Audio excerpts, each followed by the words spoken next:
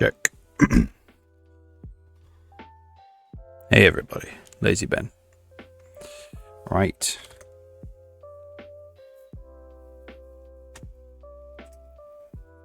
Have a quick look at the notes for today, or for this week even. And 3 things. The world item system, nearly done. We'll get that finished today. These things probably gonna have to push to next week now, I would say. I'll try and get this done today.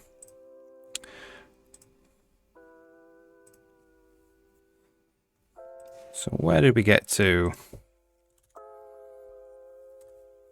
So we're working on the world item system.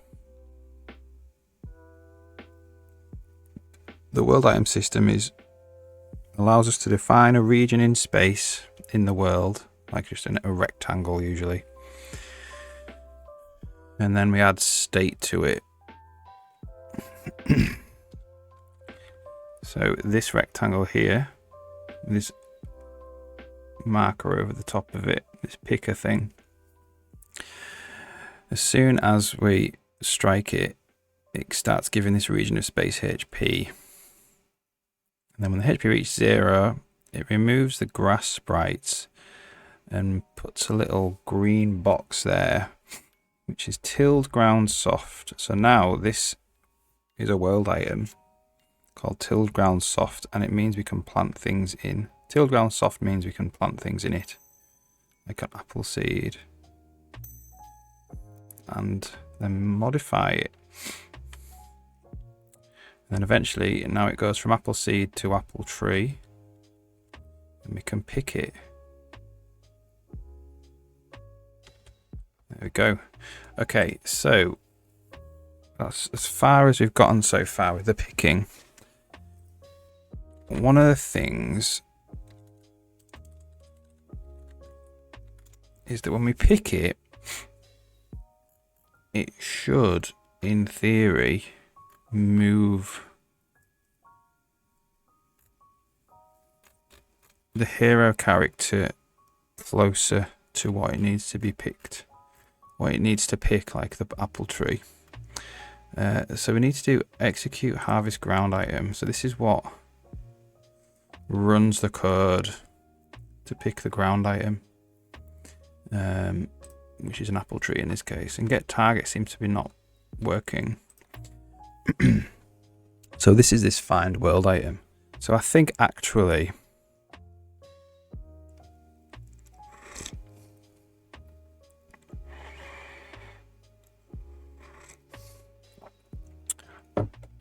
we could nuke so this find world item is part of the old item system that we're replacing with the new world item system.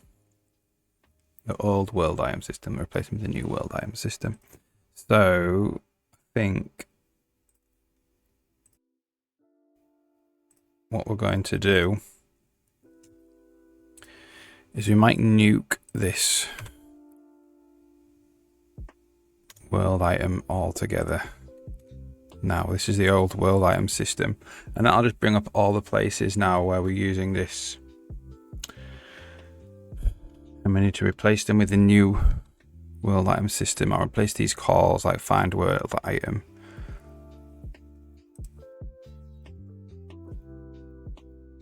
So execute harvest ground item.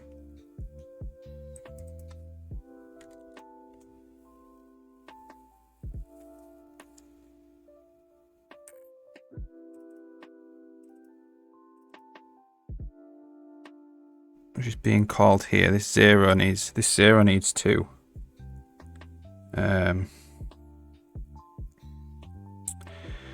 This can't be 0 really.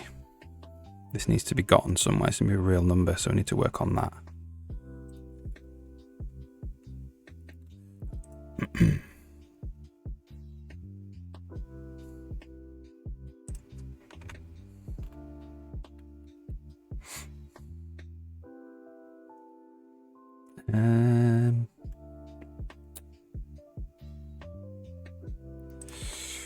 So inventory item control. I'm just looking at some. I did leave some notes for myself, I'm sure.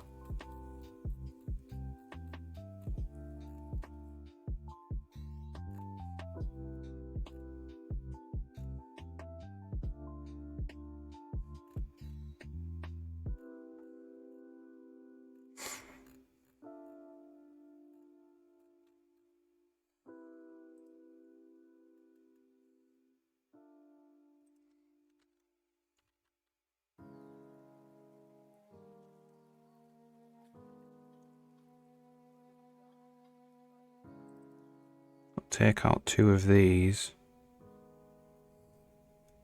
Put a context here. So we also need to, when we call and execute harvest ground item, which runs the code to pick the thing. This world item focused, we assume it's just a harvestable item. Whereas world items can be anything you want, not just things that can be harvested from the ground. So we were going to put a context in. So other systems can assign a context to the world item evo tree, which is a hint really about how we want to use it if it becomes focused.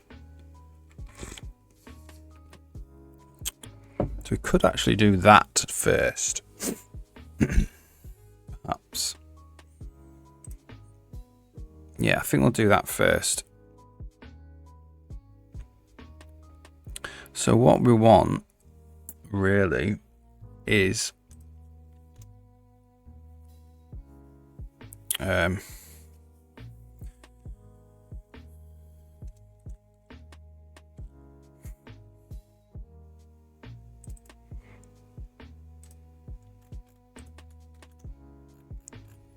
where were we doing this?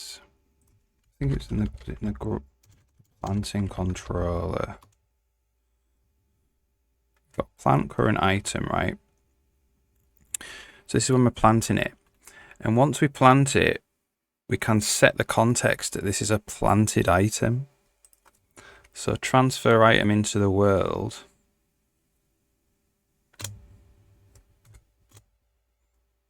Put a context here.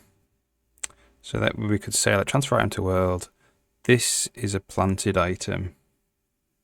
Okay. So first thing I want to do is take out these 2. I don't think we need these anymore. No game location.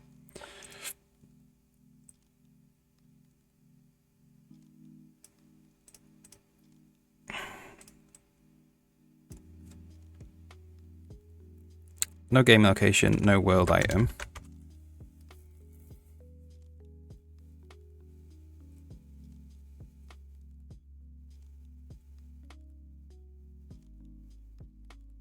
Okay, so let's just clean up whenever we call those that we've just taken out, call those functions.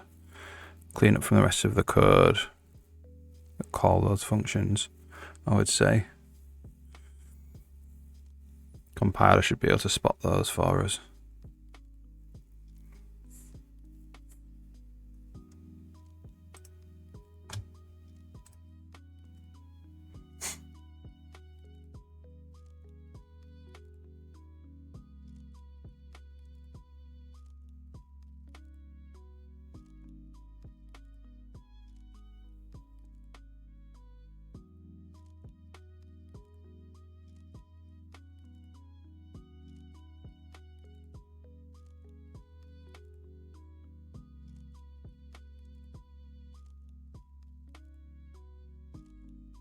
Looks like we're not calling them from anywhere, which I don't believe.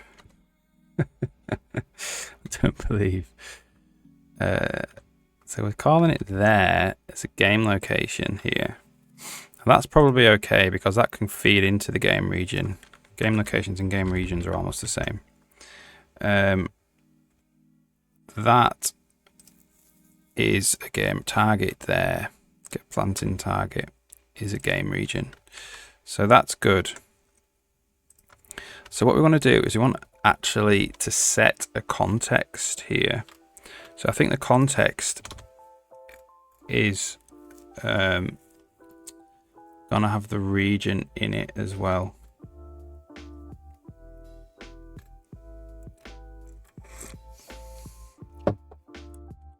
Struct item transfer context. And then we're going to have the game region.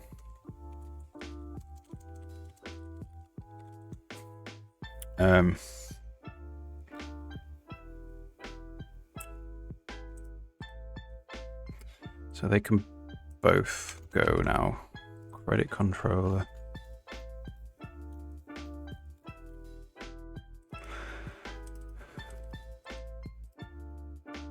Probably needs to know about game region. Inventory item. Game condition types. So none of those include the game region. So we do need to include the game region.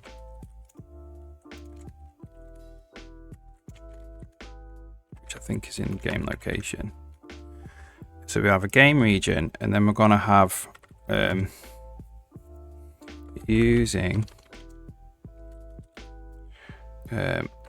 item transfer context data. It's hybrid storage.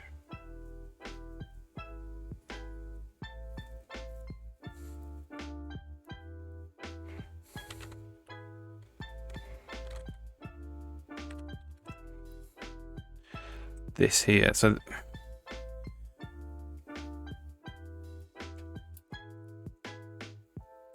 we want to know where this kind of comes from.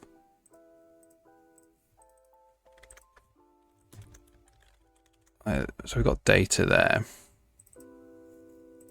Might actually call it storage. And this is just going to hold context specific data. But it'd be nice to know. So we could do something like this. Plant item transfer plant into ground.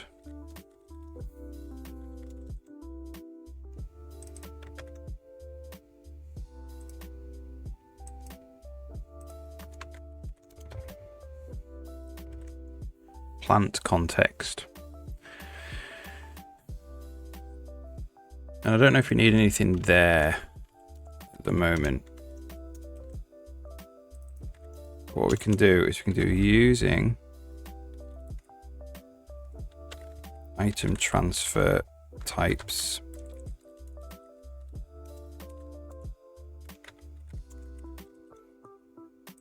We can just put transfer plant in there for now. And this can be tuple max element size plus size of void pointer. And that will just make sure that this is never a dynamic allocation if we do that.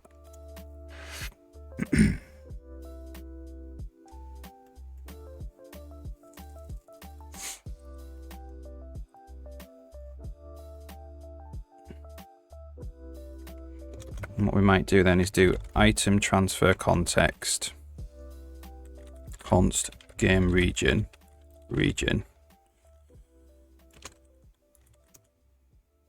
I'll just say region is region. And then we might do template class context type requires type in tuple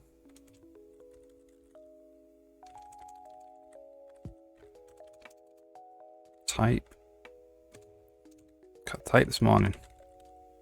Type in tuple v context type the item transfer types like this, and then this just goes storage is a context type.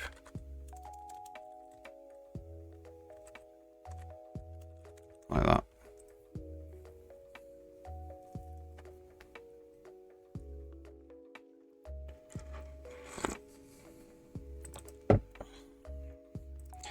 So now let's just see if that builds. Well, that's actually a call. What we need here is this needs to be a structure, really. Rather than a call. So it needs to be template class tuple struct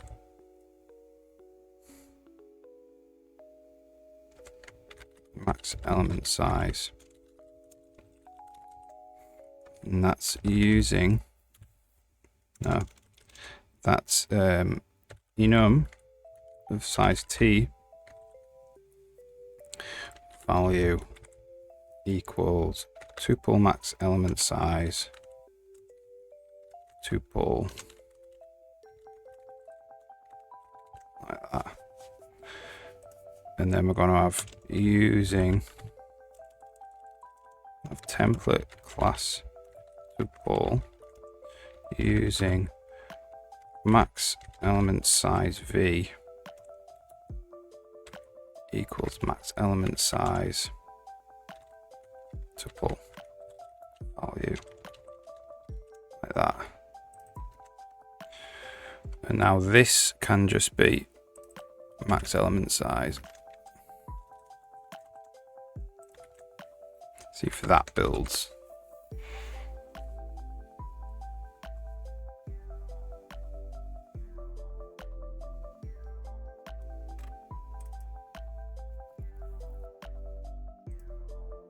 So it doesn't like the plus there. Because it's max element size v. That's why.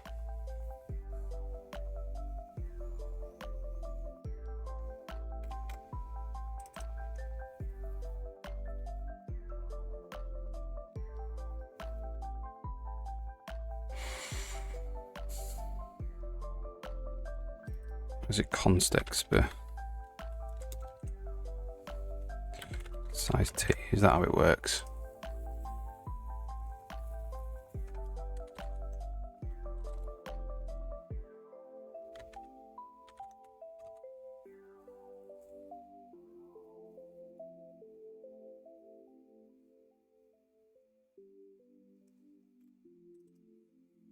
Okay, that's good.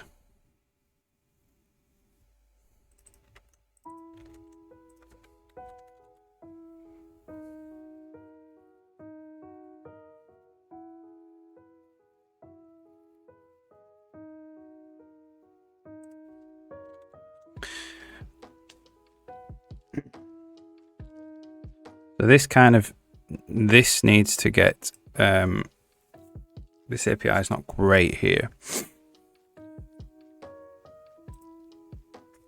So what we might do here is do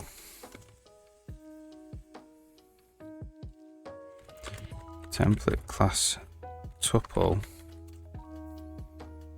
const exp size t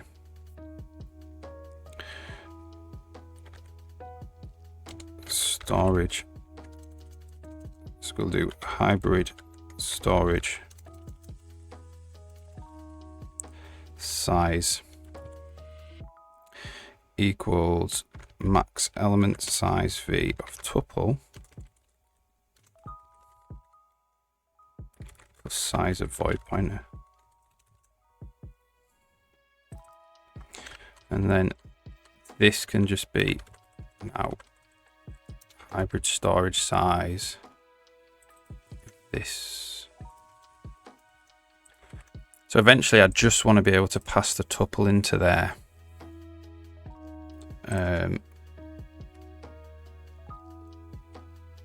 Look, I wonder if we could just have that now.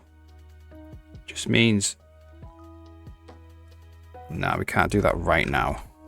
I think it means a new type eventually. We want to work on this after we've done this item system. We can simplify it for now, as long as it actually builds.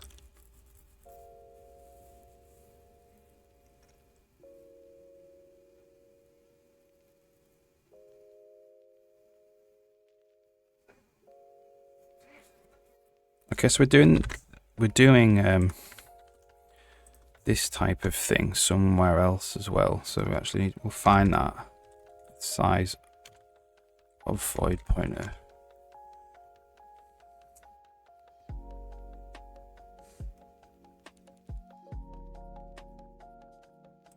Here, no, here. So this is hybrid storage size now.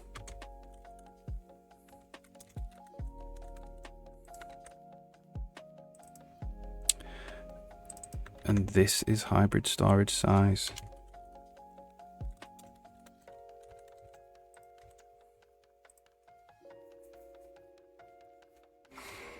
Right, let's just see if that builds.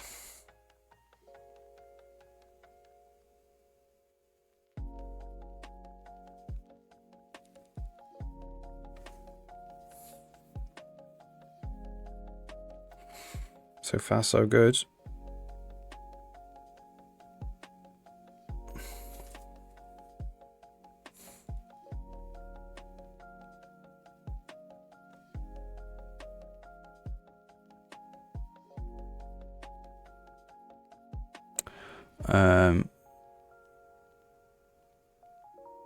Okay.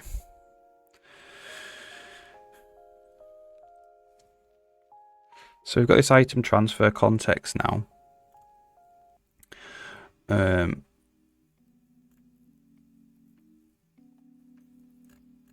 So I think we're going to have transfer item into world, right? Is now going to be a slot index and a item transfer context. Like this.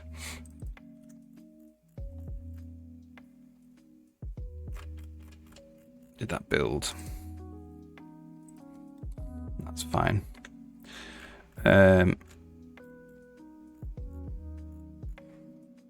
Potentially standard optional item transfer context.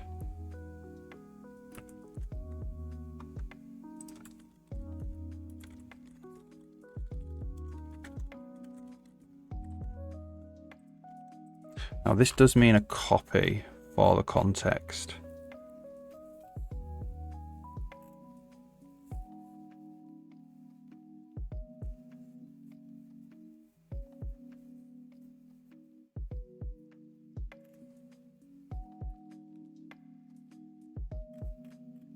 Which is probably fine. So we can transfer the slot index and then we can actually give it an optional context.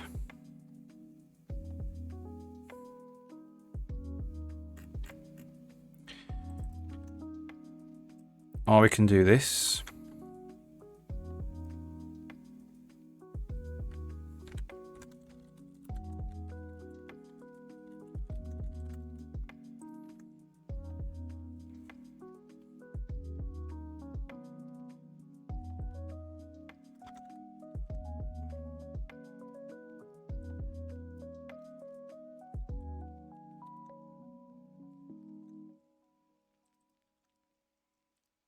Then we can say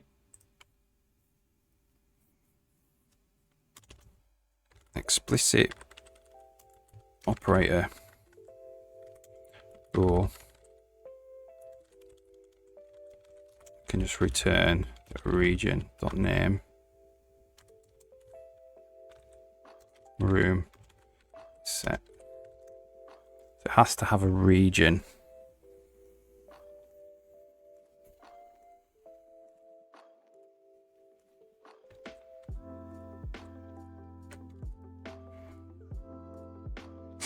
See how far we get with that.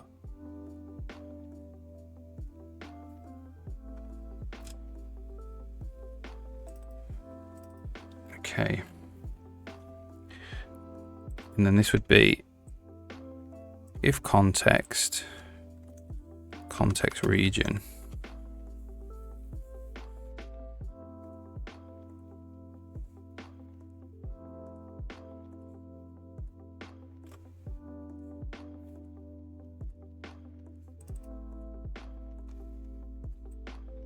And that just disappears because there's no context there now.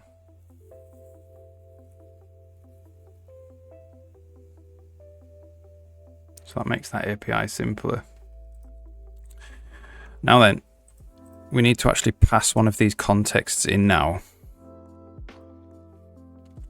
This situation. So we've got here set a context. So this actually is run when we are planting something, right? So what we need to do is we need to do slot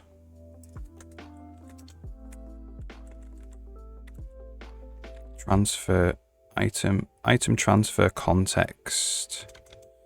And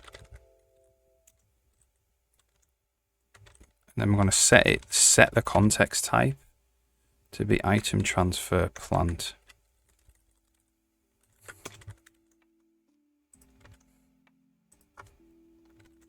See if that actually works.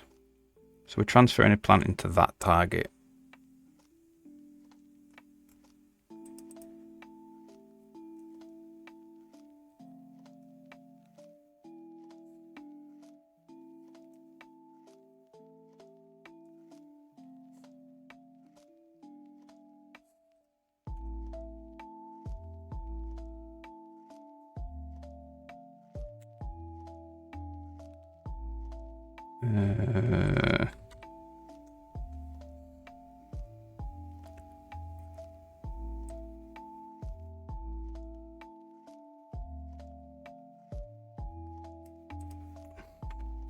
So how do we do it directly on the... Have to do that directly on the constructor.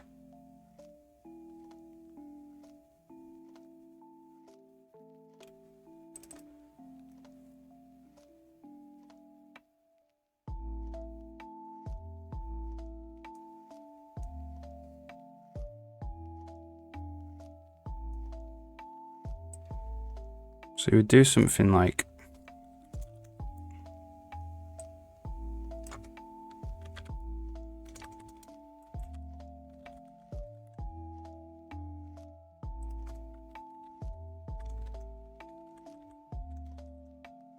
okay, so maybe we actually have to pass in the context.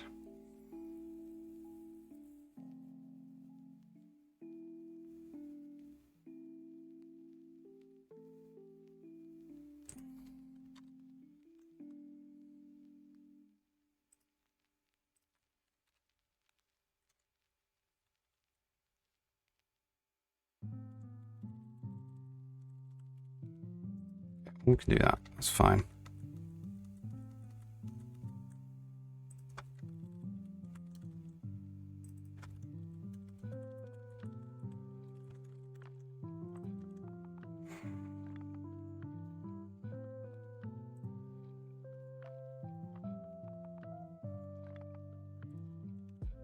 And that means that this takes a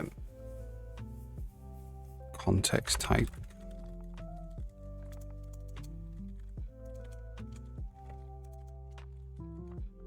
Can't type this morning.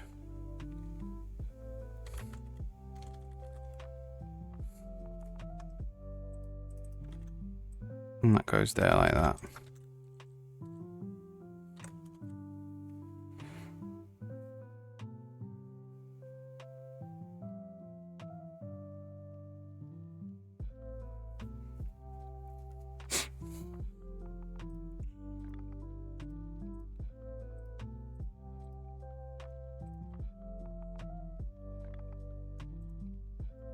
And then we actually need to pass this context over. Now we need to set the context on the world item evo tree.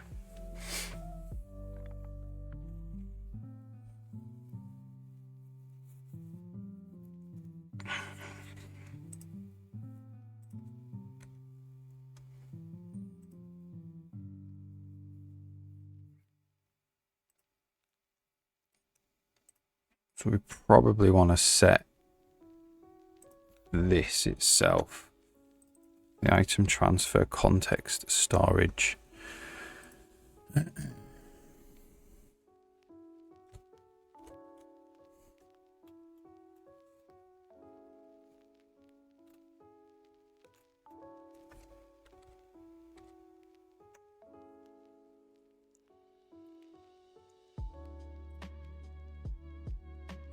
So this is auto. World item is that.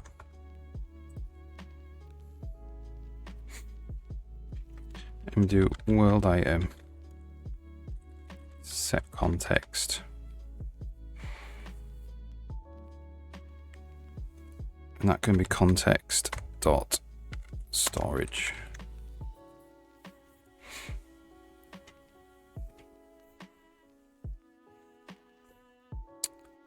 I would say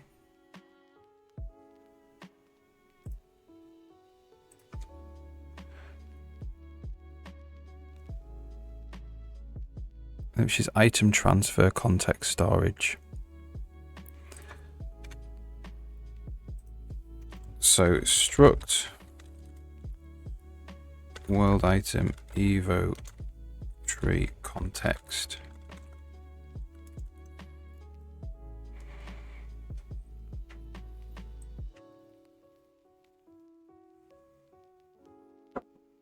Come in. Hello. Oh, yeah, you all right? Want your light on? Yeah, be grand. Yes, that'd be great. Thank you. All right.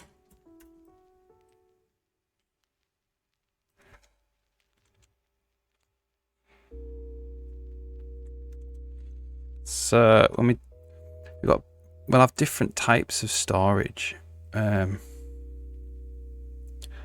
World item, so item transfer context storage. So it's an item transfer context there. We kind of, in a way, want it to be any type of context.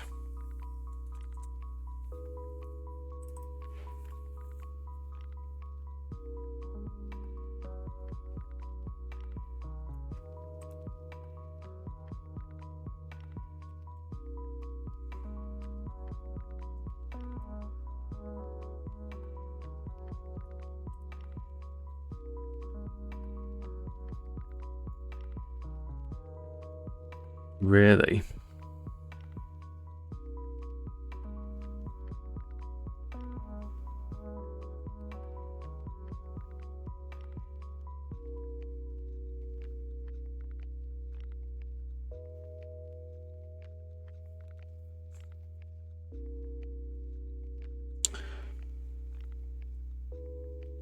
So it'd be nice to do using world item evo tree storage types.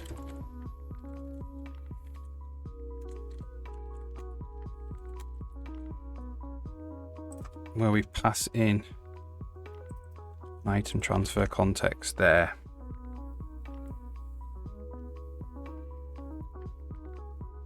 Which means this means including a lot of things in here. Anytime we want another context, we have to include it in here.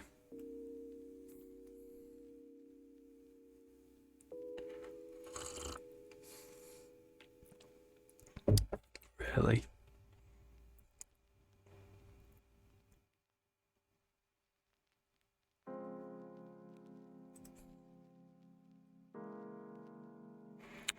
So we could make a new file with all the contexts in it.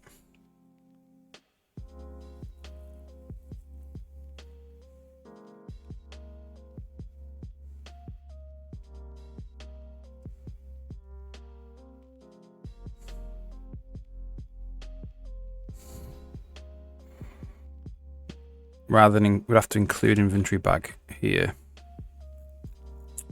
to be able to use this. But then if we have another part of the system that wants to make its own context, that's going to have to get included here as well. Which means bringing in a lot of stuff.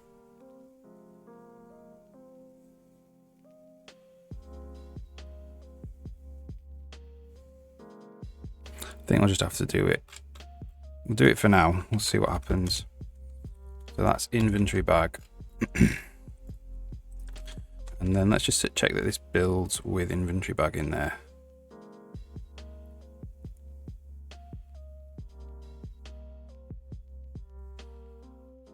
Yes, no problem. Because then we're going to have so world item evo tree storage types. So then we're going to have using world item evo tree storage equals hybrid storage size of this.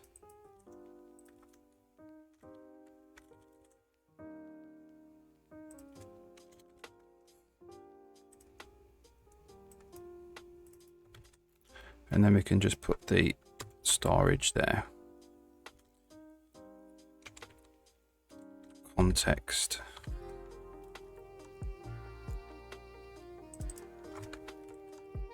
Could call this actually context types.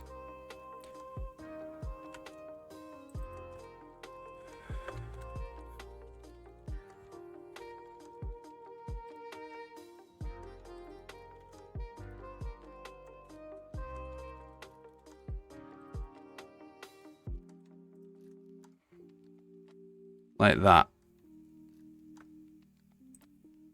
And then we can just do void set context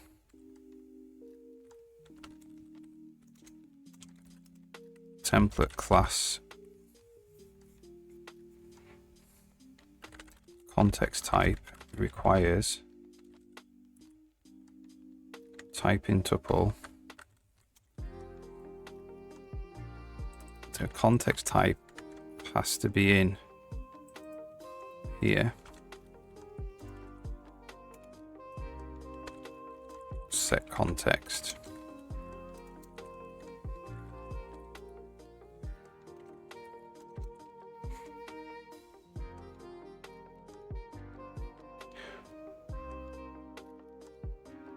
Const context type.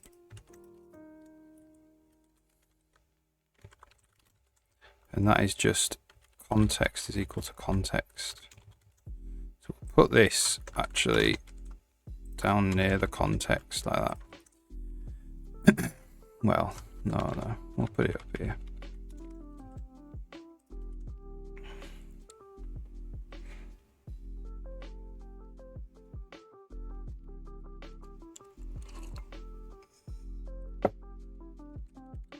Not to move context. We'll move it in.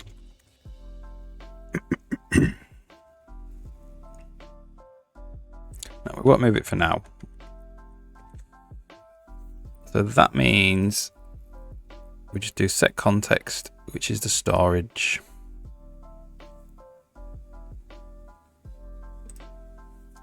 So let's just see if that builds.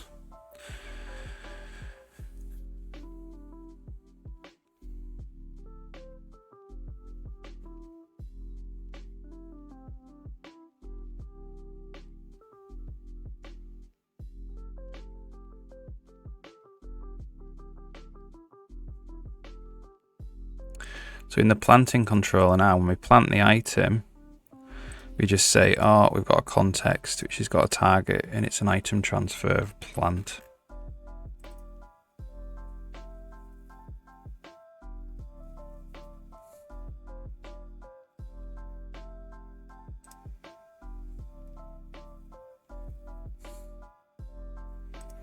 Okay, so this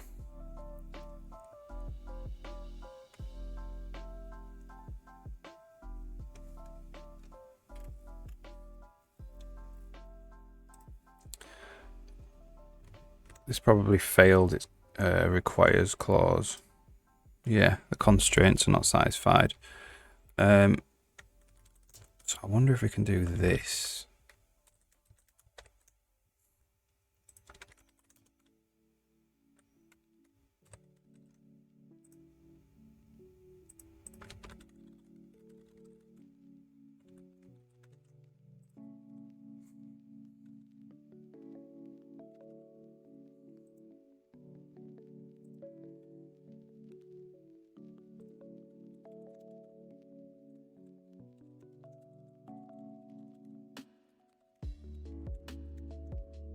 like that.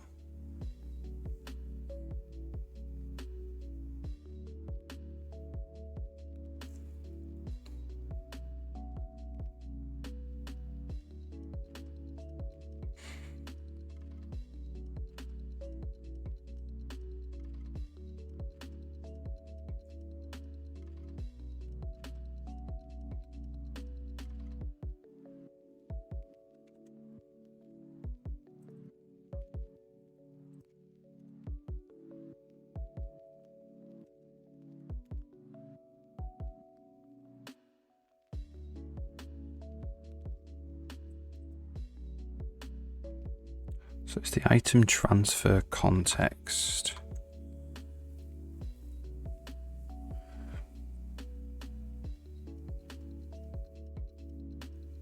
Oh no.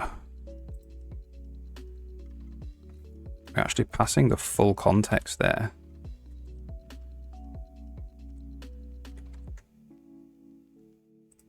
Do we just want to pass the storage, which would be item transfer plant?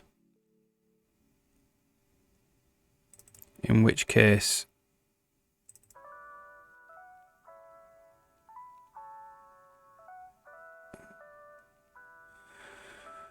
no, I think we just do want to pass the full context in.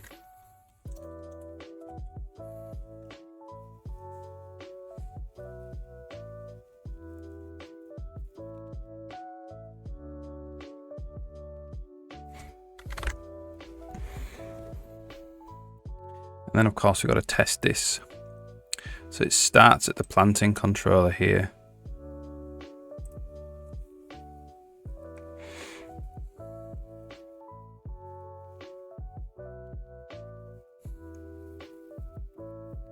So this is the hint basically.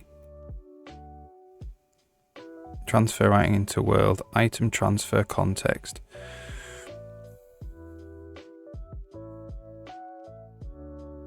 To say we're going to item transfer a plant into the world. See, is this always going to be an item transfer context? It is.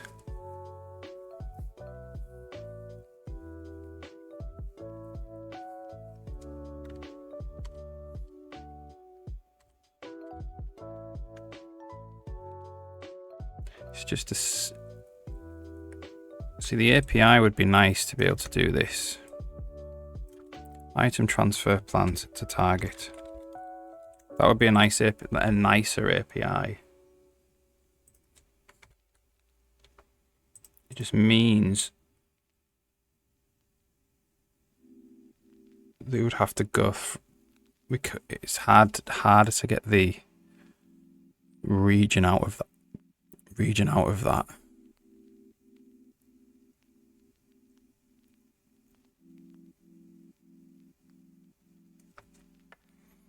Because this is now, the type has been lost to item transfer plant. We kind of have to do that.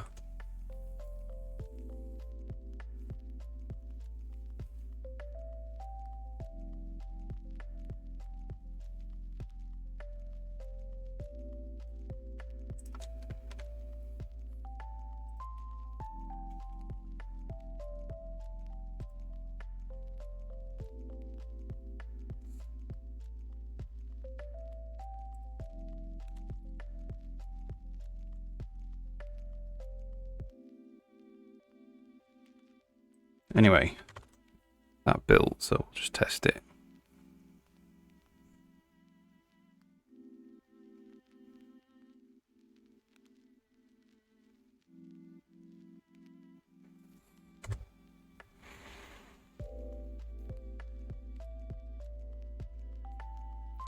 So now we'll go and we'll plant, destroy some ground, and we'll plant something. So we're going to transfer a plant into the world there.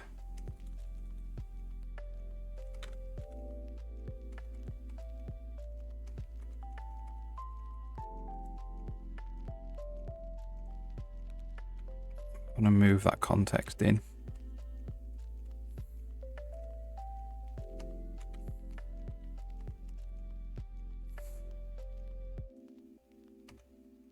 So here's look. It does need to do a malloc there. I want to avoid that. The space is only 168. So it's missing that size of void pointer.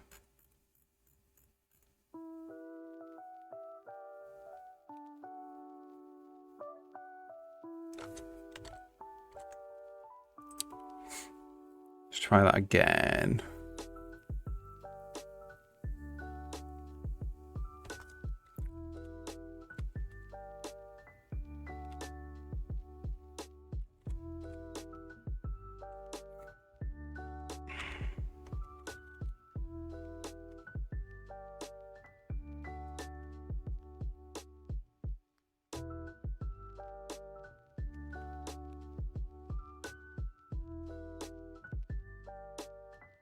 Space, it says is 9. It says it's 72 there.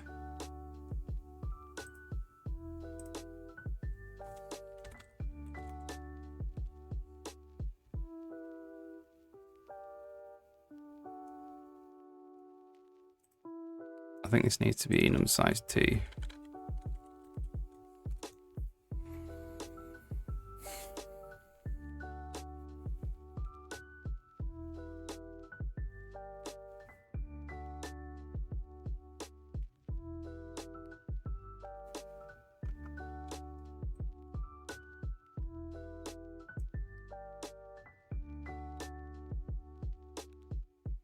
So we could align it to 8.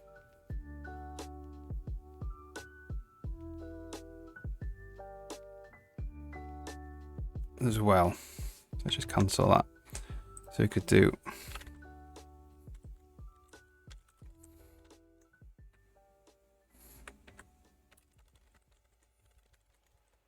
align it to the size of a size T.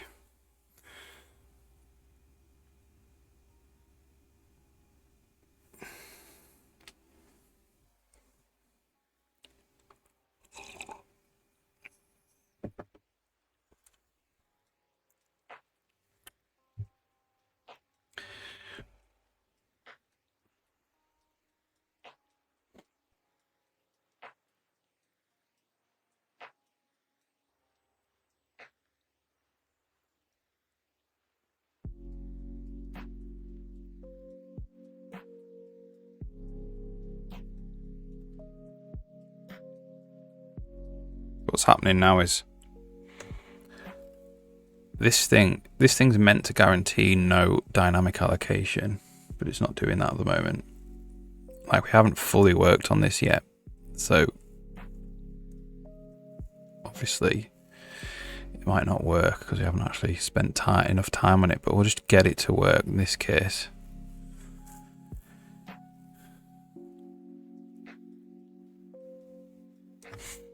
I actually think that needs to be a right hand side as well. Alright, let's just rebuild everything.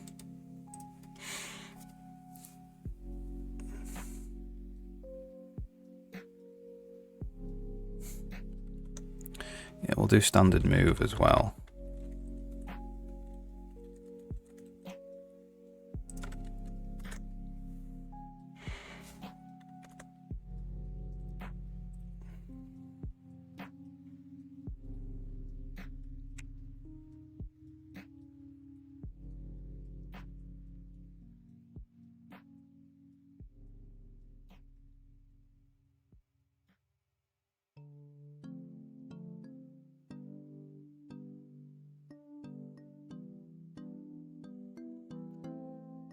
Yeah, the only thing I don't like about this API is that having to type item transfer context, because it's just like it is an item transfer context.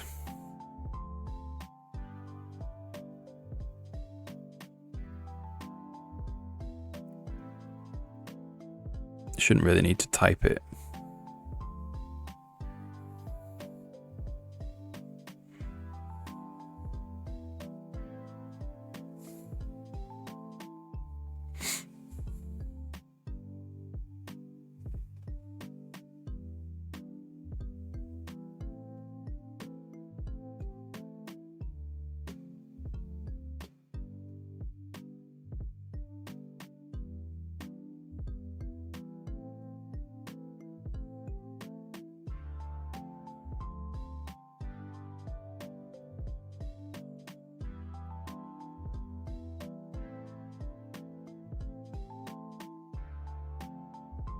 All right.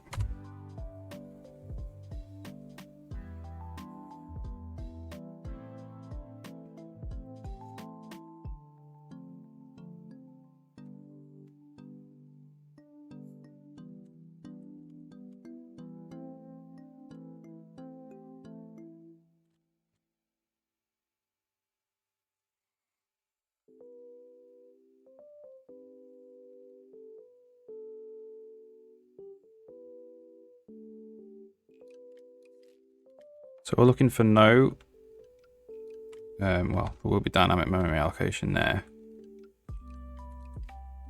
Let's go back out of there. Here, looking for no dynamic memory allocation. So the space is 16, it says. But it's saying this space is 72. So it's set 72 to 16. I'm not sure what's going on there.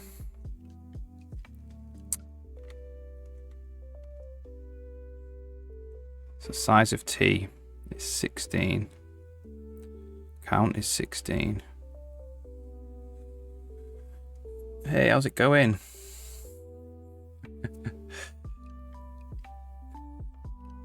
Like that. You alright, Newt Bird? Welcome back.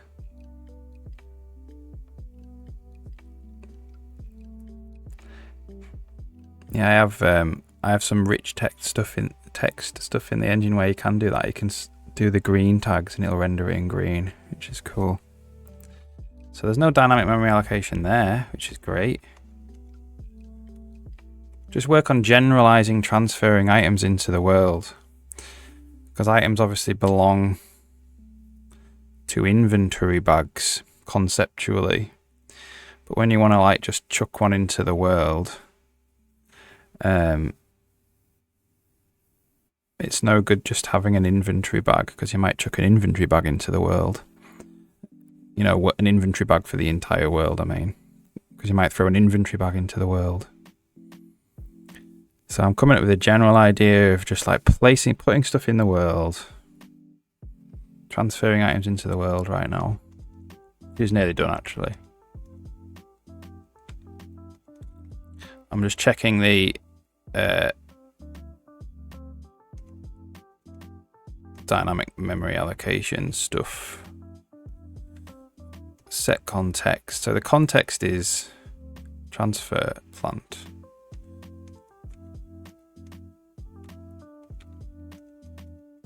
So this is going to dynamically allocate. Space was 168. This is 176.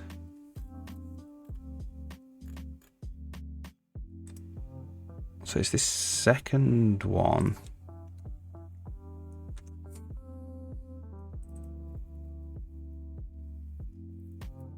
So this context is an item transfer context.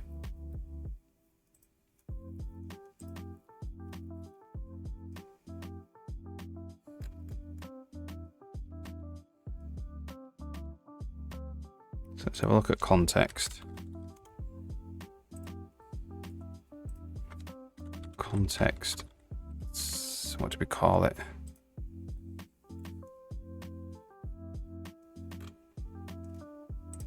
Well, the size of item transfer context is 160. So 168 is correct. But it wants to allocate 176. It wants to allocate 7 more. I know why. It's because there's a V table in here.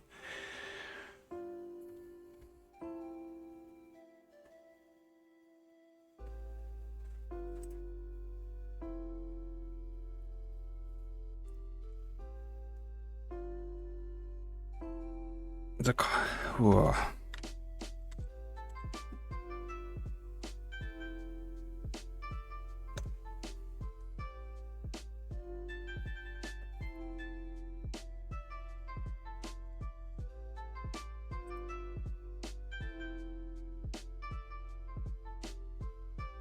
You should add it in though. You should surely add it in.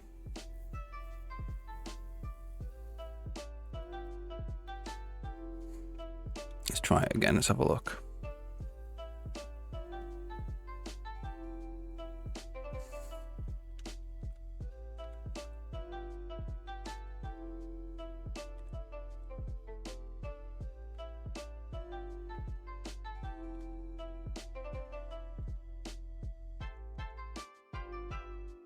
Okay, what is the size of context? 160, it says.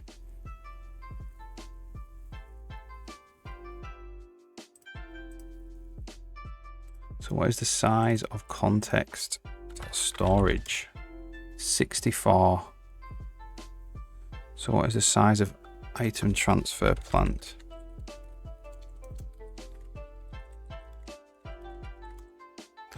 1.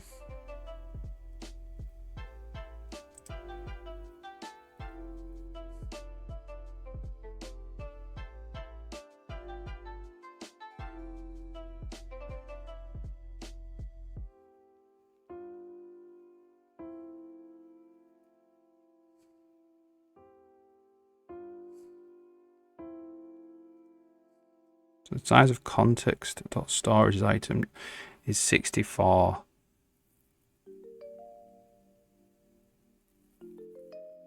So that like includes all the context data as well.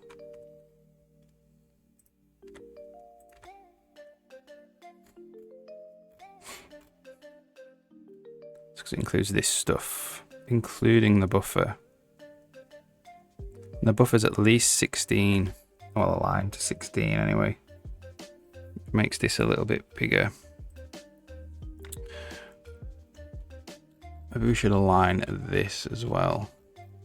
Itself. So let's align as 8 this.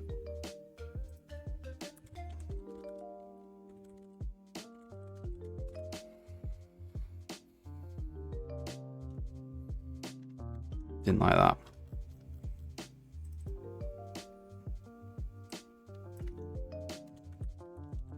Let's do it there, dear.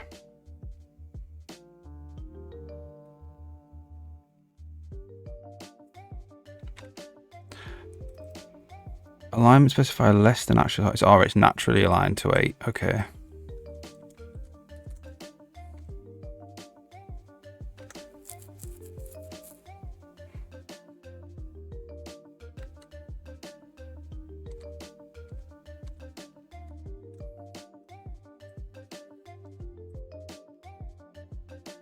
So it needs it to be. So if that's 64. It needs it to be 72.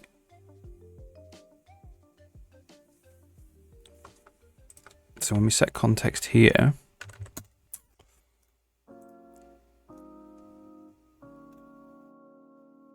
this context type, this needs to be 72.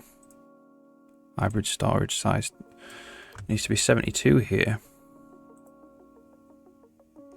It's good because we're working through. This is what I was going to work on next anyway, so we're already working through it just naturally, which is good.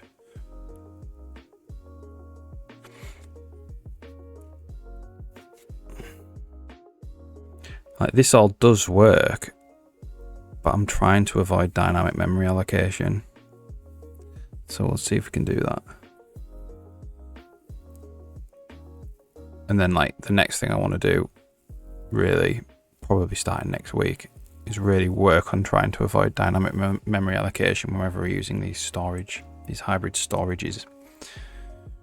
So I think we can eliminate it pretty much all of it, which would be nice.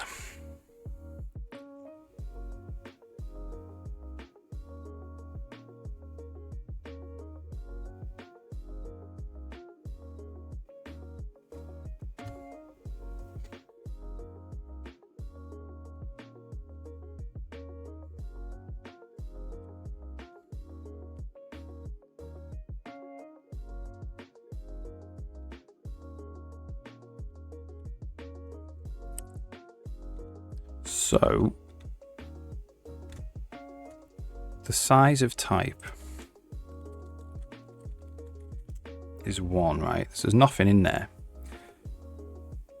The size of storage is 64. So the 64, the size of storage is 64. If we look at storage itself,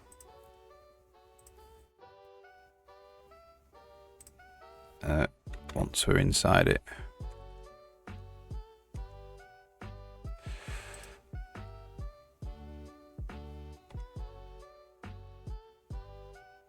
so what is the size? So this is size of wrapper.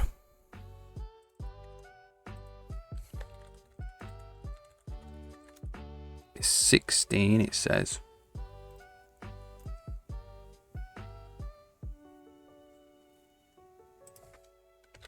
Size of T. Doesn't know about that. Size of the lowercase t is 1.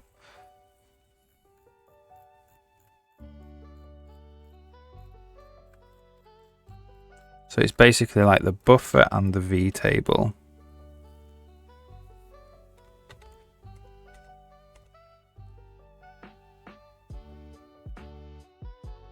Okay, so size of T there. 16. So allocate storage 16.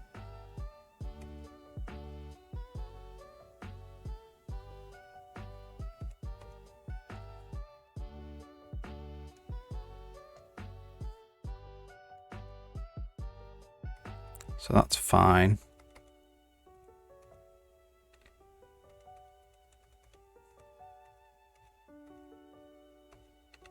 So it's here. So the size of this context is 208. And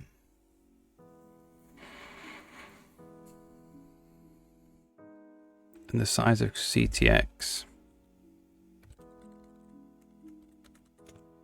is 160.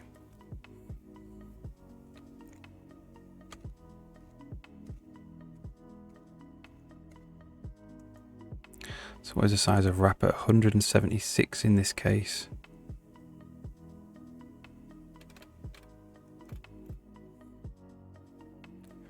$160 plus 8 is 100.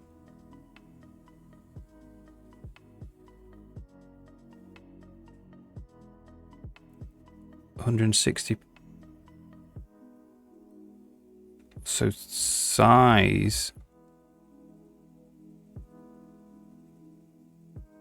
space 168 count size 176. So I'm trying to work out if there's 2 pointers, two void pointers in there.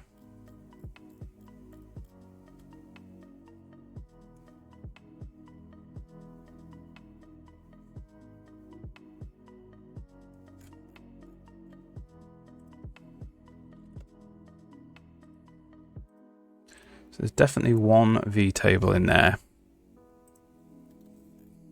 Where would the other one come from?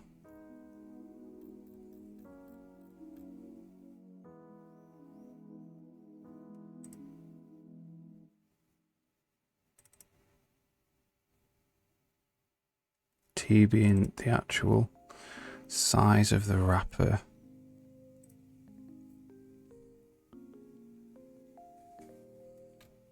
I think that space is... That's such weird. That IntelliSense is just wrong.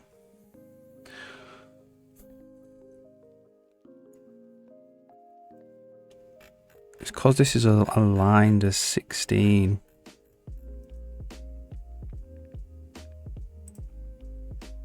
Let's remove this alignment out of the way.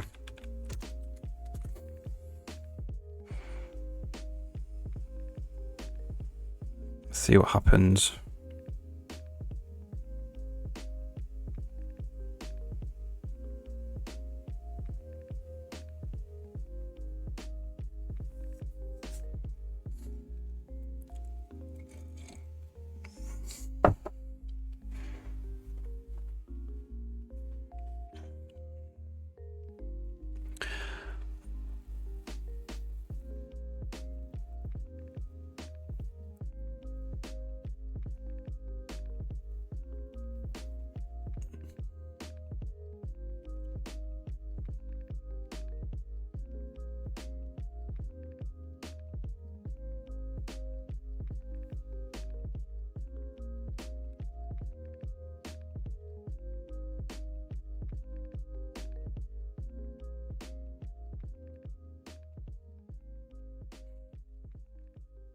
I fully believe we can eliminate all these dynamic memory allocations that use hybrid storage,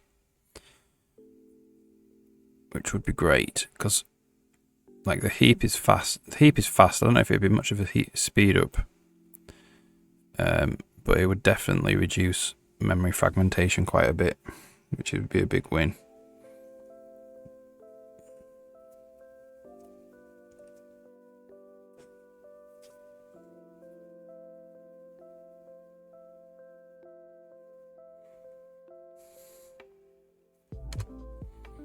Okay, let's see then.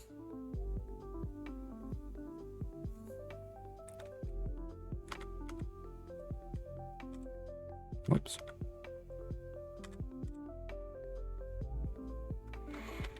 Okay, so we'll transfer storage.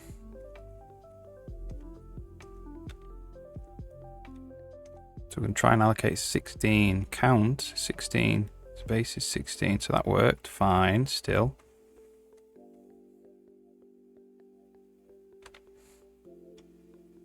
And then in this set context,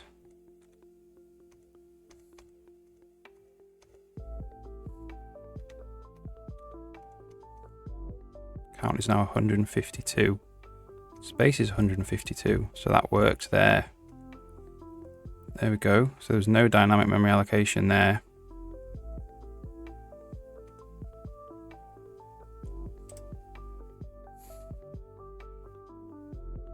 Hopefully that won't crash anywhere else.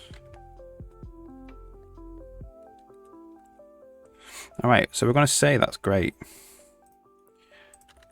Obviously hybrid storage is used everywhere, and we just changed the alignment of the buffer, which hopefully means it's fine. We'll see. Don't want it to cause any crashes. We'll be able to spot them crashes anyway. Okay, so now we have a context in here.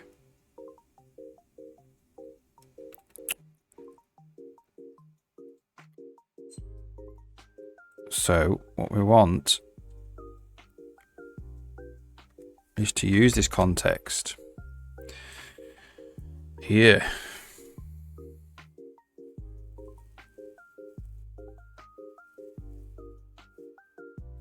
So we're going to go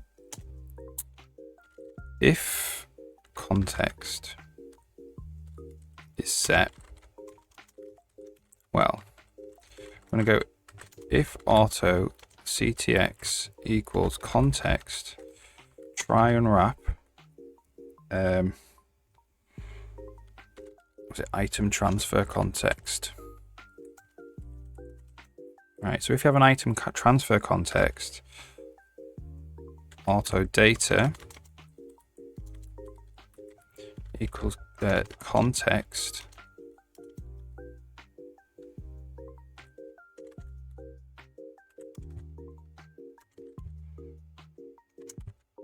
what's an item transfer context look like?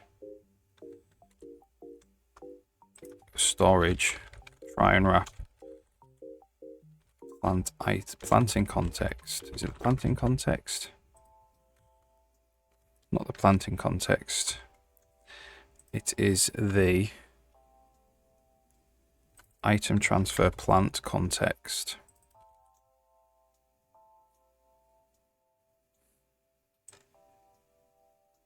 So if it's the item transfer plant context, then we know it's about harvesting items.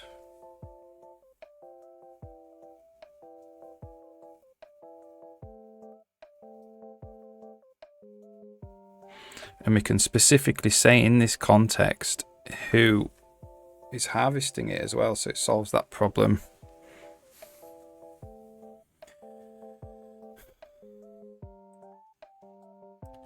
We can do this, I believe.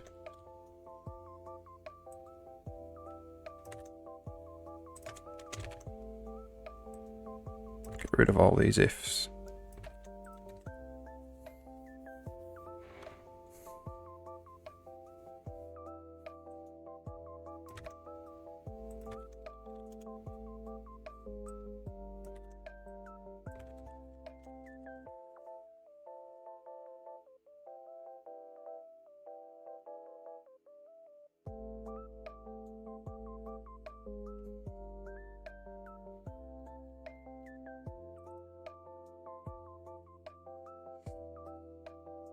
Can I do it once by the looks of things? So that would be a nice syntactic optimization. You can do it, but you can only do it. You can only declare.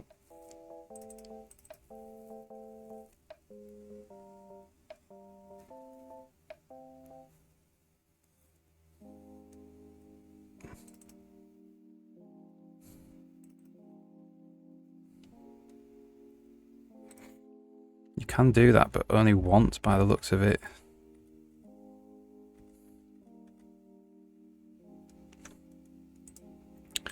So we can do this.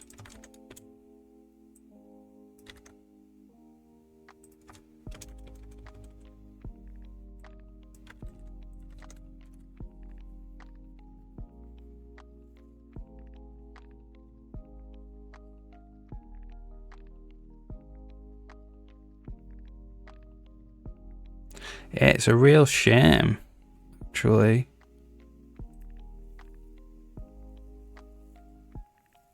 That would be mint if you could do that. Can you do, is it just two? You just can't declare two variables, I think. In the if. Now that works. So why can't I do all four? Why can't I do that?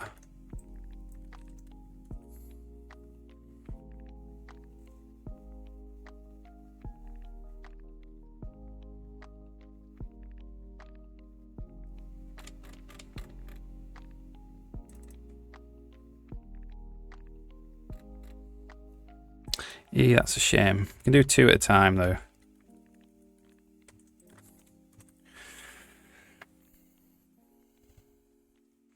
You can only have one semicolon. You can't like have multiple semicolons by the looks of it. Should be able to do that. So in the context, we could call this now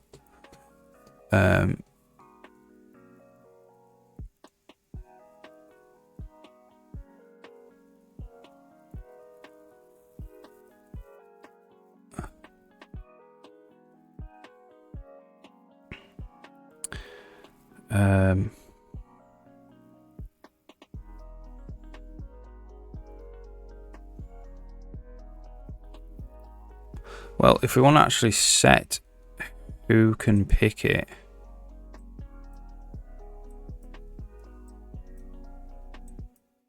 this is like, if we set like, if we say, whoever plants this item in the ground, they're the only ones that can pick it. We could do that, put that data in natural transfer, the transfer plant context. But we do want to be like, if someone else plants in the ground, I can pick it, or another character can pick it.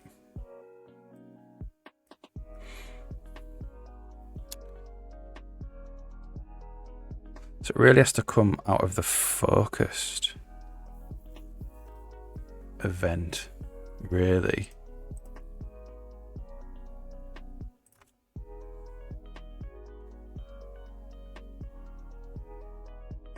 So we need the entity ID here is the storage ID. We probably need, so who's the interaction ID?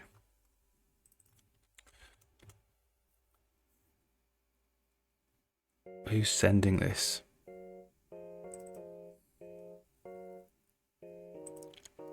So it's the same. So we can actually say who is interacting with it. It's the MC ID.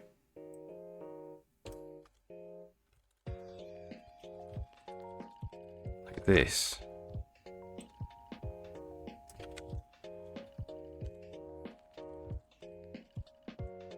Which means this can be the interaction ID.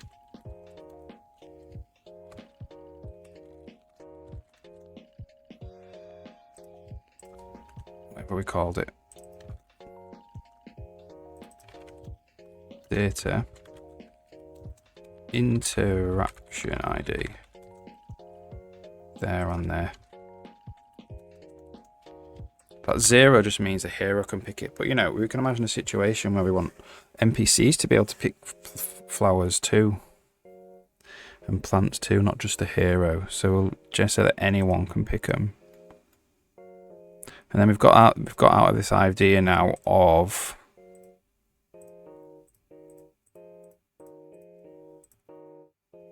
so there's a context.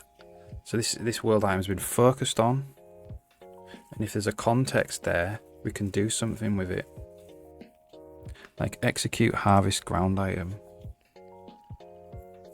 for instance.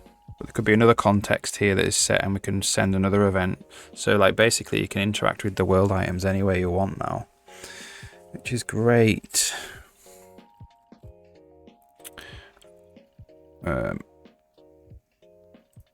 It's got 2 datas.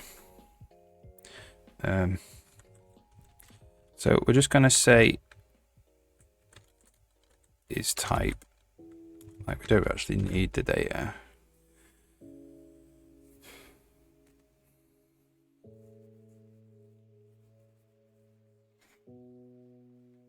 Okay, so let's now just test this works.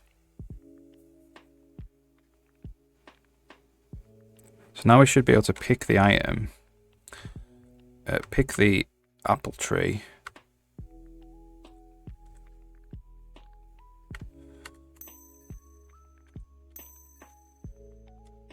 we'll wait for it to grow into an apple tree. It's an apple tree shoot at the moment. No, it's an apple tree. Okay, so we're getting our interaction events there. I think we actually want to only pause if we're focused on it. Okay, so we've got a context, which is an item transfer context, and then the storage is the transfer plant.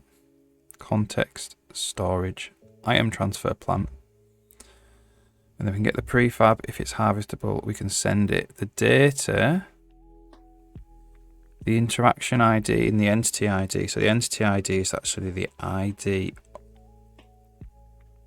of the storage, I believe.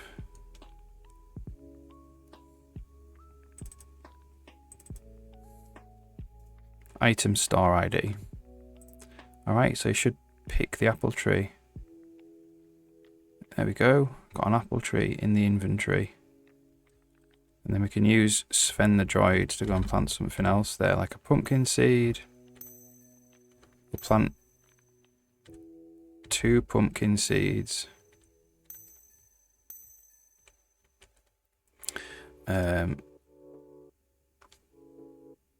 Just take these breakpoints away. So you should pick 2 pumpkins. The hero should. So we planted 2 pumpkin seeds on there.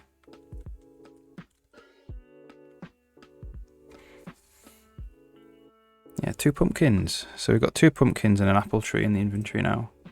Awesome.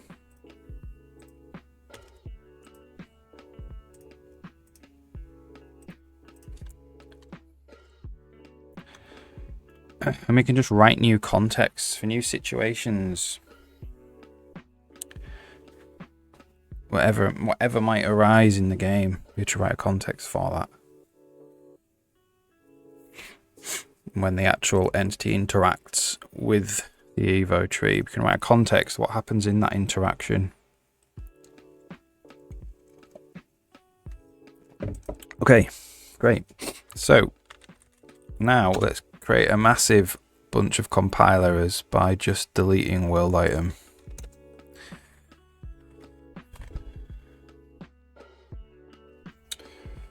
Because the world item's gone now. This is that's the old system.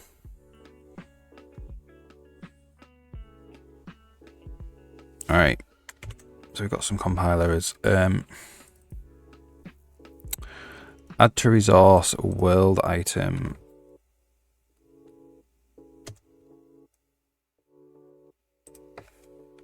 That's gone. Don't need that anymore.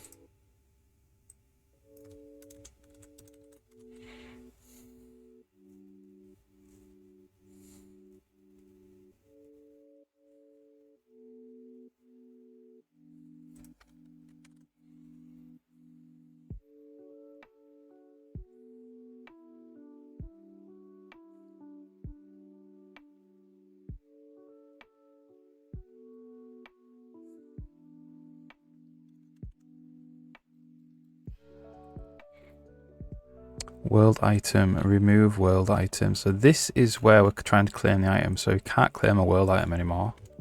So that's gone.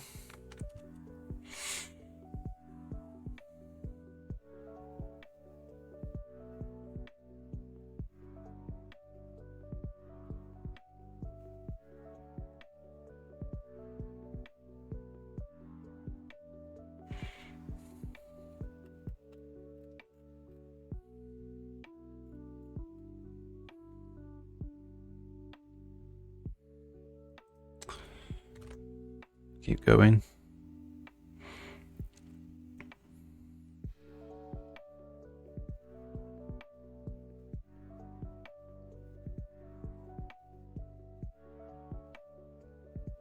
Alright, got some more compilers. So what's this? Harvest ground item, get target for the item ID.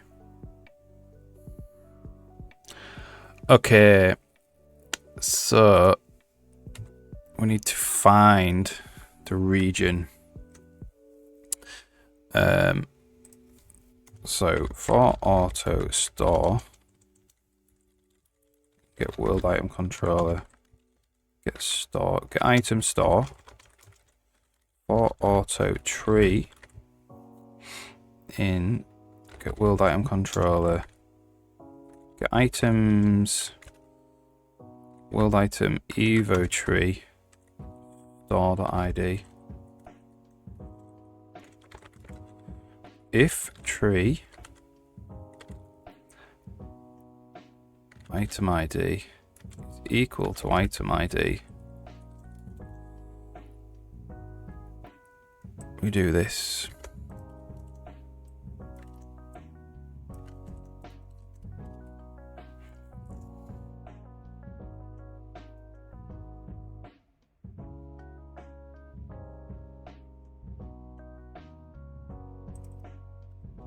This is store region bounds.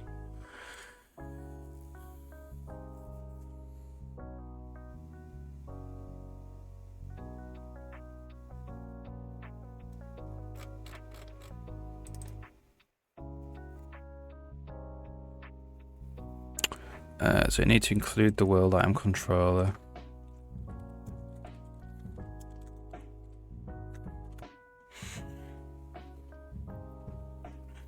We'll put a breakpoint here to test that eventually. All this is doing is just, when you do want to harvest a ground item, so pick something out of the ground, this just says where the player needs to move to do that.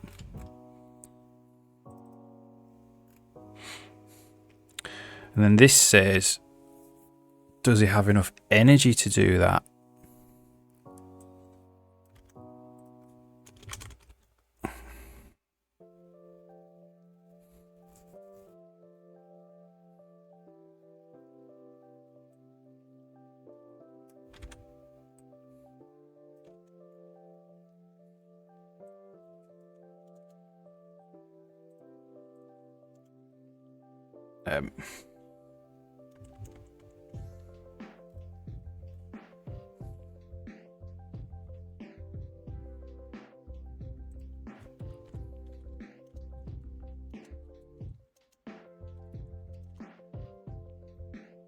Auto prefab, get inventory item controller, get prefab item ID.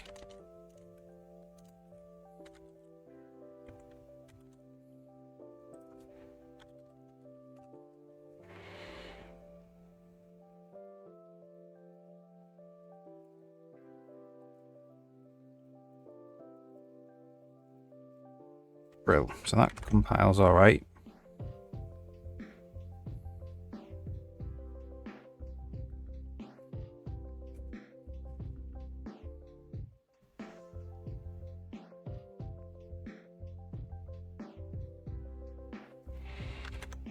Let's just do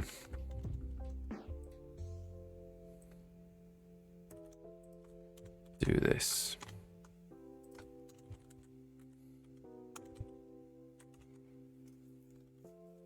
Try and keep the nesting to a minimum, really.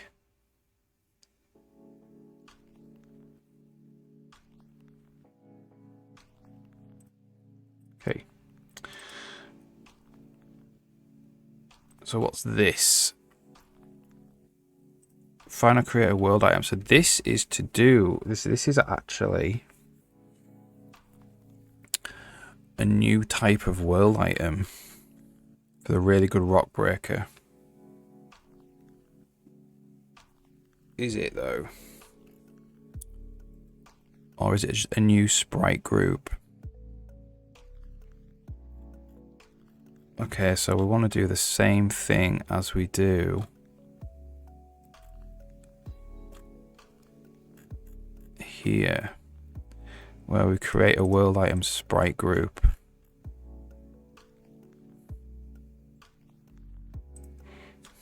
So auto world item equals game state. No, equals get world items controller. Add item once. The region is the context target. And it is world item sprite group. Category is rock.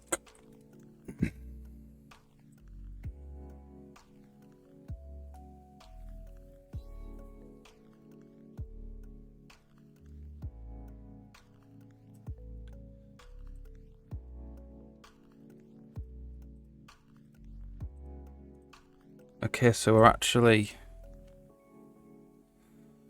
doing some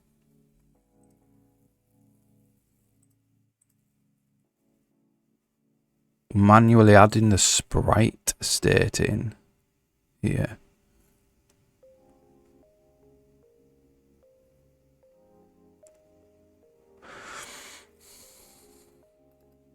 Which is interesting. So let's if zero this out. Put a breakpoint here. And that's something we need to actually test. I want to get away from manually adding the sprite in. This should actually add in the sprite. As long as it's been categorized as a rock. Should add it in.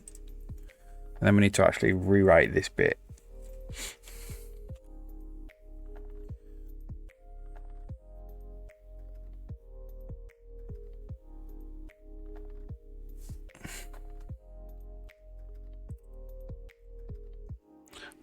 That needs to go there. And that breakpoint needs to be there actually.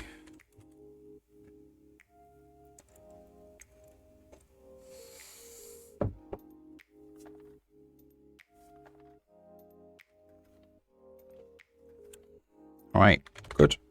Keep going.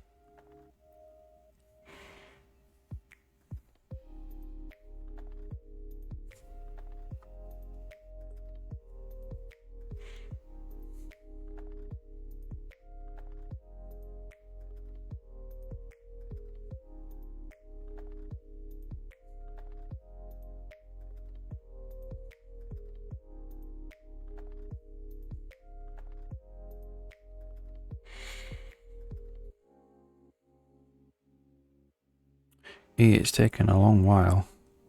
Well, that's definitely... So it only got a combat section failure. I absolutely know that there's no way that that should compile. It says it succeeded.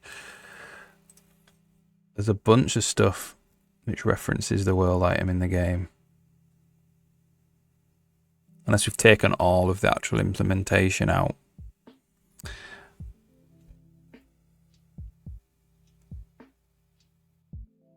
I don't think we have though.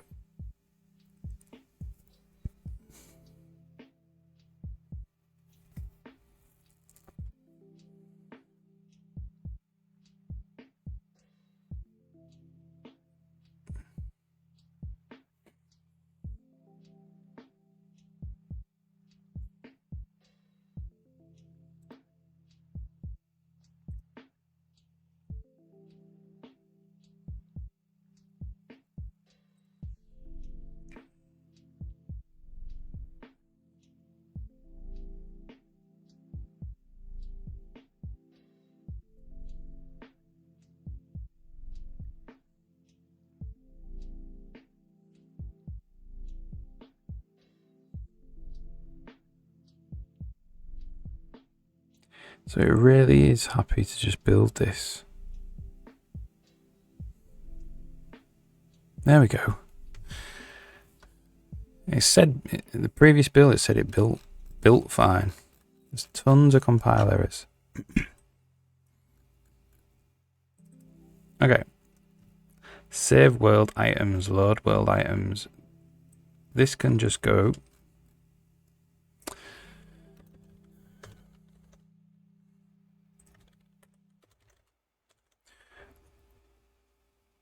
I'm going to have to rewrite the save and load routines as well.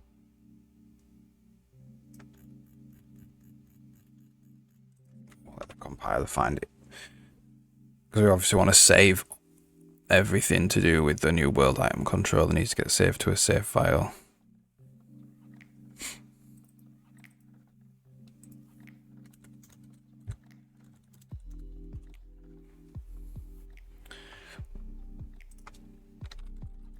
And let's just delete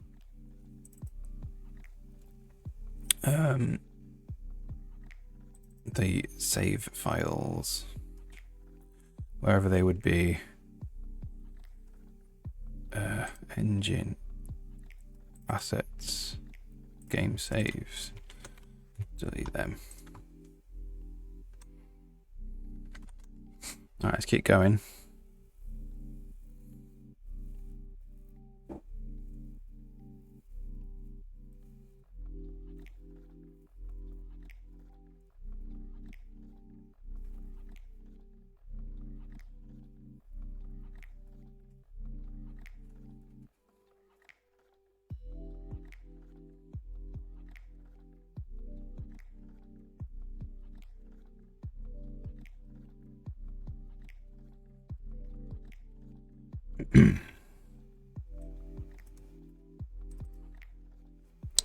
Find world item, right? So all these kind of like world itemy stuff needs to go away now.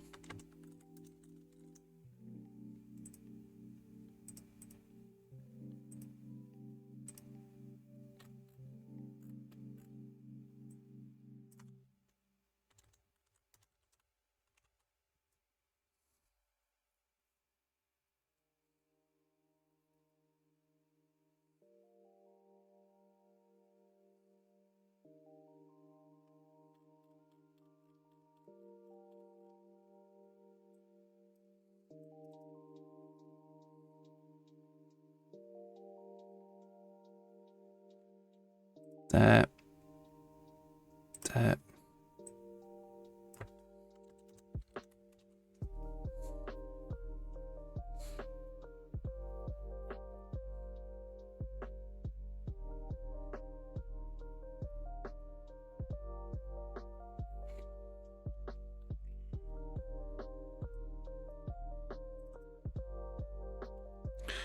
Tick this elsewhere. Well, doesn't need to be anymore.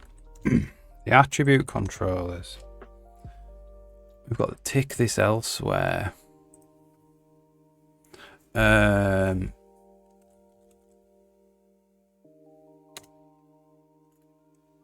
We'll do it here, I suppose. This is ticked currently in tick roaming.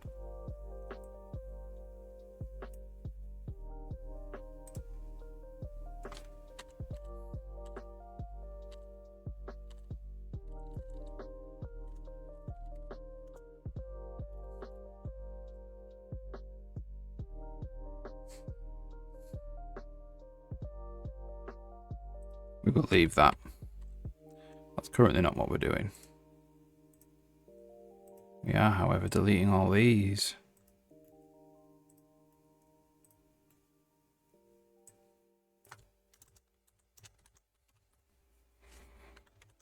And these, look. Missed them. Gone, gone, gone, gone, gone. Bunch of code. Gone. Whoops.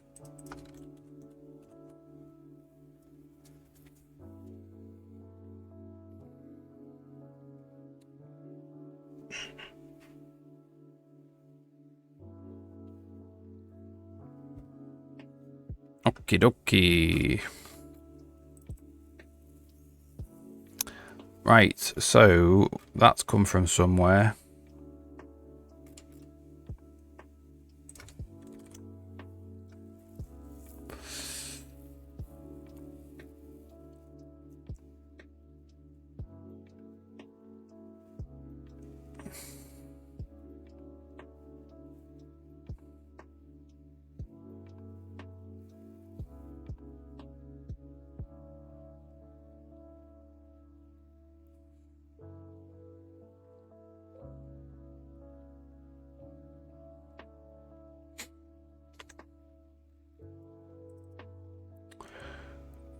Gone dark. So this is doing the decay. We don't need to do. Because now we're doing it in the world item controller instead.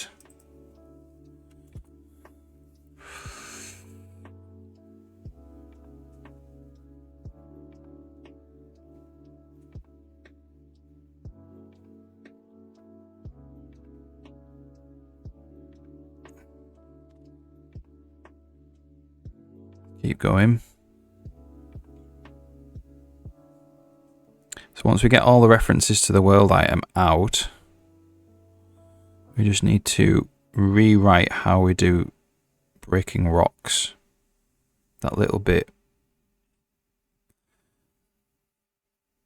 How we feed the actual sprite we want to break into the world item system.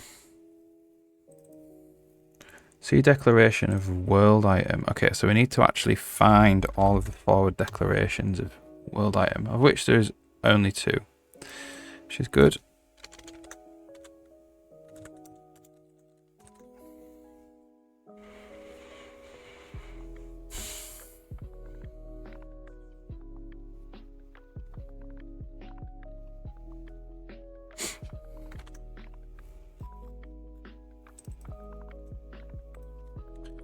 Okay.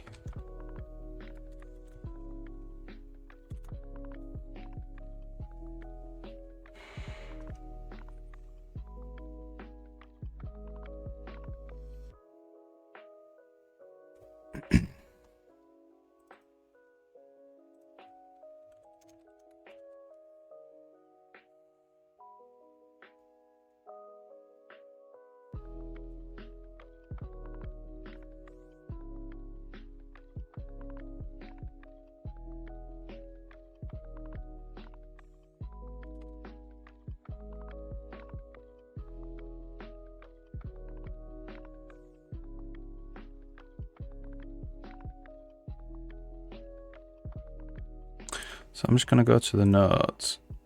Thought of something else that I actually need to do. I'll put in the to-do list. We need to remove level string from game region location. I don't think it needs it.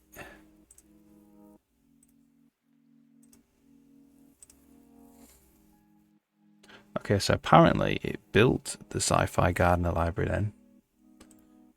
I'm just going to rebuild it to make sure, because it built it before, even though there was all those compile errors. I'm a bit more inclined to believe it now, that it has actually built it.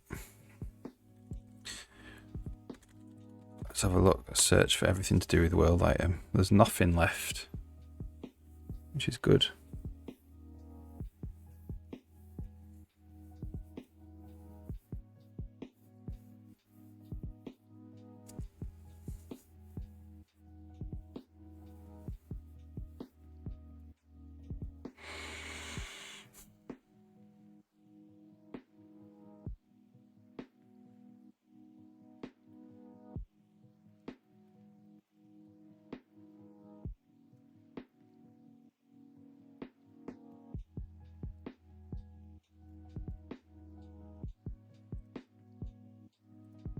Okay, so let's have a quick look at these breakpoints.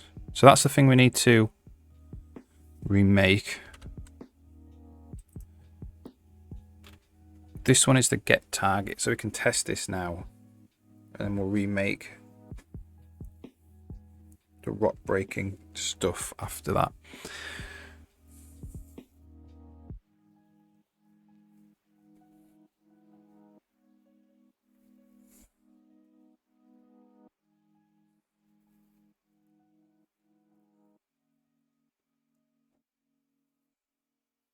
All right, let's go then. So this doesn't have the old world item system in it at all now. It's taken about 2 days to remove it.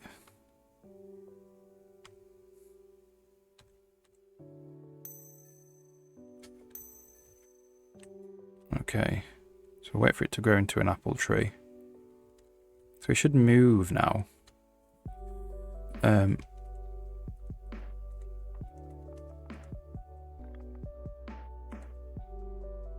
To the top. Difficult to see because of the breakpoint there. So what should happen is, if we go and plant another apple tree in there,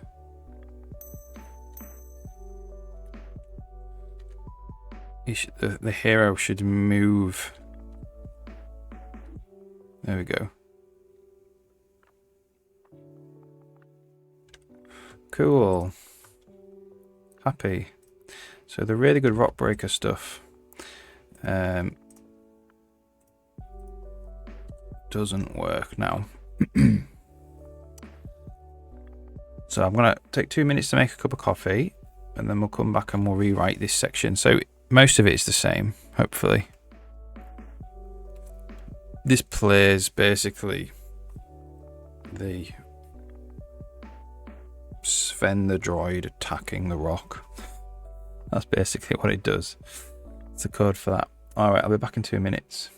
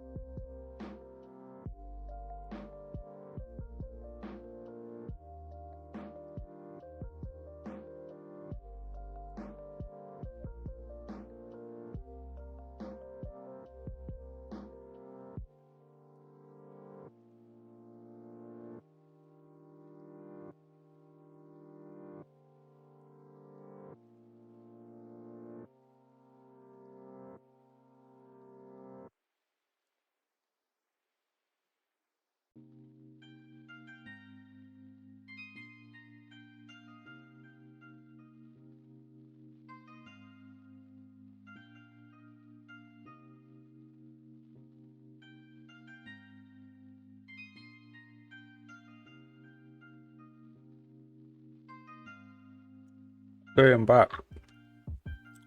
Right.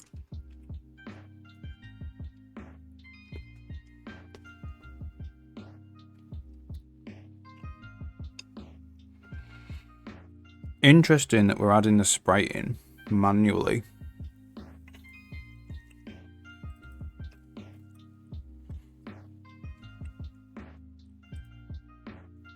So the context has some stuff in it. Sprite ID, the target, the radius, the rock kind.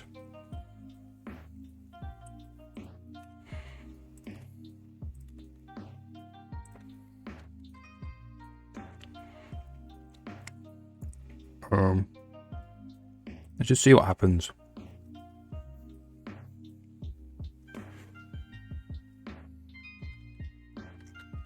I'm going to tap this rock here. So we've got a target. What kind? Iron or rock, right? So we've got all the information we kind of need here, including the sprite ID that we want to attack.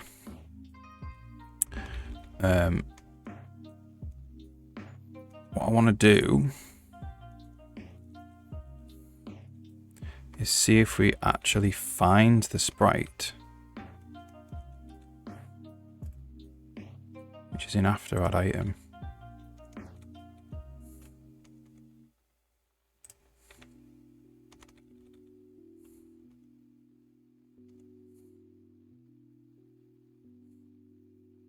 So we do find it. Iron or rock.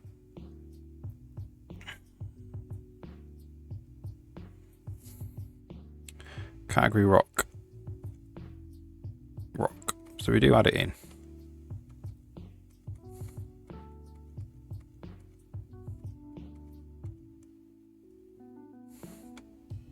So the world item is legit there.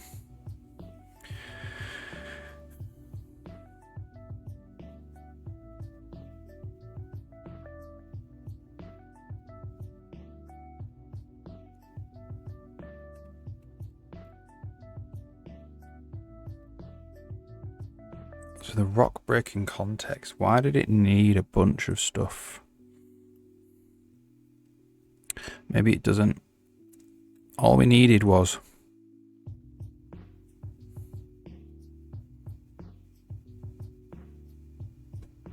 the item. What did we need? All we needed was the target. We didn't actually need... All we needed is what type it was. So we have to look at that, whether we need actually everything in rock breaking context.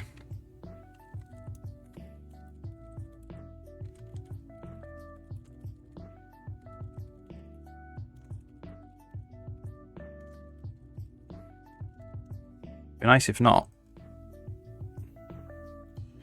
Okay, so once we have the world item, we're going to draw some stuff. We're going to play the effect. I'm going to get the Z. Okay, so let's just get rid of these. Oops. Let's see what we actually need.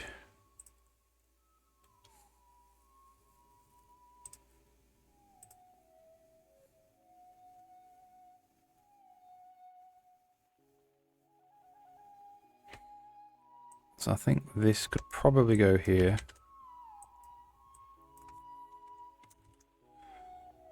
So this is just playing a little impact effect, a little explosion effect, and a screen shake effect. Get the damage.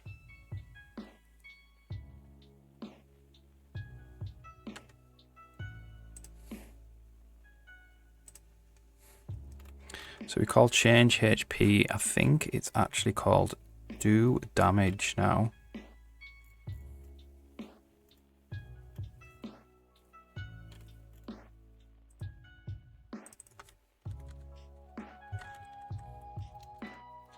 The source entity is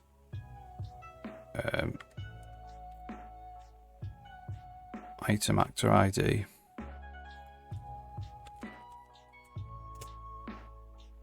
And the damage is damage.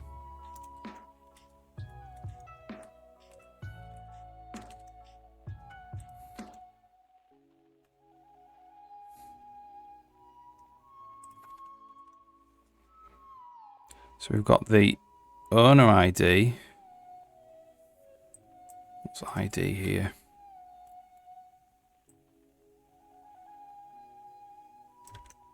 She's just actor ID. Who is going to get to the resources? The resource target,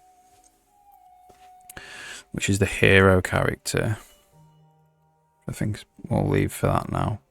Context rock kind.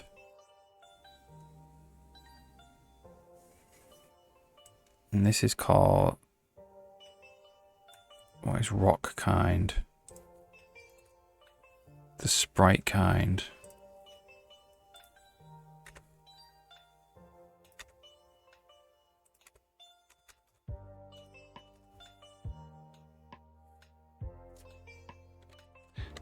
Sprite kind.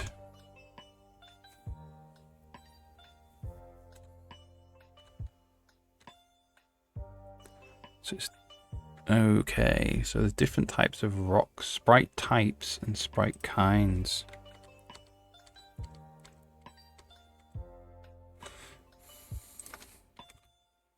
Alright, so let's just see if this builds now.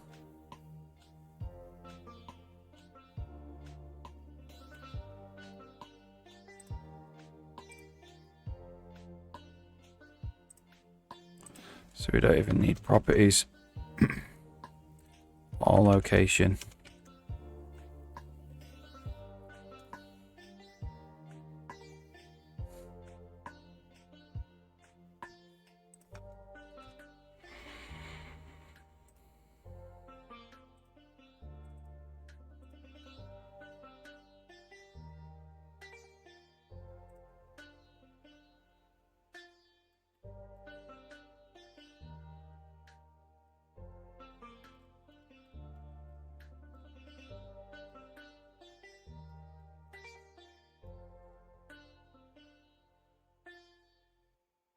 So this rock break effect must actually transfer the items.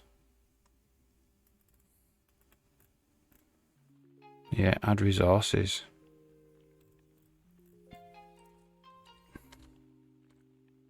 Who adds the resources in the other one?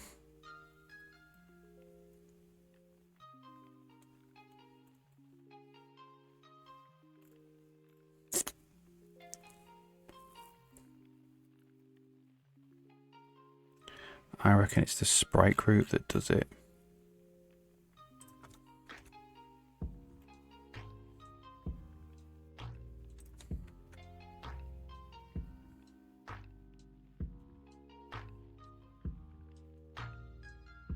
No, it doesn't.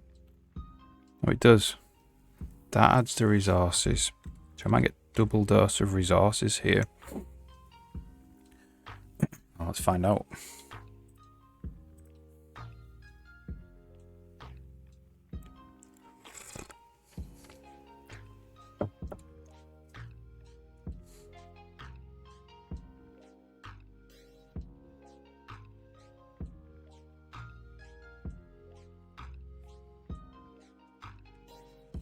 Okay.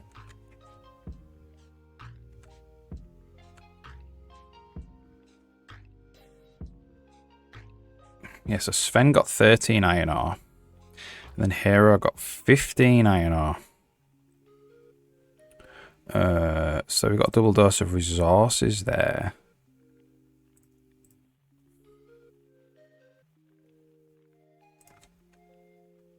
So this do damage. The source entity ID is here. And the rock breaking effect doesn't actually need the resource target anymore. So let's just remove the resource target.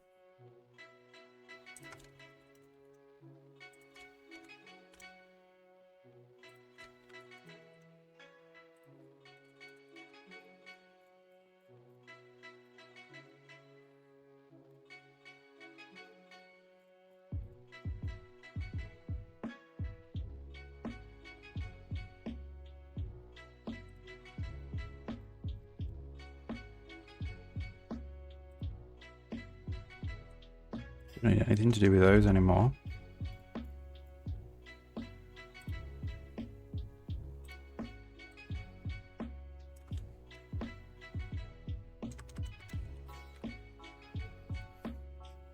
It's nice. So that simplifies that because that makes it the rock breaking effect only in charge of the visual thing, the visuals, rather than actually handing out resources and experience and stuff.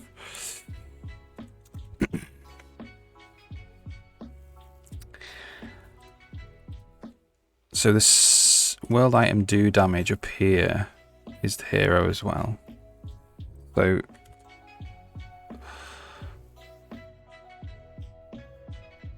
we should just get the resources back to the hero now.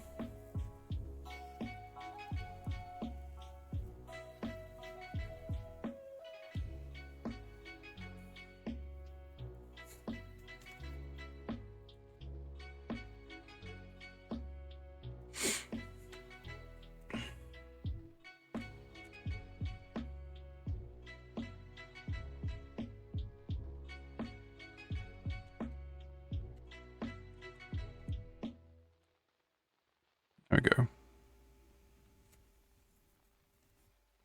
But it only really needs to happen when the effect is over.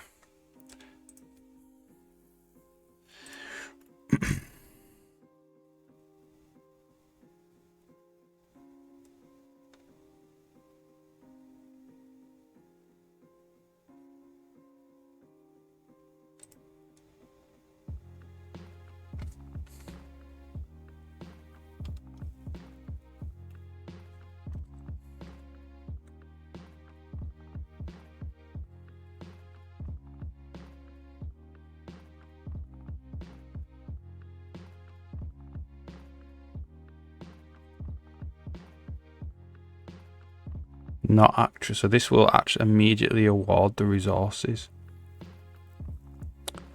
But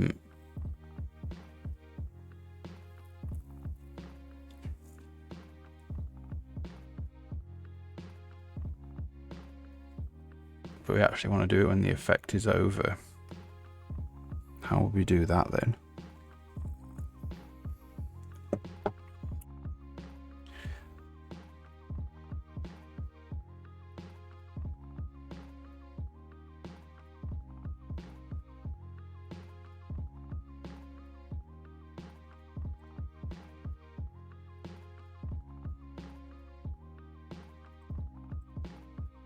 I think we maybe have another do damage. Which just takes the damage. Oops.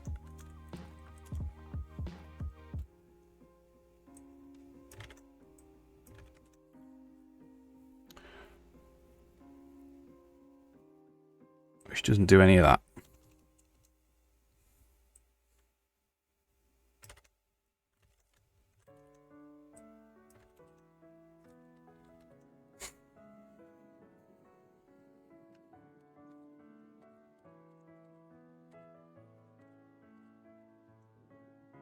And then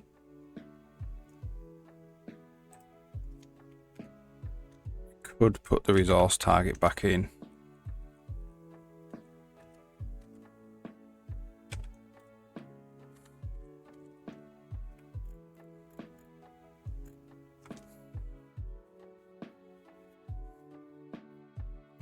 Or we could get the duration. No, because there is no fixed duration, because it's when the bodies have all gone. And the resource target is hero. Yeah, we'll have to do it that way around. It would have been nice to not have the rock breaking effect allocate the resources, give the hero the iron ore and stuff. The thing about the rock breaking effect is you don't know when it's over, because like the rocks chase the hero around, and if the hero's running around, it could take ages for the effect to be over.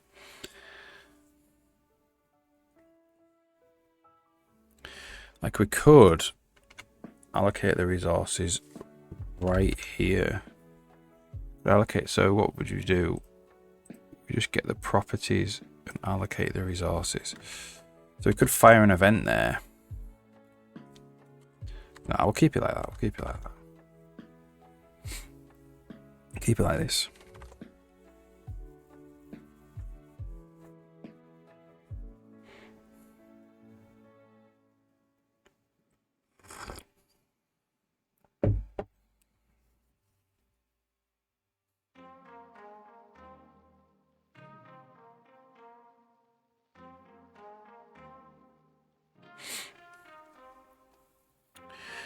So the thing is, though,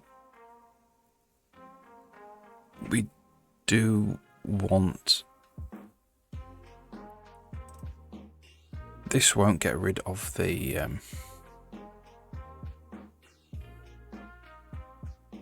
world item. The world item needs to remain there, actually, because the world item is what is telling the sprite not to render.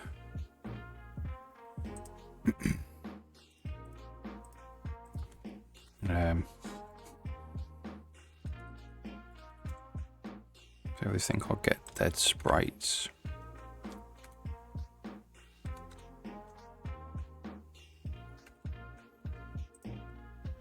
Which is looking for the sprite group with 0 HP. Yeah, so the world that actually needs to remain there. That's fine, that's good.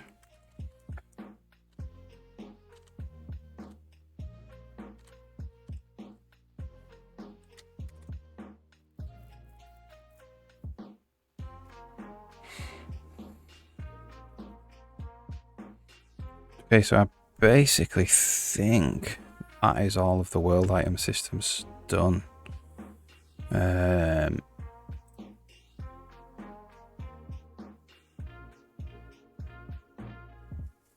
just check the resource thing again.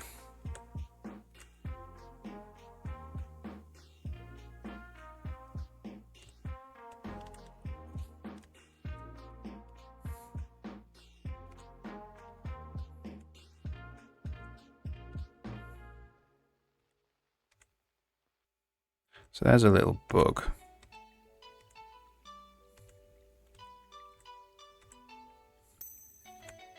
If we open the, if we're in a planting context,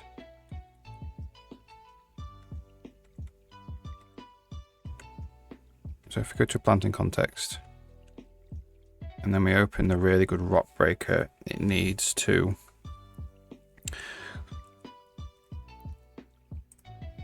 stop playing that effect. It does unselect apple seed from the hotbar, but it's still playing this effect.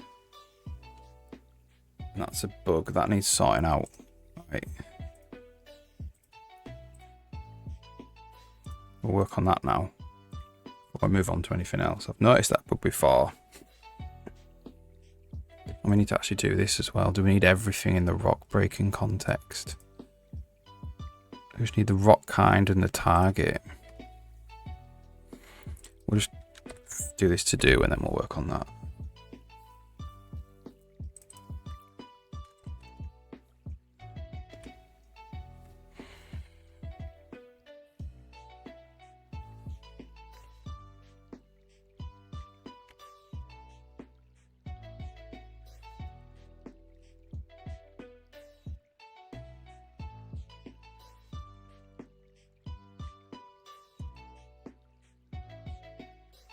Do we need the radius there as well?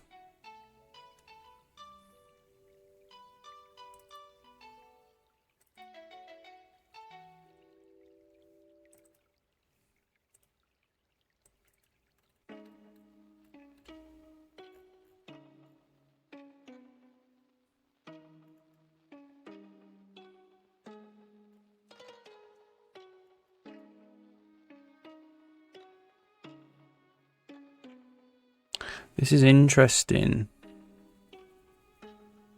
because I wonder if this will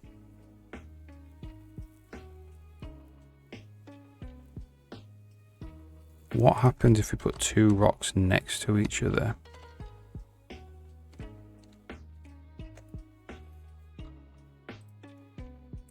It'll find all of the items. It'll do damage to all of the sprites.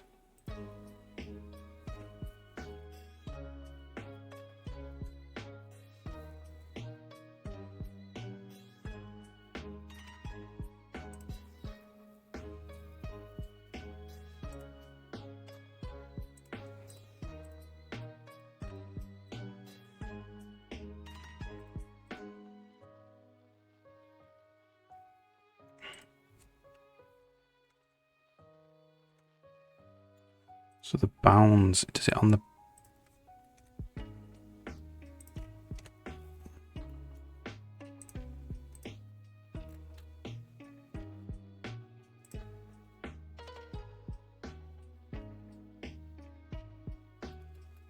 So this is designed for one rock.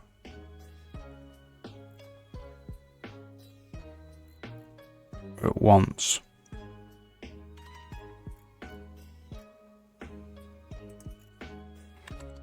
So I actually think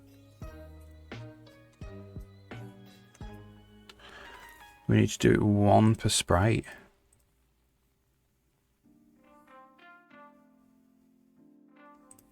Let's have a quick look. Let's just go into the editor here. And move this rock up here.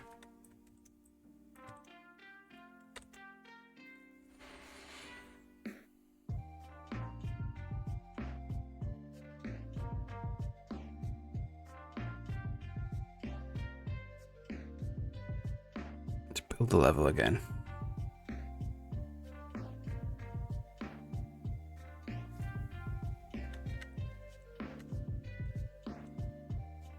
It just picks one. Anyway. To do, rather than both. It would be nice for it to do both at once, though.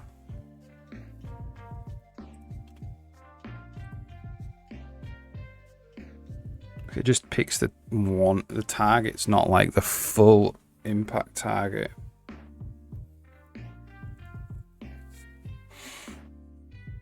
But we can imagine changing that. So I don't think we need the sprite ID.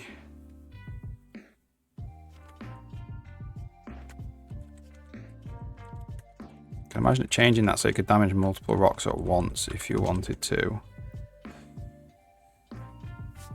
Which would be pretty cool.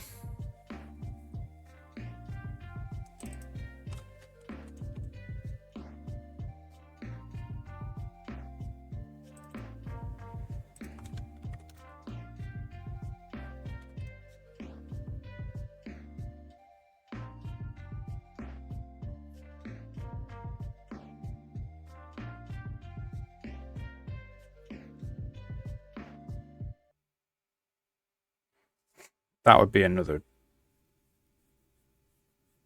That would be probably another effect, really. Probably won't break one rock, and then another effect to break many rocks. Rather than changing this one, this rock breaking effect to work on many rocks. Because I imagine, I want to play different animations and stuff, like more of an AoE attack on the rock. Probably be a different animation just to attacking a single rock. Okay, so now that can go.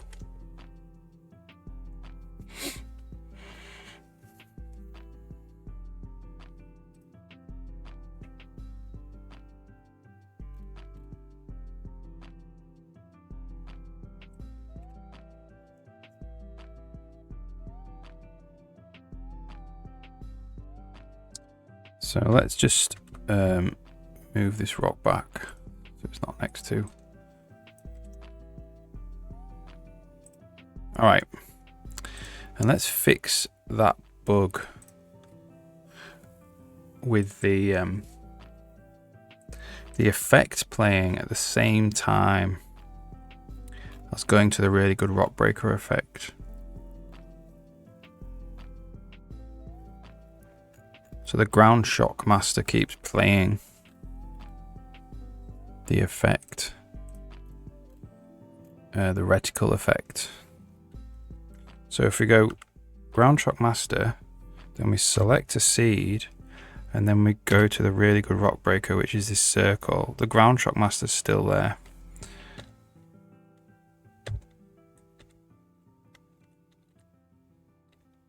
The effect is still there.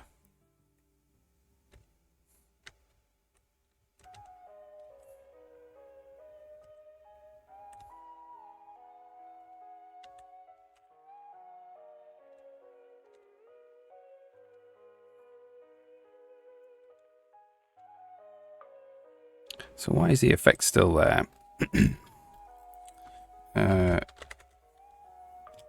Hunting droid on tick.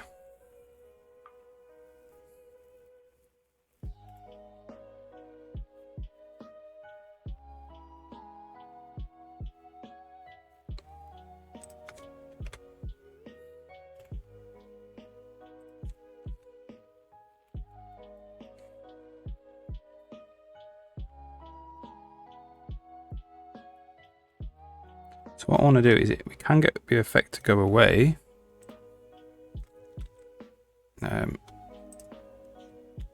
If we go back in, the effect goes away. So what I might do is listen for the put a breakpoint on the on leave. Leave. What's it called? On sorry, on close. So this is called. We've got set playable character.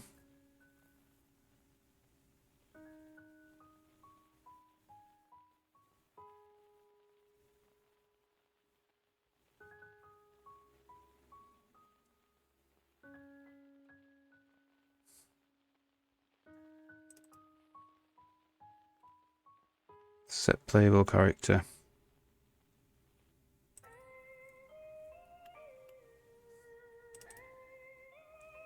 Tick trigger events. Send trigger events.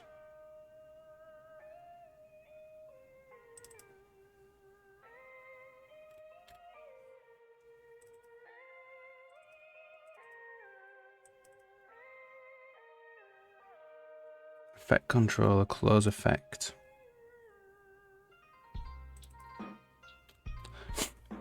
This is the playable character changes. We're closing the effect.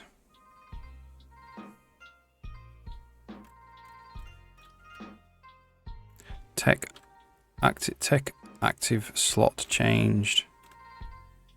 Inventory active slot changed. So we're not actually closing. So if we do this, yeah, so if we do this, and then we do that,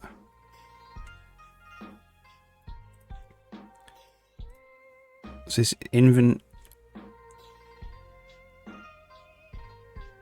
okay, so it's when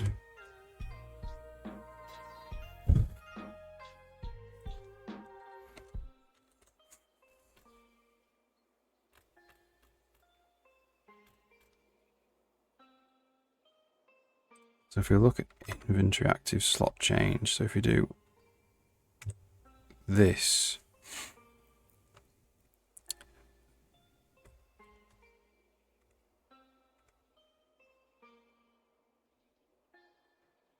we need to actually close the I think we always need to close the laser grid.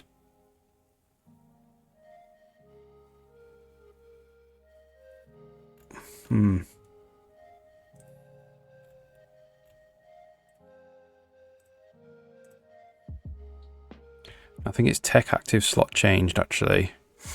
If we change the tech slot now, we need to close the laser reticle.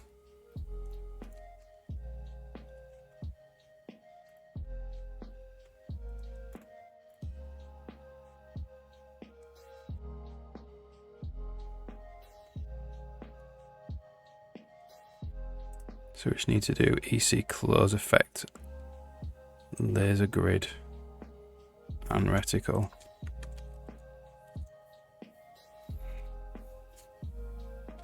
Like that. I think that should sort that out, that bug. So this is obviously very kind of choppy and changey, quite bad code to be honest. Probably need to think about how we combine effects together a little bit more. But anyway, if we do that, and then we do that, and then we do that, it goes away.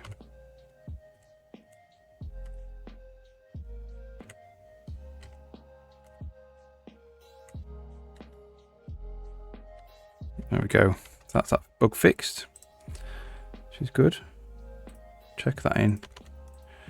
Alright, so we can actually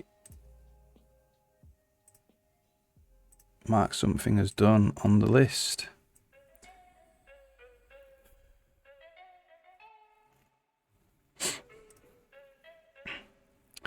Done. So work on eliminating dynamic allocations in game events, etc. And I've got hybrid storage, hybrid lambda.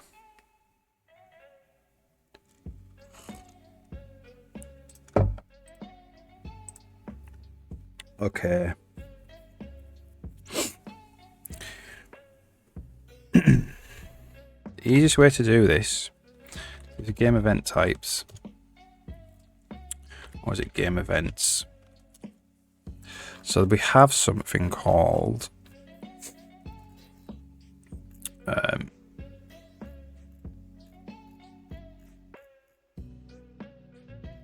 where is it? We have something called event storage, which is just set to 64 bytes.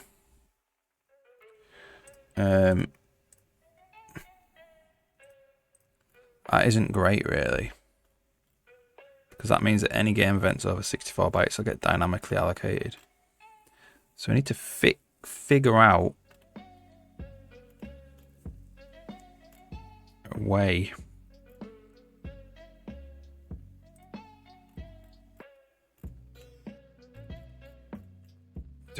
way to do this.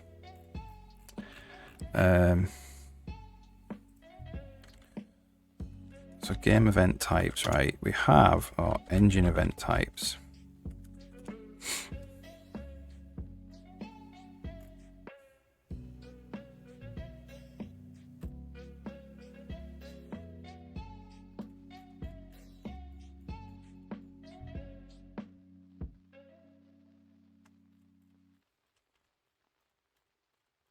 So what do we do if it's a game event?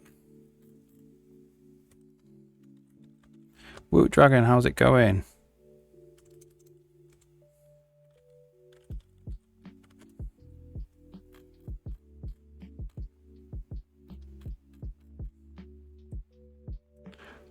I've got game engine or engine event or game event. So it's a different, so it's a type, right?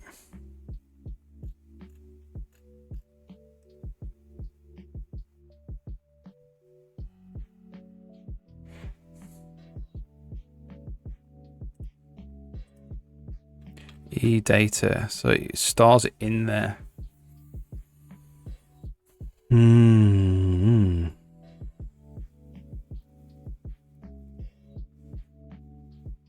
Still going on the libraries. Nice one.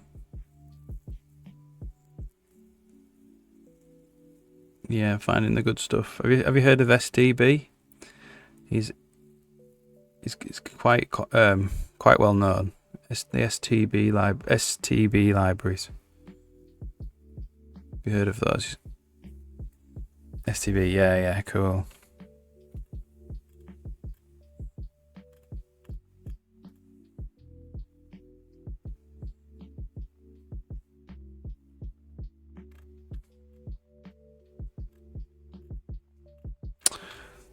So this needs to be basically the maximum of the engine event or the game event tuple. This maximum size of any type in that. The thing about this though is it doesn't know about the game events.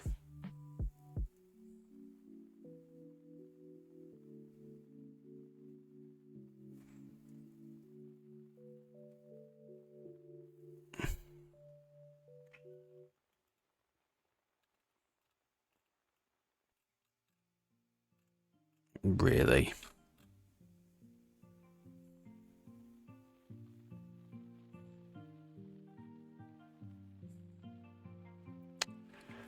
Image loader and font loader, yeah. Have you looked at the sprintf implementation? Have a look at that code. That's crazy. That's mental code, that.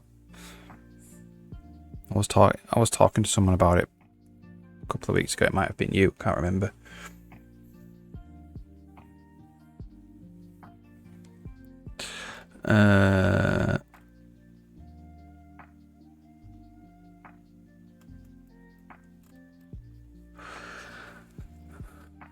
Yeah, the easiest way, if we can, to solve this is to actually include the Sci-Fi Gardener game events.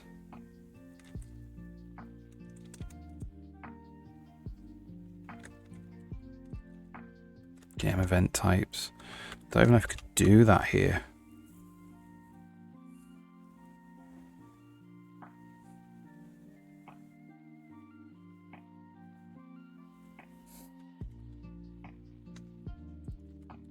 Problem with that is this is don't really like doing this. This crosses over the boundary.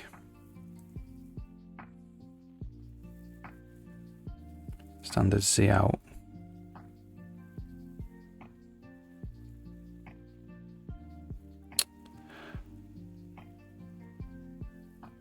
So sprintf. Let's check it is sprintf. Sprintf. It's not the printf.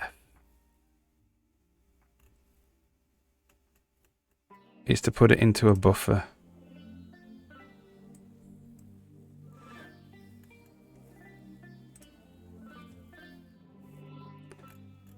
So rather than printing it to the console, this code's insane. The guy who wrote this, so this wasn't written by Sean Barrett, I think. This was written by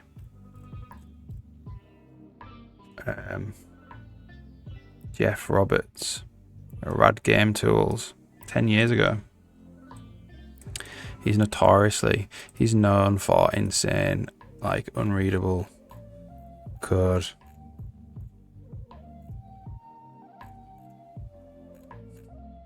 On purpose. I think he does it on purpose. He can probably read it very well.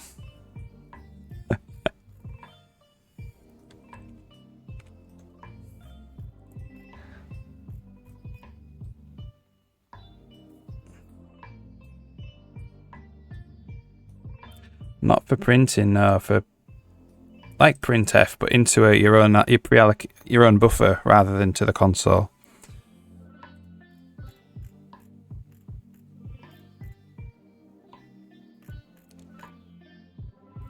Yeah, it's crazy.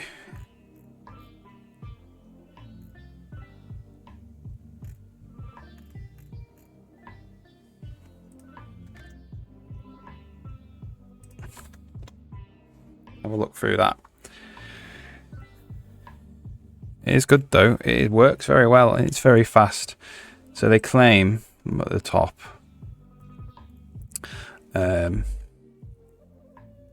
full sprintf replacement that supports everything that the C runtime library supports. It's much faster, much smaller than the CRT. Some improvements are super handy, commas in thousands, callbacks at buffer full.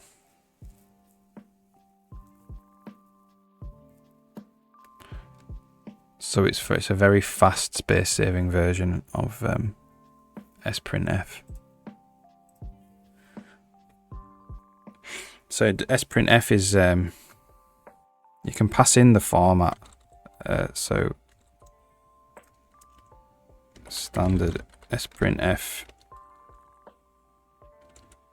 %d2. It's that type of thing. But you pass in a buffer.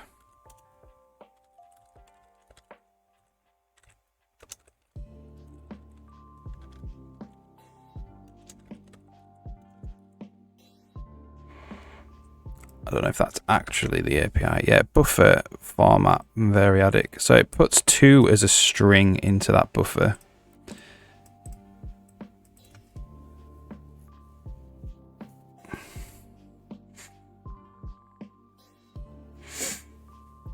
So it's not quite memcopy. It does the conversion, yeah, from integer to string as well. Could it be vulnerable to input injection? So you could very easily put a string in here that's bigger than the size of the buffer, yeah. Like, this is a C thing, this.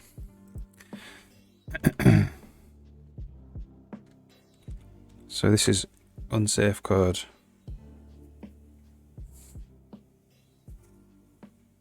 So yeah, you could very easily just overwrite the buffer and crash a program. Especially if like this string came from outside of the program. So there's a Microsoft safer version called sprintf_s, and this won't overwrite the buffer. This will just fill up to the end of the buffer and then stop.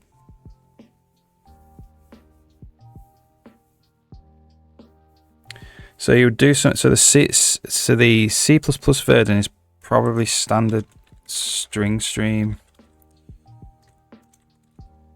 I think, and you do ss to ss str. Is that right? Standard string s. Something like that. Something like that. And that puts 2 into a string, the integer 2 into a string. I think that's the C++ version of it. Yeah.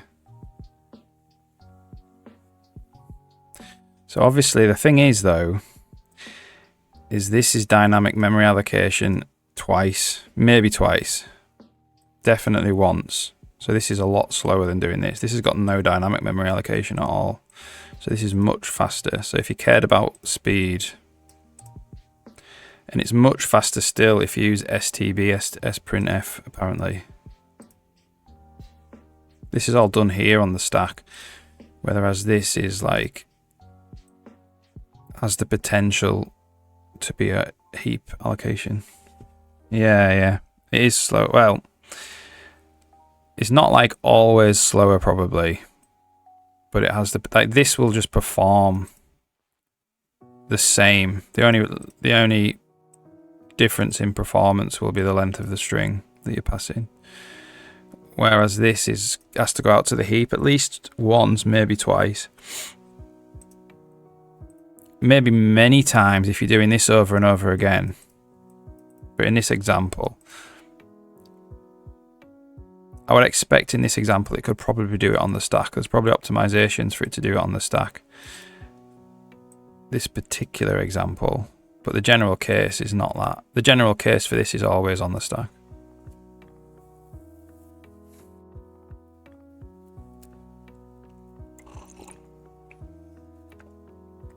And this isn't considered unsafe because it'll never write past the end of the buffer, this version. It knows the size of the buffer is 128 characters.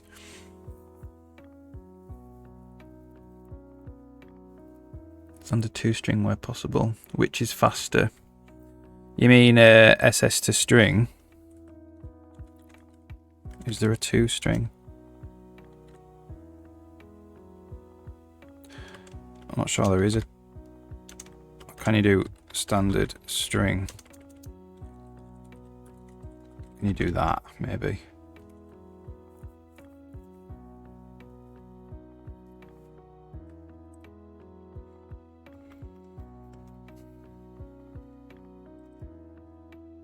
Don't think you can do that.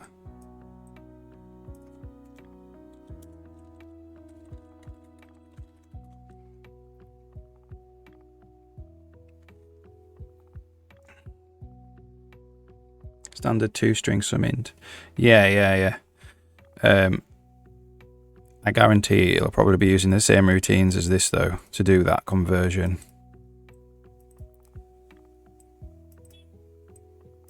It might have specialized use cases for integers which would be faster, but then this should have specialized use cases for integers as well.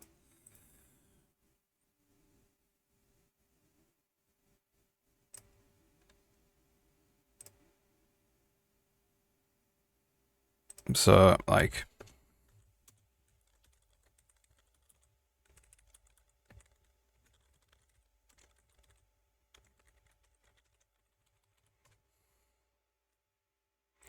integral to string.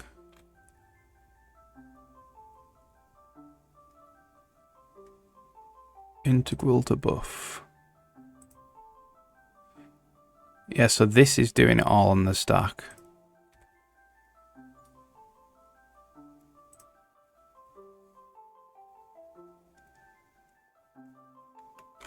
So there's no dynamic allocation there.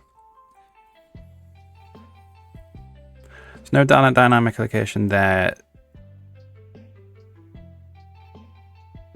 In this case, there's probably not, because it could probably pack it into the string itself. If this was already a big string, though, it would mean allocating a new string doing this.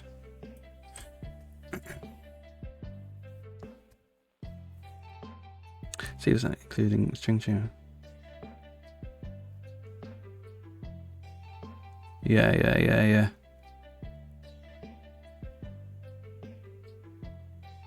Yeah, it's equivalent to sprintf, yeah. This bit, putting it in a string, though,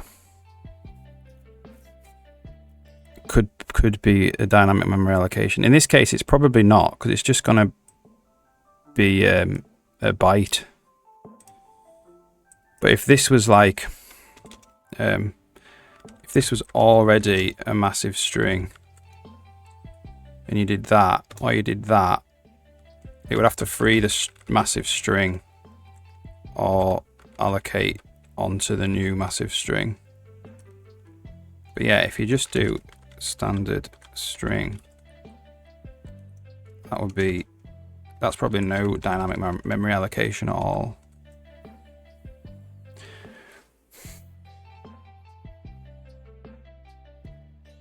But yeah, if you look at what toString does, it calls integral to string, and then it has its own buffer there. So this is the equivalent of this buffer here. So it's basically the same. It's just when it gets passed back. So this would be stack. You make a standard string on the stack. This would be stack in this case. And then if this was already allocated, if this was already an allocated string somewhere else, that's potentially a free. And that is a free and a malloc, I would say, depending on the size of the string.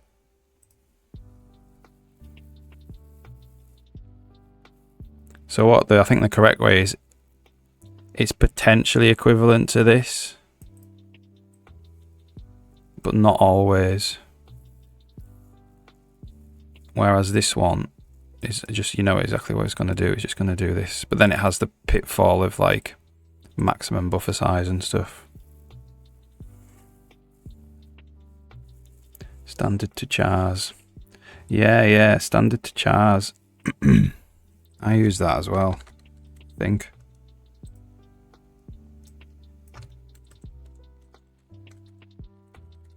To chars. Maybe I don't. I do something like that, or from chars. I do recognize it. Yeah. So I do have from chars occasionally, which is the C++ standard version.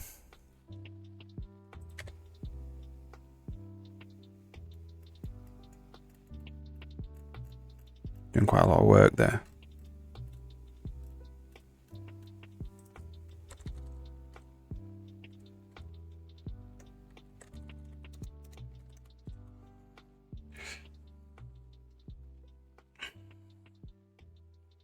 Faster than sprintf. This is faster than sprintf. String reserve. s.reserve pre-allocated memory. What's reserve doing though?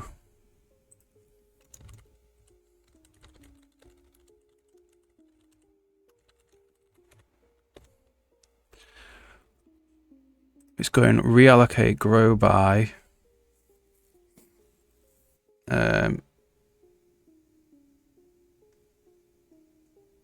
Which is going calling allocate for capacity, which is causing a.allocate,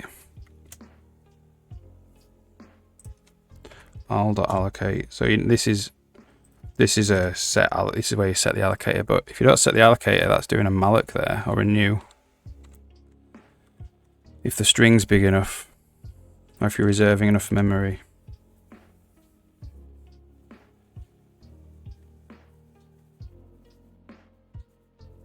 Yeah, it does. That's correct. Yeah, but that buffer there is a dynamic allocation. If it's 100, probably it's a dynamic allocation. Can do it.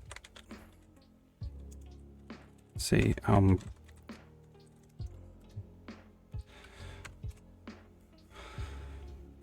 might step over it. Unfortunately, I might have to turn that off. Can't remember how to do that though.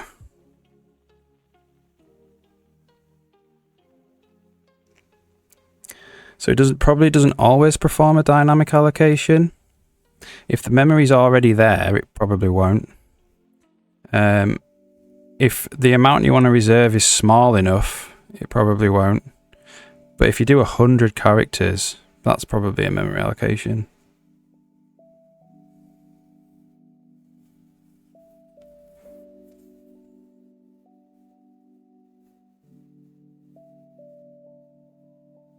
Yeah, so what you're doing there is you're reserving the space for 100 characters. So then when you do s plus equals hello, like that, that's no longer, I mean, that has to be a long string. That's no longer dynamic, but that's still dynamic. That's pre-allocating all the memory up front. Yeah, if you know how big the string's gonna be. But it's still an allocation.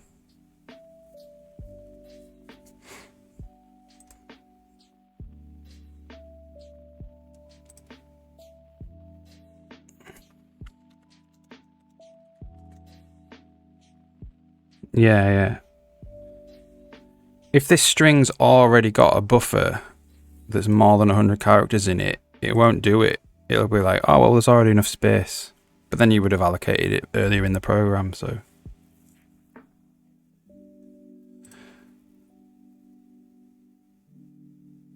I want to see if I can step into this. No, I can't. I have to change a file. Into stat buffer. Yeah. So standard 2 chars. I wonder what you pass in. So you've pre-allocated your own buffer there. So that's why there's no memory allocation in it. So you're passing like buffer start, buffer end, and then X.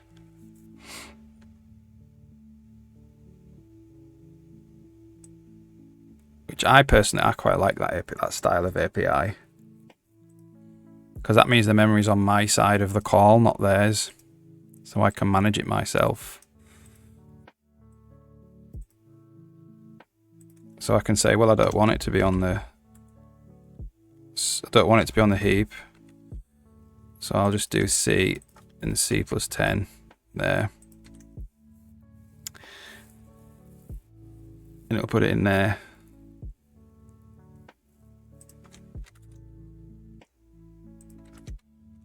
If that's allowed. Please check that compiles. Well, there's no X, so it won't work. But if we did 2 there.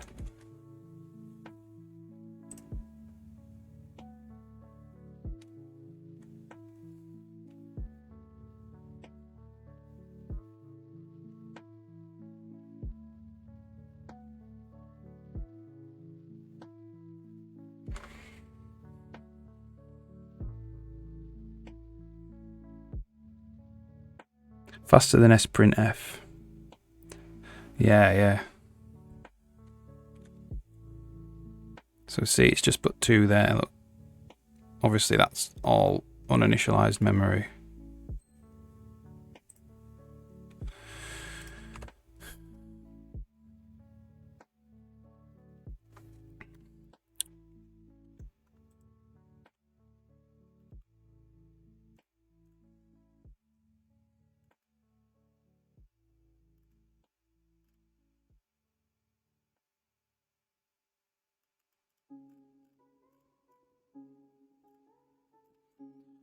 Can't see it checking locale and all that. Locale or anything.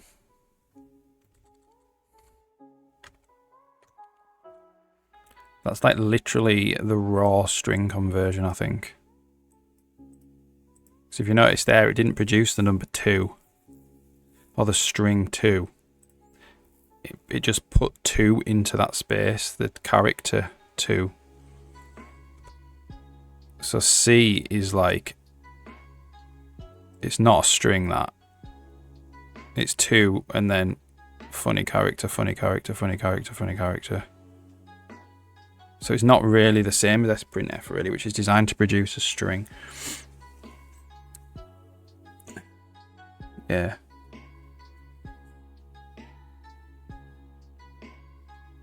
Mapping it into small integers.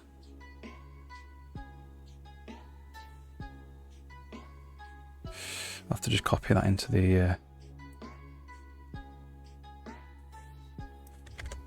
copy that in.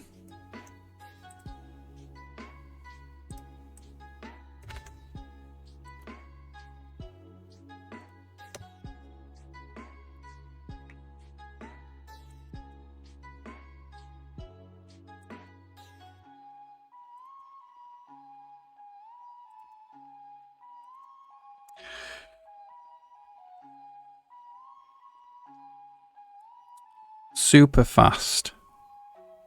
So this is print number 1, 2, 3, 4, 5. So all that's doing there is, yeah, like printing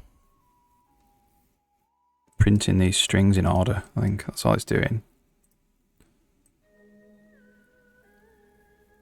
Standard cout being super fast is debatable, isn't it? I'm not sure if it is. That's like a massive call, because that goes all the way down to the operating system, because it's going to print it to the terminal potentially. So that has to like do a lot of stuff. Like, you should watch a video on how standard cout works. It's a huge call with many copies.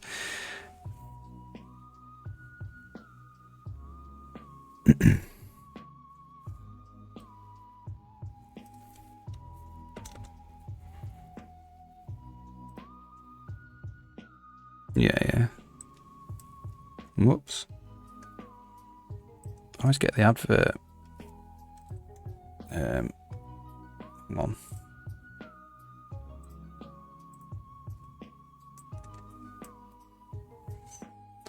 Yeah.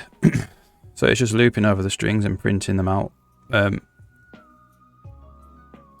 though, yeah, it's an enormous, massive, right down to the lowest levels of the operating system in the kernel. All that.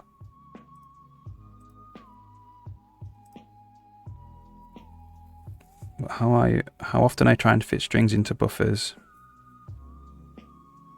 to avoid allocation of strings. So I do it all the time. So anything you want to print out to the screen, you know, like I want to print the number 2 to the screen, it has to get converted into text first so I can send it to the renderer so it has a glyph.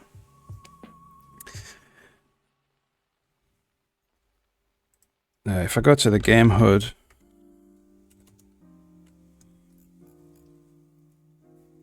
this is like Variadic draw a label in the world. So it's like, this is the, you know,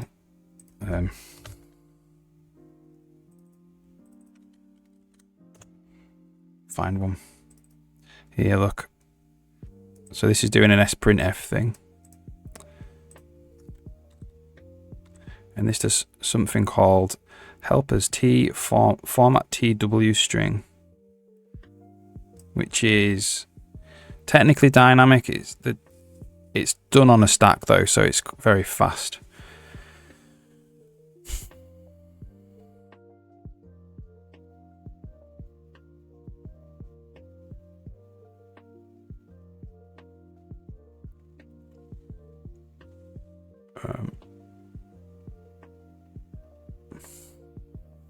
So when you're sending a string over a socket, it's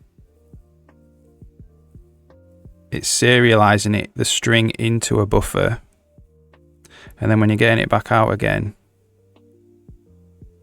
if you want to copy it out of that buffer, you've got to do an allocation. You could point into the buffer probably and not do an allocation, but you can't send like a C++ standard string over a network, like the object itself. It's got to get copied into a packet.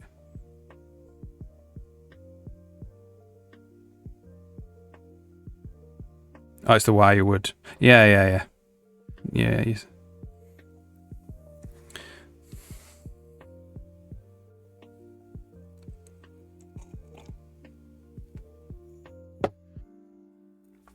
The allocation, which the socket one you mean?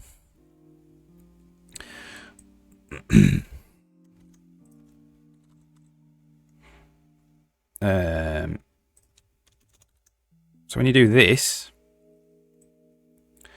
what you're doing is just telling it the start and the end of your buffer, and it's going to take this as a block of data and copy it into its own buffer. That buffer's probably a push buffer that grows and grows and grows with dynamic memory allocation. Yeah.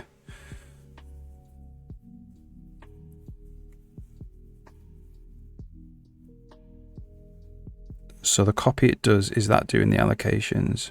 So the buffer, so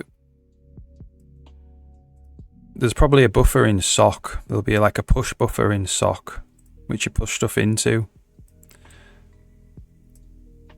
And then when the buffer gets full, it needs to reallocate a bigger buffer, which is a dynamic memory allocation, and then copy the old one in.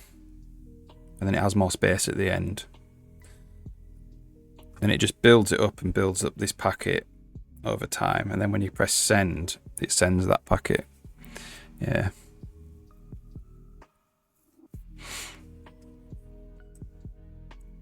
So I have a similar thing. I have a push buffer.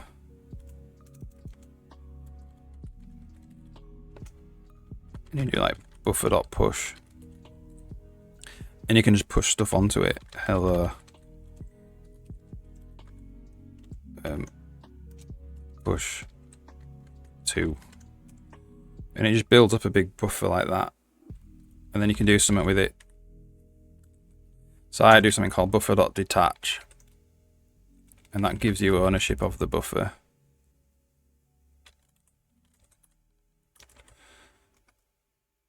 And that's just a block of memory with all that stuff in it.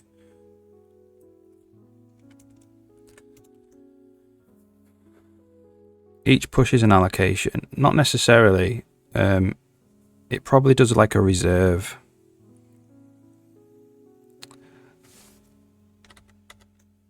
So when I do push, well, we'll do it if you want. Show you.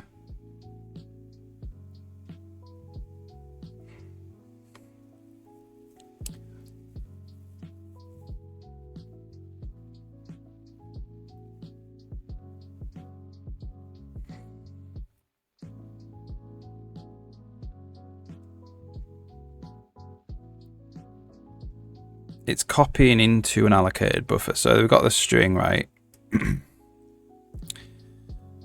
So it converts it just to a raw string. And then it does the str and str size. So this is the equivalent of doing the send message.cstr message.length. Then it gets the string size out. And then it calls get space. So it sees to see if there's space in the buffer, right? If there's not, it mallocs some space. but it doesn't malloc the actual 12 bytes it needs. It mallocs a cap. The cap in this case is 12, so it's the same. And then it copies it in. And then it's going to push 2 on. So see if there's space for 4, which it isn't, right? So it's going to do another malloc, but it's not going to just malloc the extra 2. It's going to push the buffer right up to 25 bytes, even though it only needs... what's the current count? It only needs 16 bytes, but it's going to malloc all the way up to 25 bytes. So now it's like, oh, this guy's pushing lots of stuff onto this buffer now. So if I go and push another one, like 1.f,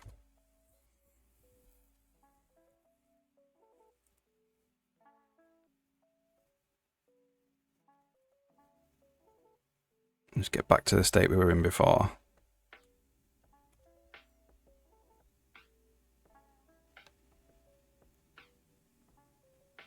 So that's a dynamic memory allocation, that's a dynamic memory allocation. But this one is like, oh, he's actually pushing a bunch of stuff on potentially. So it's actually pre-allocated a bit more on the end. So now when I come and push this on, it can miss this allocation out. Because we've actually got 25 bytes free. We've got 25 byte buffer and we've only got 16 of them filled. So it's not always dynamic. It should grow the buffer fast enough to minimize dynamic memory allocation.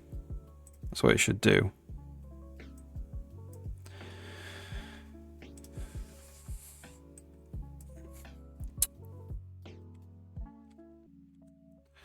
What happens when you call standard strings, call send with the standard strings data? This function returns char pointer, internal characters. It does not create a copy of the strings data. Yeah, that's correct. So that's giving you a pointer to the beginning of the buffer. The length is the logical size of the string. So that's the length of the buffering characters. Send function job to take the data, provide const char pointer yet, and the length, and copy it into the operating system's internal network buffer. Yeah. Or whatever's in that sock handle. Allocated by the operating system on the heap, but managed by the kernel, not directly by your application's malloc or new. So what I would say is that probably does eventually happen. I reckon there could be copies before that as well. So not by your application's malloc or new. Probably not by your application's malloc or new, but by a malloc or new. It could be your application's malloc or new though. I'm not sure about that. If you're just including a library and then that library just calls malloc, it'd be the same heap as yours. So while you send the copies of string content, it does not cause a new of the string for the standard string itself. So no, yeah, that's correct. So the standard string that you passed in is not new, not calling new. It's the actual internal buffer that's having to allocate.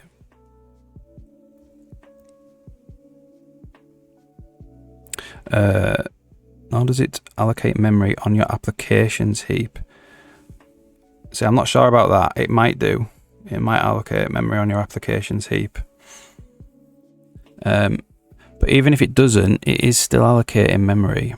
And the thing is, it might make sense to do it on your applications heap because you've probably requested pages from the operating system already. If it did a cold request, it would be even slower than you doing your malloc or new. So it probably does make sense to do it on your applications heap.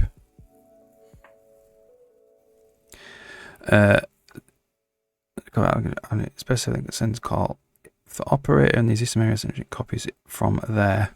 It operates on the existing memory of your standard string and copies it from there. Yeah, I'm not entirely sure. If you do a send request, it surely does the copy there. Otherwise, that's a potential crash bug. Because send doesn't know that if you're trying to keep that, if send is relying on you to keep that memory alive, by the time you do execute and that memory's gone, it'll crash. So it should do the copy there, but it might not. I'm not sure. Might have performed. Content was created, grew. Yeah. Yeah, so message.c string, message.length aren't allocations. No. The send copies the data from your string into the internal buffer, yeah. This copy operation, not a new allocation of your standard strings data in your program's heap. So it could be in your program's heap. I would expect it to be in your program's heap. I would be very surprised if it's not.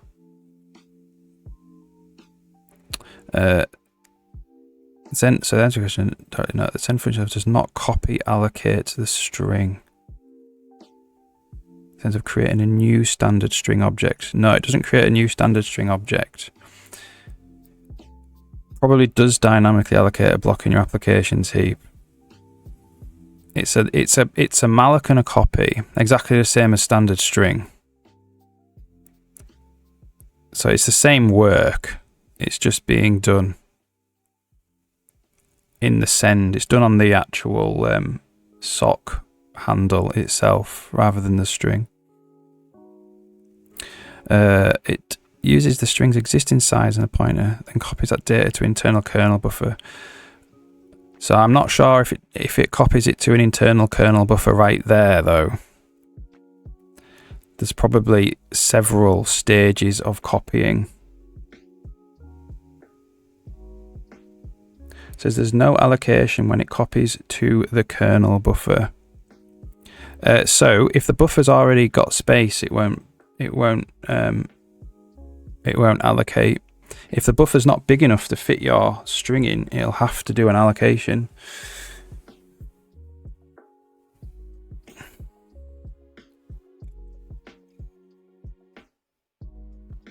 It'll work exactly the same as this. So this third one didn't need it. Didn't need an allocation.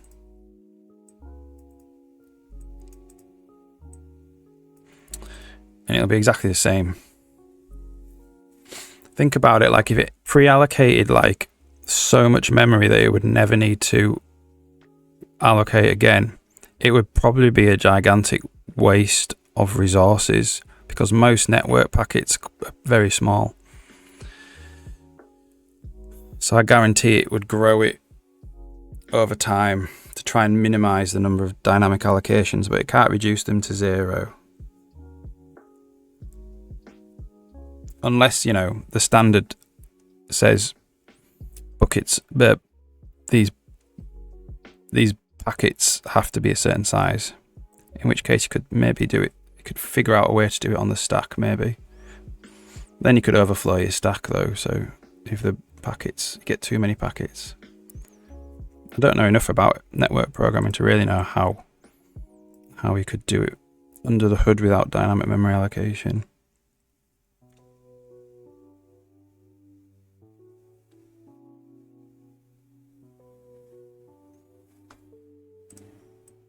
You know, so if it says packets are 32 bytes of data, then you could just allocate a packet on the stack, copy 32 bytes of your string into it, and then send it. And then you would probably have to like pre-allocate loads of them and do like a ring buffer thing if you really wanted to reduce it. But even then you couldn't guarantee that you wouldn't need more. You can't guarantee how much data someone's wanting to send, really.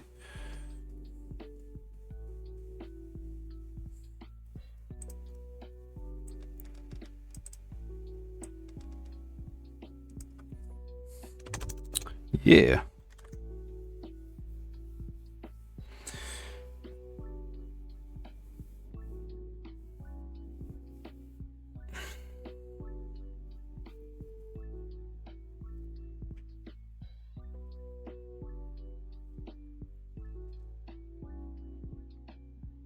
All right, so what was I doing?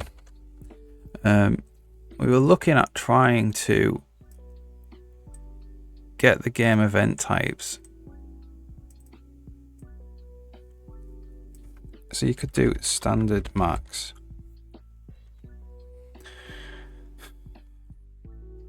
Hybrid storage size of engine event types.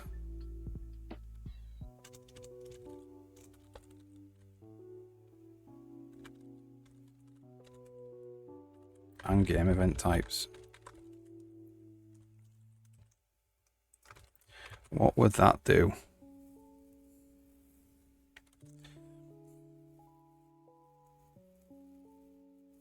Well, it won't build to start with.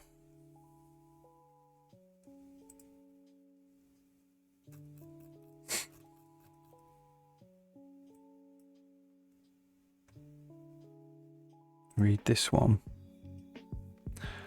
The point of sprintfing is to separate a buffer before send.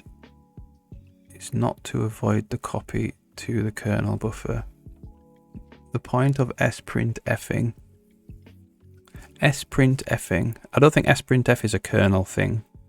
That's just a routine in the C standard library. The point is to significantly speed up the creation and formatting of string data in your application's memory by eliminating or drastically reducing costly dynamic heap allocations before the data even reaches the send function.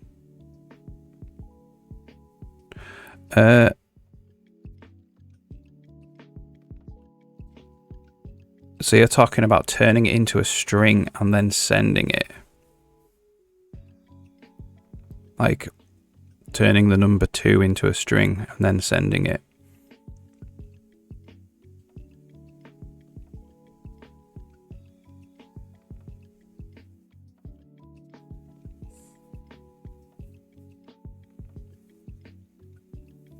The performance gain comes from how you prepare the data before it reaches the send function, not from the send itself. The sender will always perform the copy. Yeah. The thing about the this, where is it?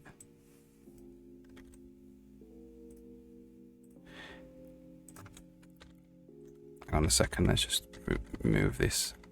See, it's not compiling. Thing about this is that I know it's where would send be? I know that send is probably a car. Right, I don't know what send is. You have to include WinSock.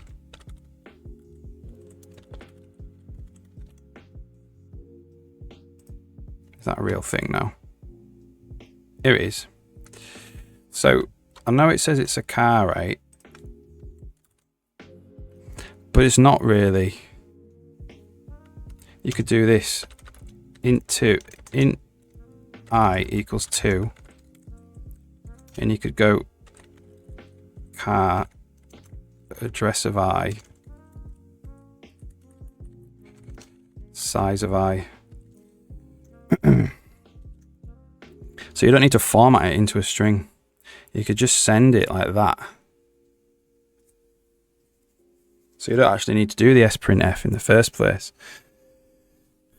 And that would be totally fine. Or does it want this to be a socket?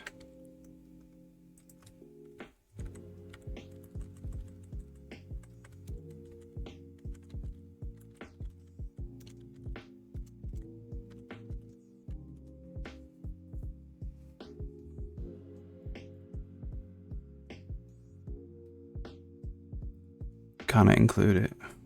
But you know. Which makes using sprintf into another buffer pointless. In this situation, yeah. If you wanted it as a string, If the other person was expecting it as a string, the receiver of the message, then it makes sense to convert it to a string. So is that where you would actually use sprintf in the send function? So I wouldn't use sprintf there unless you needed it as a string. Yeah.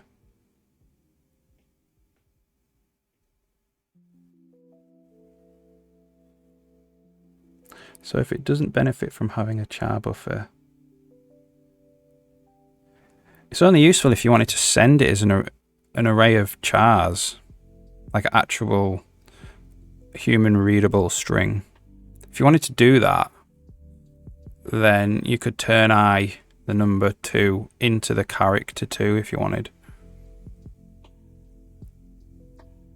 But if you're wanting to go for performance, just send the character 2, the number 2.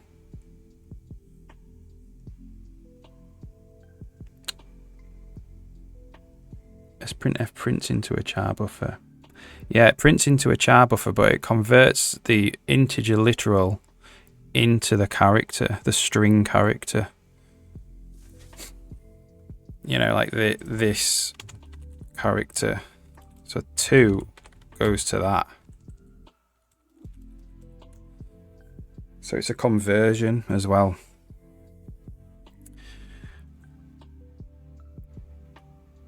So if you did fprintf, sprintf, you'd be sending this one. If you do this version here, you'd be sending this one.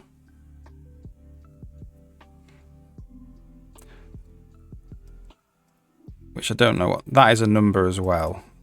I'm not sure what number it is. Let's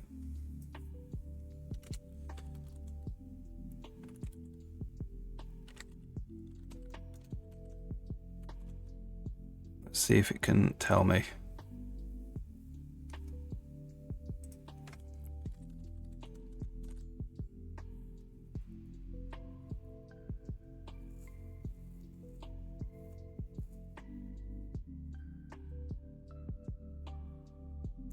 So if I wanted to add to my string, simply do that. To string, some int. Yeah. Which is performant as sprintf. It's probably. Yeah, it'd be the to string bit would be as performant as sprintf. It depends what you are. So like. This is obviously a right-hand side, isn't it? So this needs to go somewhere. It needs to go to a left-hand side. And that is potentially the problem. It's getting it into the left-hand side. Whereas if you do sprintf, you know that your left-hand side is stack allocated. So that's why it's potentially less performant. Like, maybe not. But you can't guarantee it, that's my point. Now this has to be assigned to something. That in itself doesn't do anything. That'll just get compiled out to a no operation. So you either have to, maybe have to do this. And that will get it to its left-hand side. In this case, because of the string optimizations that happen with the standard, it's still probably not a dynamic memory allocation. So that's probably fine. If S came from somewhere, though, it doesn't know that. S might be full of stuff. In which case it needs to do a free potentially. And that, that could be a free and a malloc and a copy.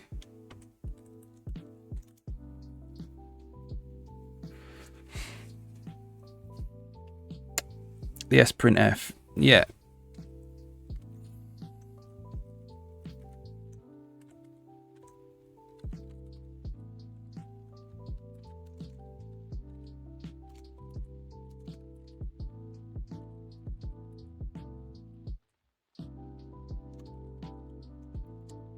And we're right with the locale stuff. Like, it will check the locale and everything. Wouldn't the SP be calling the reserve on the string, which is a potential memory allocation? There's no reserve here. No. This is straight up C, so there's no standard string here.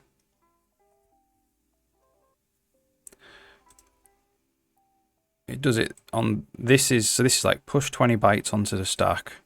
This is copy 2 into those 20 bytes and convert it to a character like that. That's what it's doing.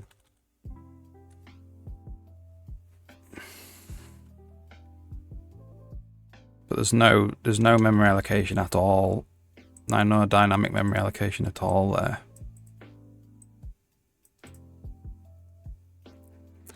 If I did this type of thing, there'd be like a mem set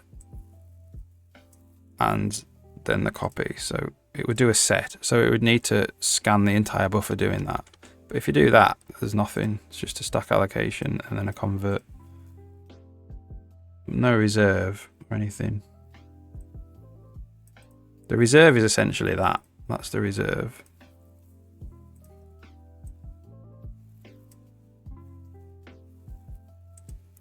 sprintf isn't. No. If you do sprintf_s, probably still doesn't scan the buffer.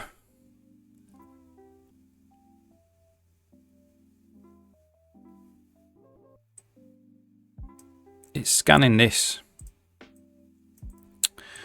Not this. That's why it's a problem. Because if I did like one character and then I did hello to, that'd be undefined behavior potentially.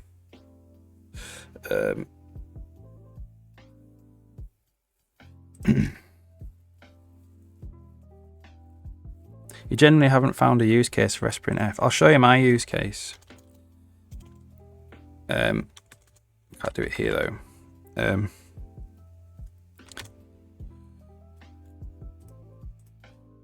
So get GameHUD.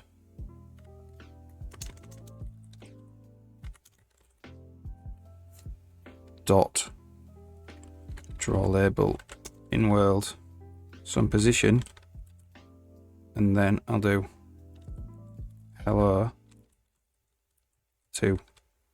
There you go. There's your sprintf there. So that will draw the label at 00 hello 2.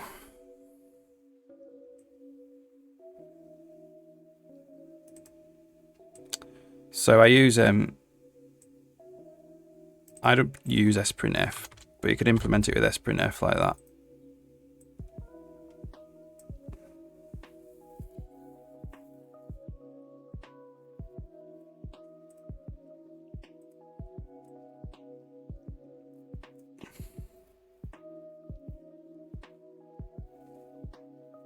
Push is allocating, mplace back is not. I think in place back is copying it to that last element in it of the array. I think. So it's mostly. Does it actually? No, it does append it on. So it could be a memory allocation. What that means is the so if you do like vec and place back like that, that this is not actually constructed. This is not actually constructed here. It's constructed in the end of the vector itself. That's what it means. In place construction, yeah. So there's no dynamic memory allocation for foo, but it still might need to reallocate vec. It might need to. If it can't fit foo on the end, it will have to.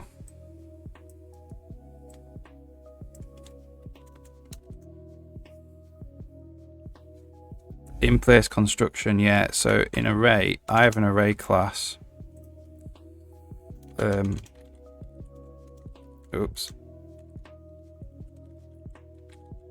And I do r.inplace, which is the same as in place back. That's the in place new there. That's it happening there. In place new. That's what it's doing. It's actually constructing it in the end rather than copying it into the end.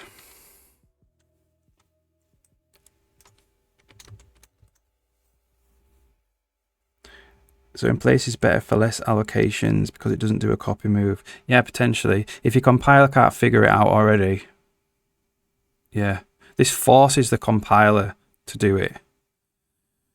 Your compiler might work out that you actually did mean to do an in place back and actually do that anyway.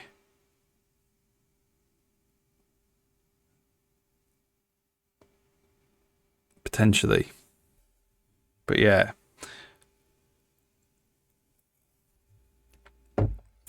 So you can do that. In place foo. And then add foo. Like this. You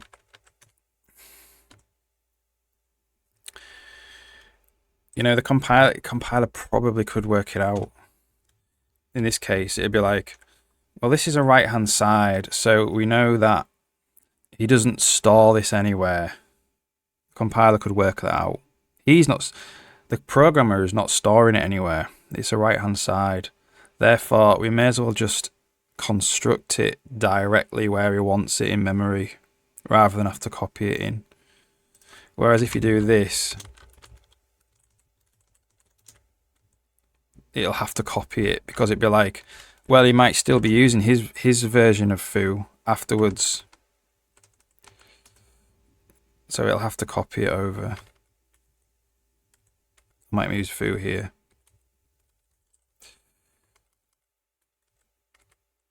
But then you could still force the compiler to do the actual, do that probably.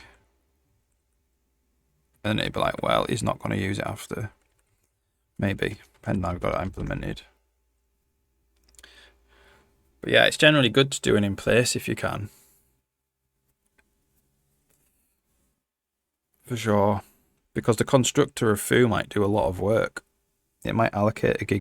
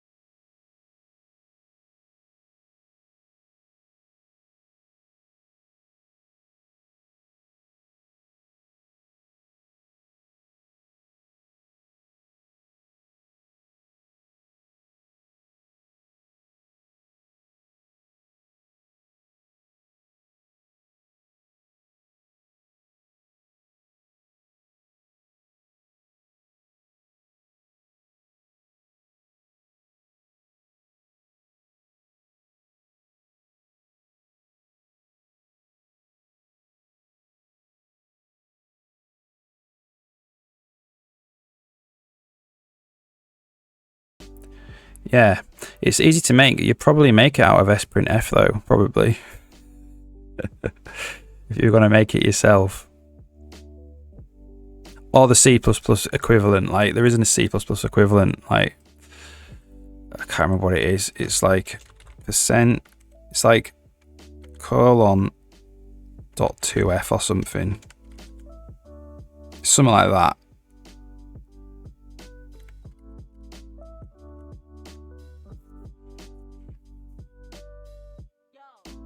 Medium print strings, yeah. So this is why I think strings are quite difficult. Really, there's quite a lot to them. If you want to write a string library, you know, there is quite a lot to them. Like, it's not. It seems trivial, but it's not really.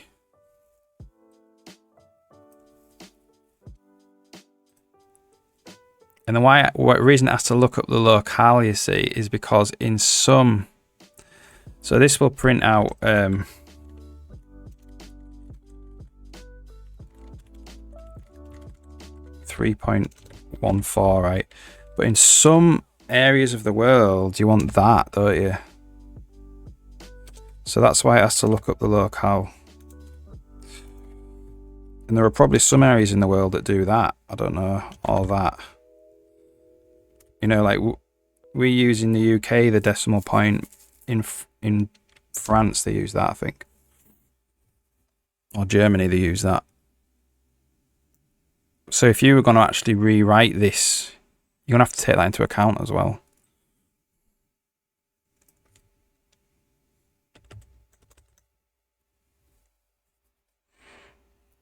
Small utility functions aren't bad. I think it would be a huge amount of work to do that. For instance, the Sprintf nothings library. It's, you know, this is a rewriting of Sprintf, and it's 2,000 lines, and they claim it's smaller. It's very small at 2,000 lines, so I think it would be a massive amount of work.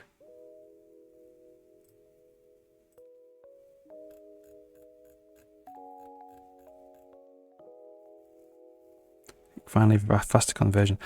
You could try and find one faster than the STB one. I think it looks by the looks of it looks insanely optimized.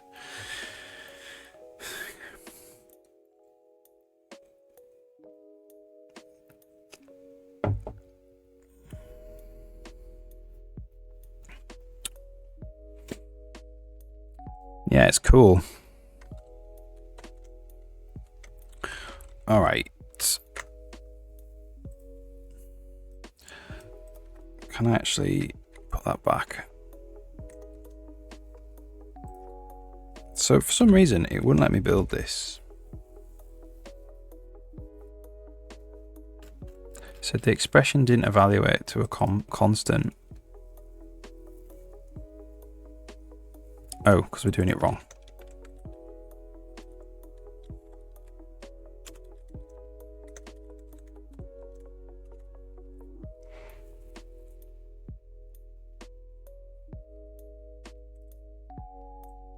I actually do want to see how big an engine event is actually after doing this.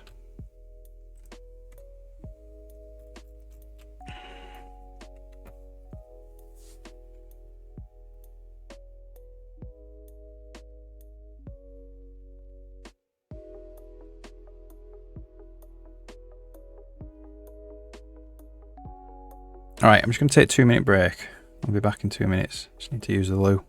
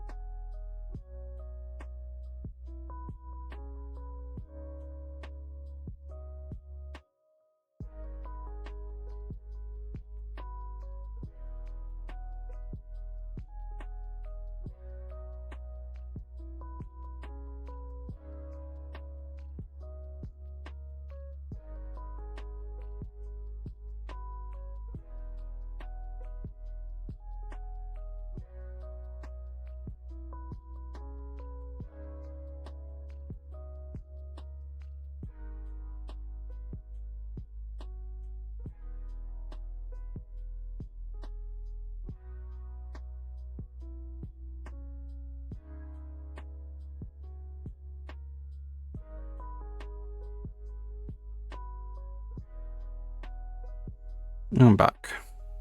So let's just actually see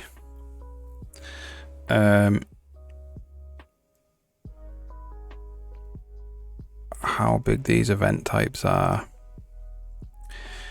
Because I bet they're big. Found it.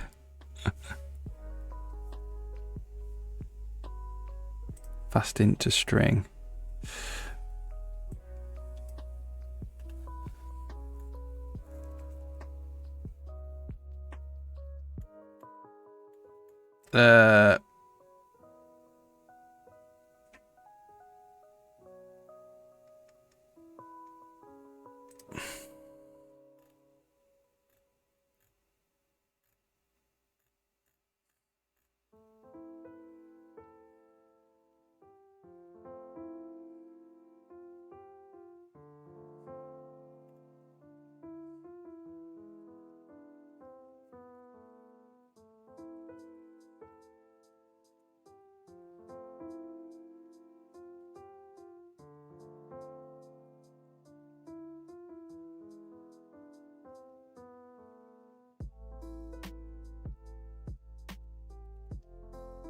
Well, it's not sprintf, it's just doing int to string.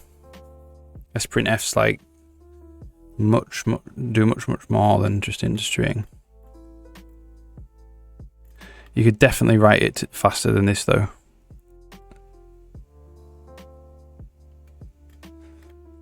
But yeah, you could definitely write it faster than that, I would say. Just try again. The CPP.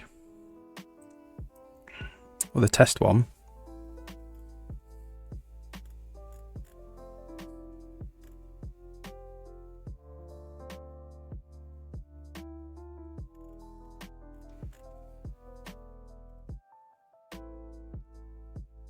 Yeah, but it's unfair to compare it to sprintf. Because sprintf isn't int to string. Compare it with A to I. If they do that.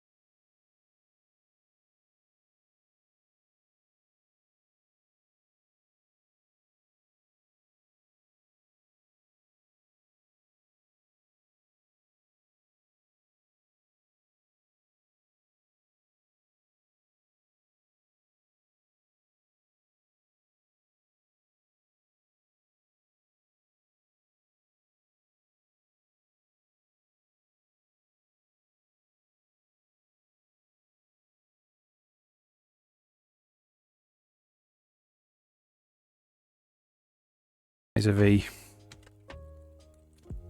224 bytes.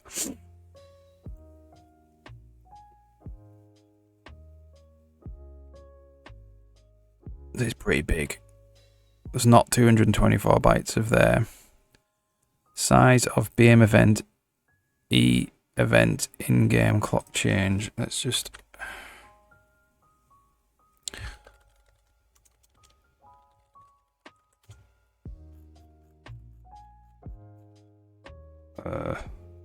where is that?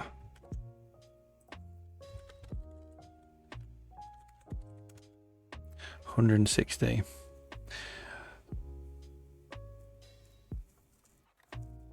I wonder if it's bigger as well. Let's go to game events. Game event types. We're looking for the ready event stuff. So this is just 32, you see. So is I to A the best? For performance, probably. Depends on the implementation. But there's probably a known implementation that's very fast that everybody uses. But of course it's C, it's not standard string. So it's missing out all of the dynamic allocation stuff that you would get with standard string.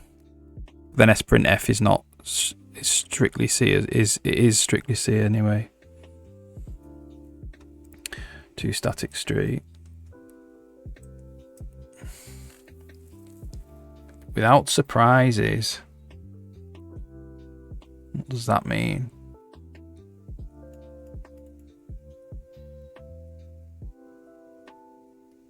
Non-allocating uses stack memory. Yeah, so we've already established that the standard one doesn't do that as well. It's non-throwing. So you could turn that off in the standard. That would be a problem. Wouldn't be a problem. Locale independent. That's also the same in the standard, isn't it? It doesn't depend on locale. It's level abstraction above means it's safer, so you don't think about buffer size.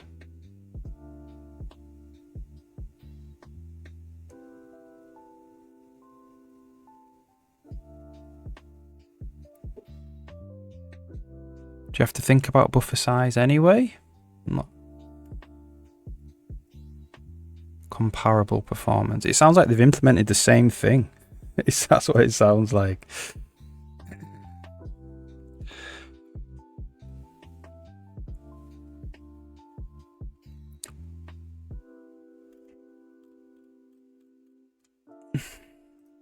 Maybe it's not. That's unfair.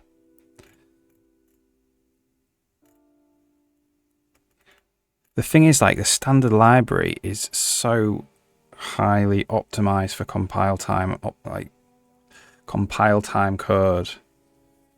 Like, I'm pretty convinced that a lot of the standard library is very fast.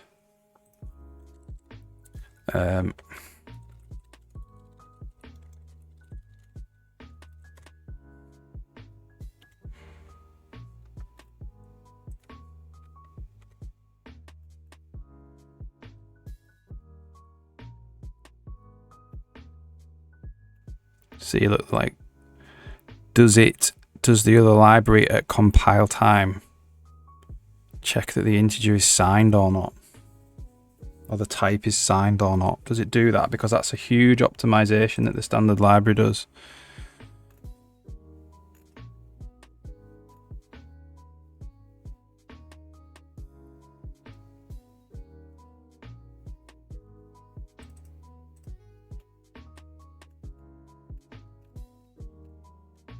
It doesn't. I don't think it does. It just checks if it's integral.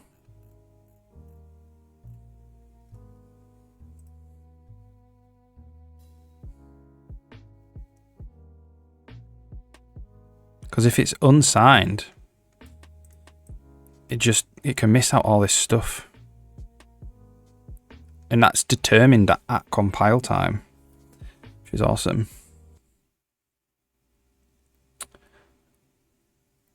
Do you try boost unordered flat map? Oh yeah. I think also for stuff like these fast routines, it's fast. I think for things like big containers, it tries to straddle the line between fast and safety. I think so. It wants it to be, you know. Whereas with boost, it's like trying to be fast. So you think standard static to string isn't faster than to string? Probably not. Probably not looking at that.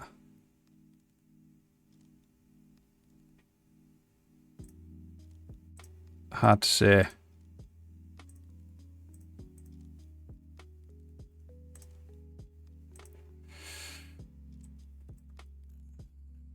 Do you have benchmarks?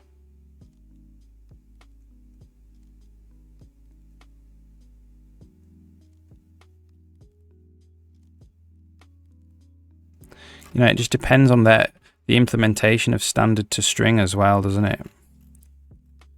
So this is Ubuntu. So they don't have the same code that I have here. Because Microsoft has written this code. And it's not part of Ubuntu. So it might not do this check. I'm not sure. I'd have to look at the Ubuntu version of integral to string.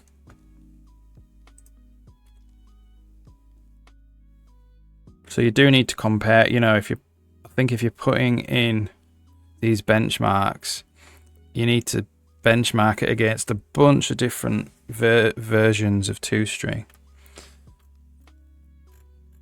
as well before you can claim it's faster than toString in the general case.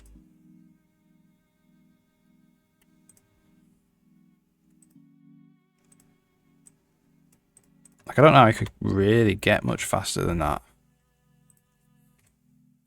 Really. Without maybe like doing some SIMD stuff, if you could do that.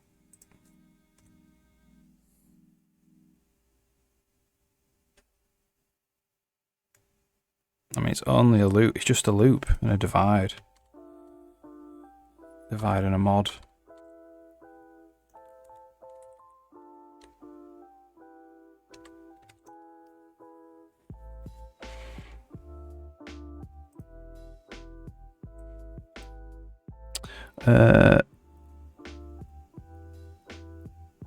Is far from ideal.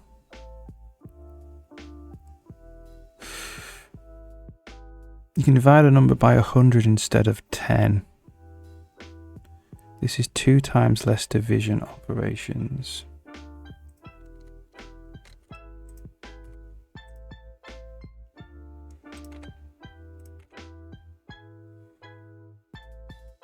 So he's talking about here.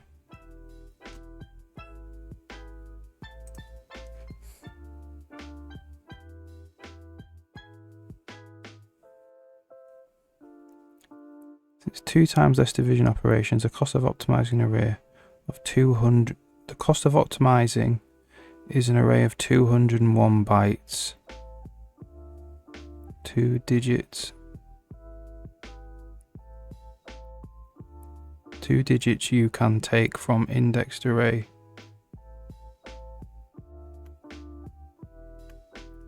I don't know if what he's saying is true.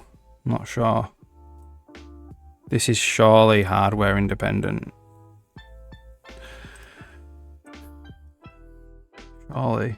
Depend on what machine you're running it on. The cost of optimization is an array of 201 bytes. I'm not sure what he means by that, fortunately.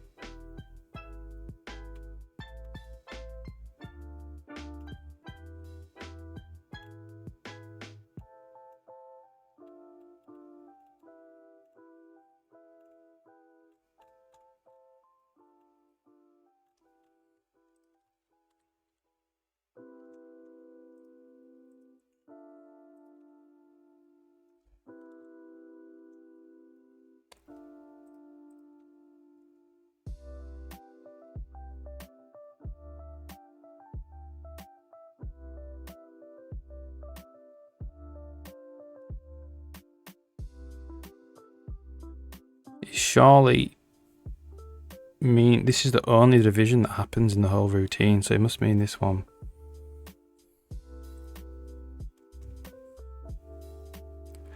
But if you divide by 100, you're going to be missing out a character. So I'm not sure. I'm not sure what he means.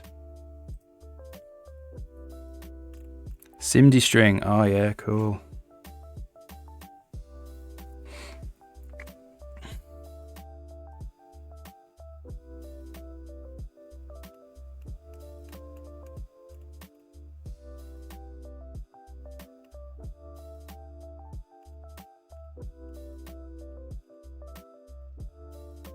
Yeah, like this would be the only feasible speed up I could see is using some SIMD stuff in carefully selected places.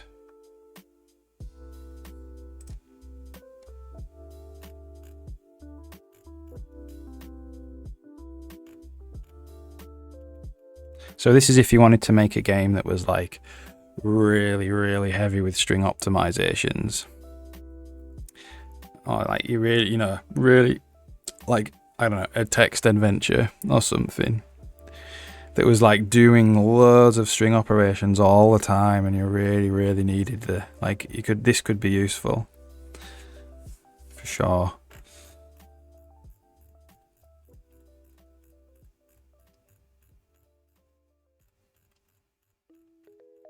If you're just displaying a few strings on the screen, it's probably not that useful. I mean, it's interesting. Surely interesting, yeah. If you're a publisher and you had to, like, I don't know, work with billions of pages of books and you're in a really fast string library, might just leave that. Well, no, I was also gonna do is look at the make ready stuff, because this actually needs the size of all the make ready events, ready state events.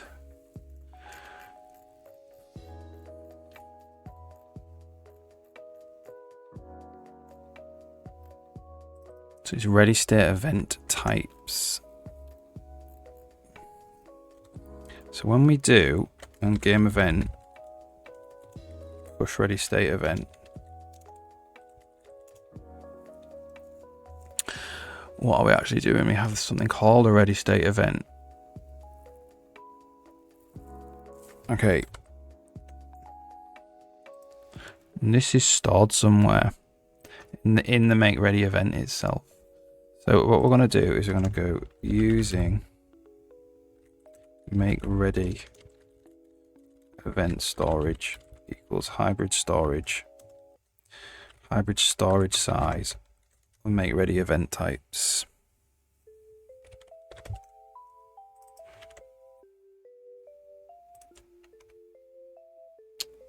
Okay, so we need to actually, that means we need ready state events included here.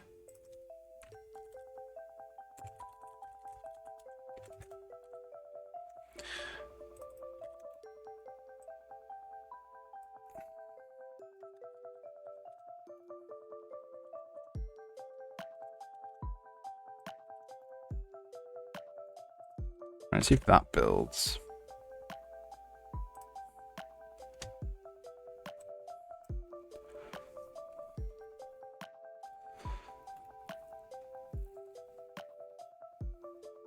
SIMD string.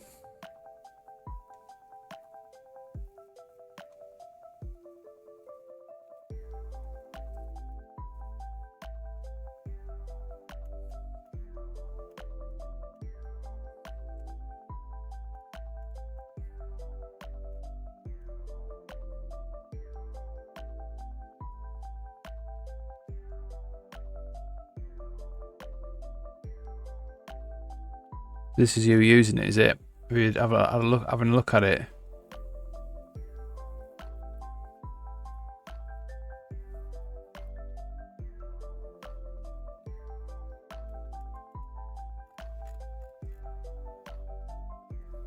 Do you think it supports wide strings?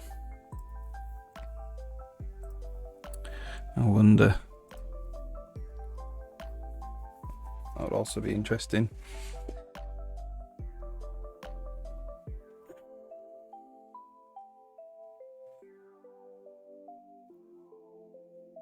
All right. So let's see how big these events actually are now. We've included all the ready state events in there.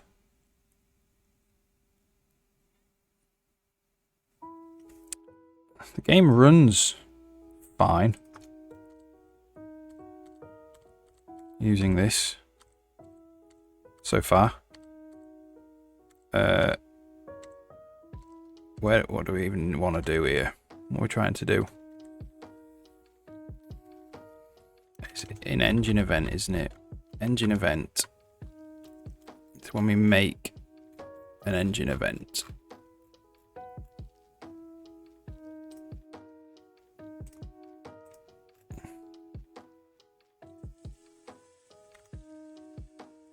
Okay.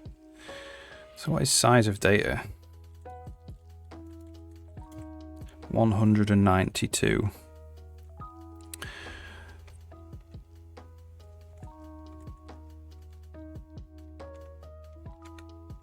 The thing is, they're not called very much. It might be a pretty good optimization, this, or at least good for memory fragmentation.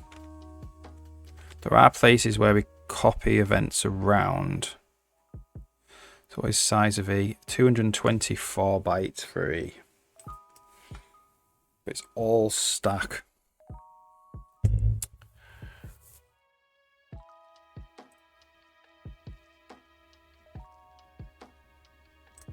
Let's just check we're not going to crash anywhere. Play the game for a bit.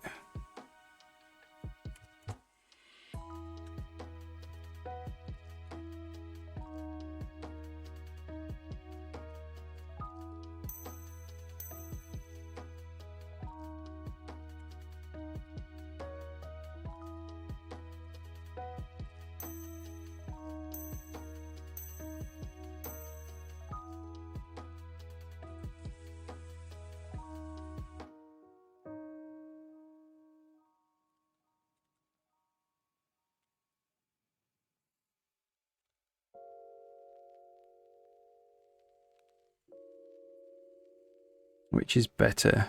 If your primary concern is standard string replacement for game development, with emphasis on small strings for frequent copying, minimizing dynamic allocations for general string use, SimDstring might be better suited.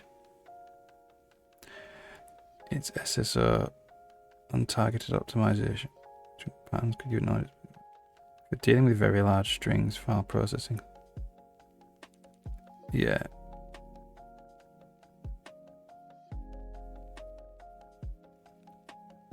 Bubble. Shiny. Yeah. Yeah, for very large string databases.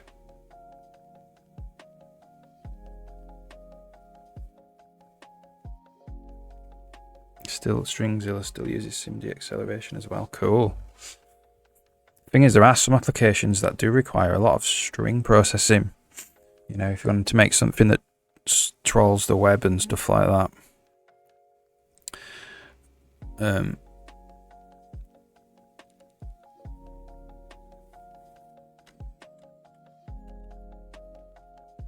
You would really have to see in your game. It'd be game dependent, wouldn't it, whether you should use it or not. It's nice to make it a drop in, so then you could A/B it, couldn't you? Which would be great. You could A/B it. You could have standard string, SimDstring, Stringzilla, and you could just see, like, you'd be able to profile and be like, man, the string processing in this game is really slowing it down.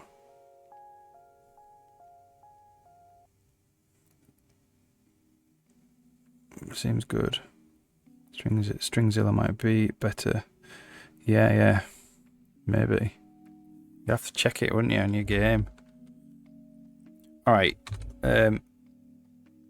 Should we do a release build? I haven't done a release build for a long time. The thing is, these game events, they're never really fired. The engine events aren't. Game events. Game events. It's only really here, isn't it?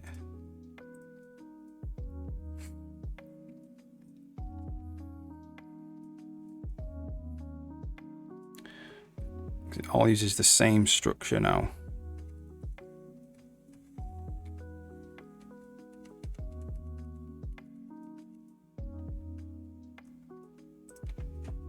Let's just log. Can we log here? Event. We do this here.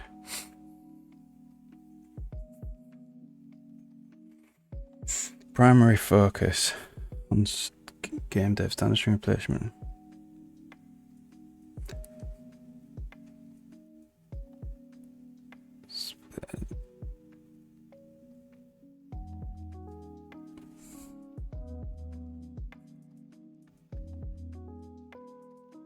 Oh, I can't read that, unfortunately. Can I request it?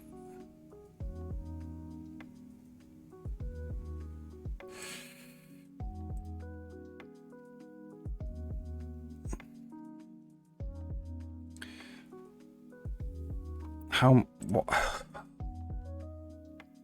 you sending? How many events are we sending? Literally all the time. So let's do static inline size t e counter.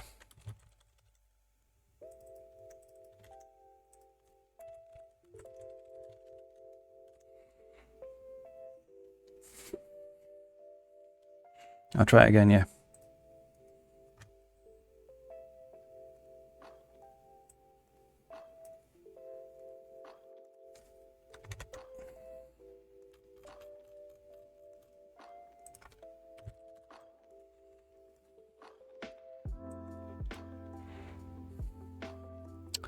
Game to string replacement.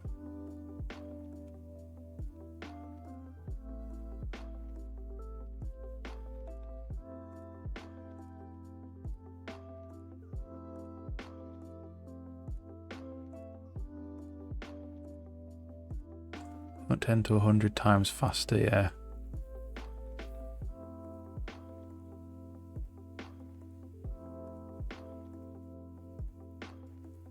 You need to profile, and like my game will do literally nothing with strings really. But some games will be doing loads with strings. Custom free list. Optimize for small strings, general use. See, this is nice.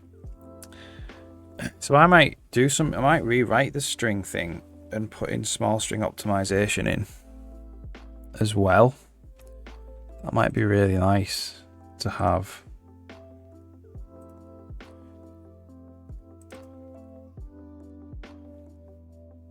What's the problem here?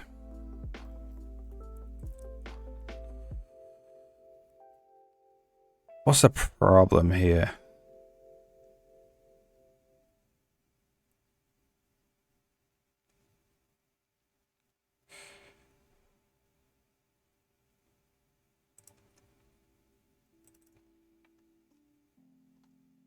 Why do you not like this?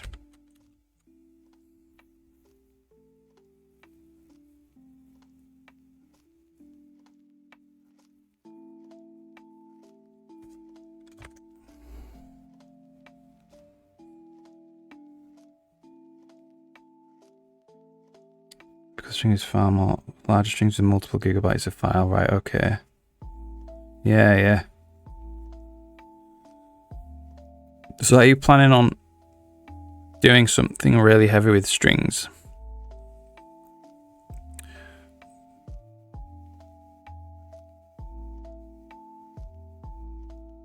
I'm going to put actually on my to-do list, which might be fairly interesting. Small string optimizations.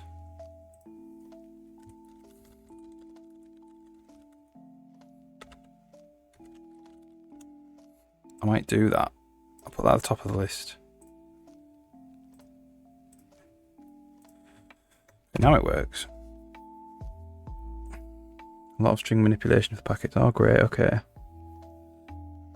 So have both, and then write a little A/B test.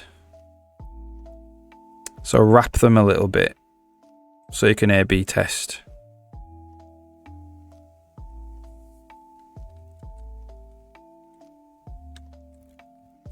So we're on event number 474. 425. It's not really, it's barely sending events. So I think we can get away with this optimization. It's not necessarily a time optimization, but it's definitely a fragmentation. It solves memory fragmentation.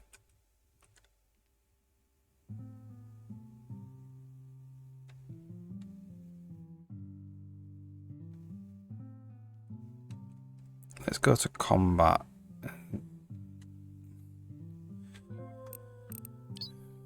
I'm going to transport room 2. Stringzilla's just damn catchy. Yeah, just write something where you can A/B it, and then do both, and then just keep them both in the game all the time, and you can just switch between using one or the other. And that means, you know, we're on 571 now. Let's just have a fight with this thing.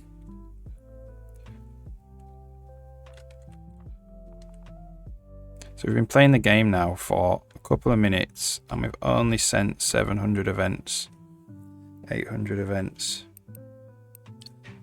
So I think we keep this. I think we keep this little optimization. The only downside is that we need to include the game here, which I don't really like, but I think it's totally fine.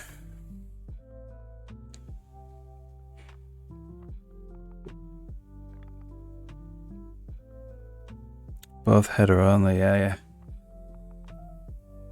So, you know, you do something like you'd include both the headers, and then you do like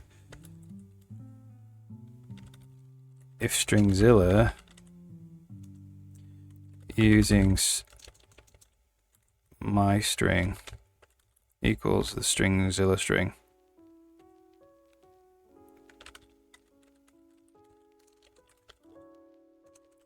Stringzilla string.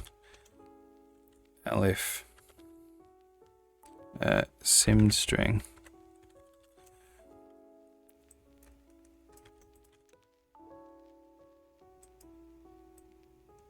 Sim string. Else. And if you do like using my string. Well, that's actually an equals sign there. Equals standard string. So if the drop-in replacements, you could do that. That's what it means by a drop-in replacement. You could just do that, and the APIs for both are entirely the same. So you could just set this tag and just swap between them.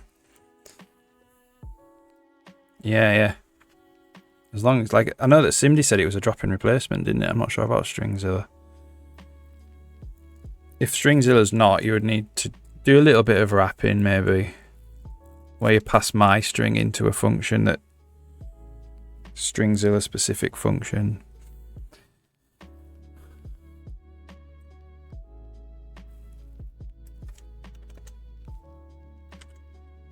So I wonder if it could be a little bit cleverer than this. I have to include the game.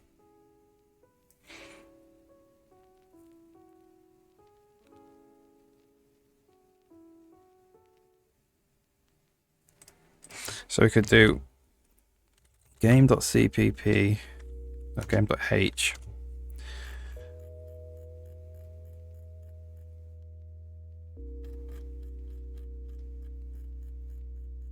We'd want something like constival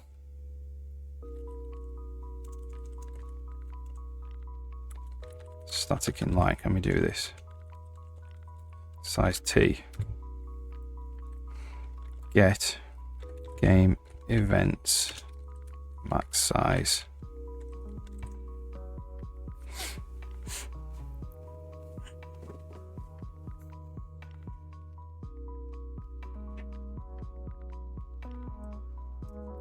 Or maybe struct game events max size.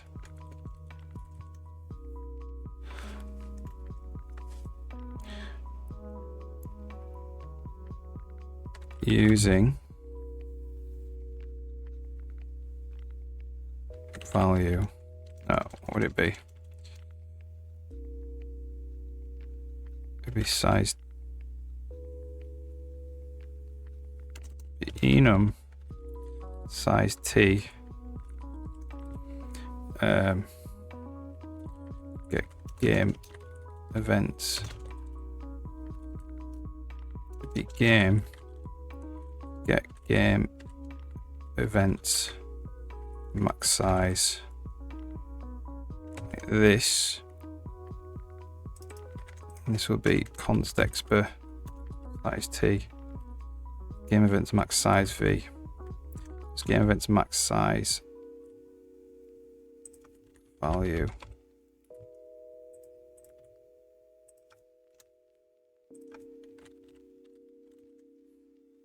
Like this, and we just need to implement this.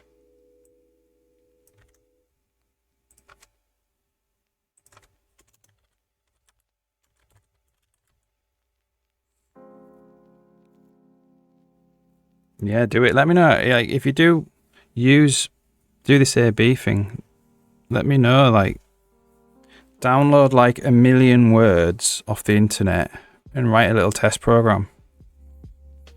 I'm sure there are big corpuses that you can download of like Pig Latin or whatever.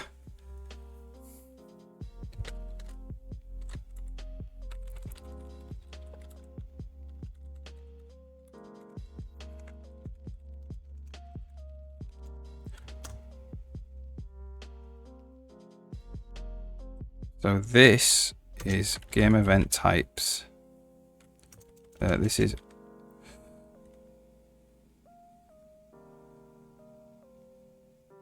This is tuple max element size game event types. Like this. Does that build? No.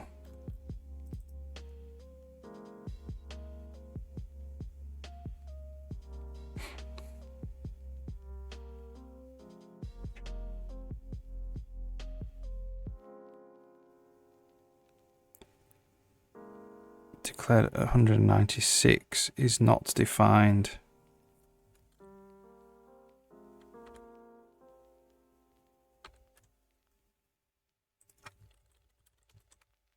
It have to be defined right there. Probably does, doesn't it?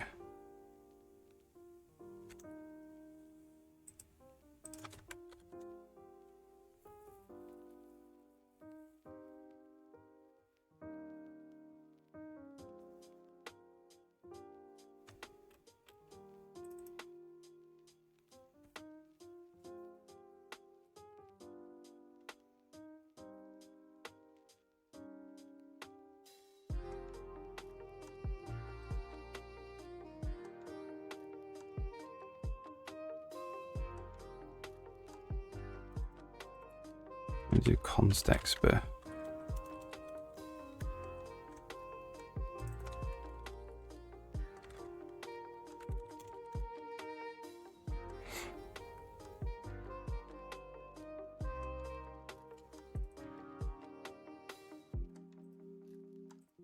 Has to be const eval. So you can't split it.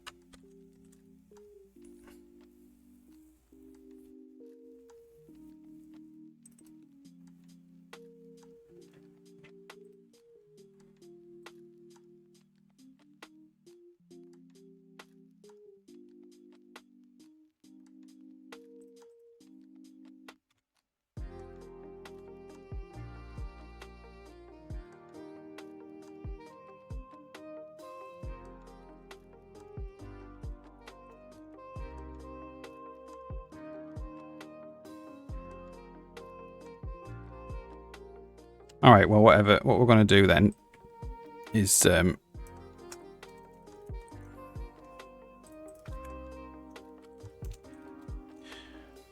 we'll include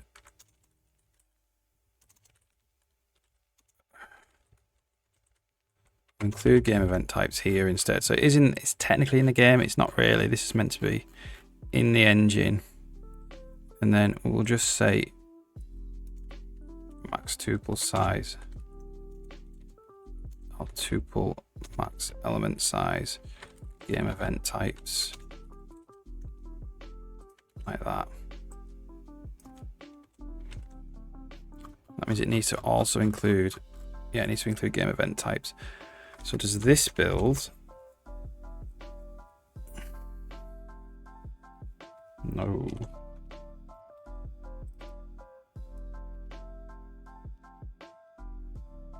Okay, so we have a problem here now with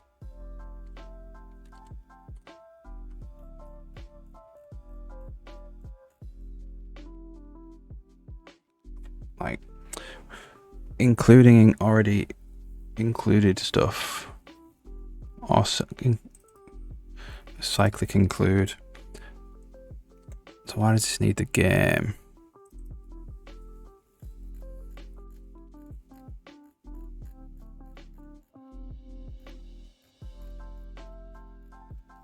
Why does this need the game? I'm gonna say it doesn't, potentially.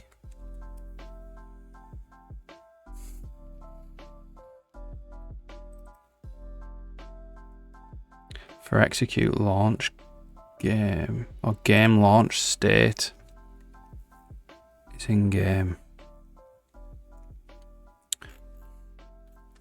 Okay, you do need the game. Whoops. Take it back. So right then.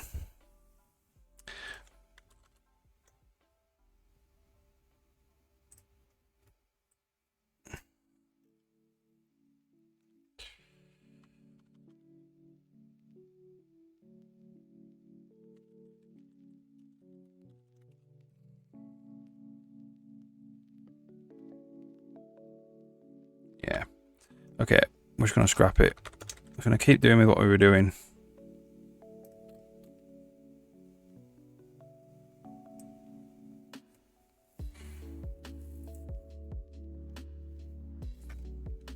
It's a shame you cannot have constival.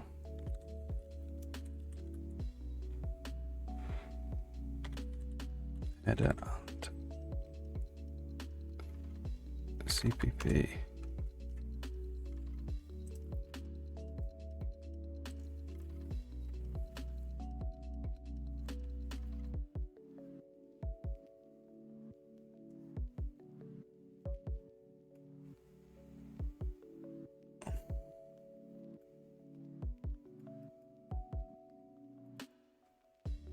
So you cannot have constival functions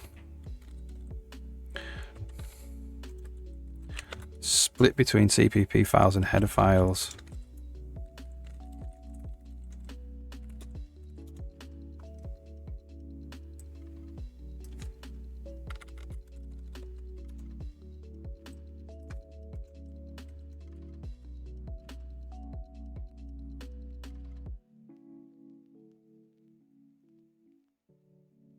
Well, if we return tuple max element size game event types there,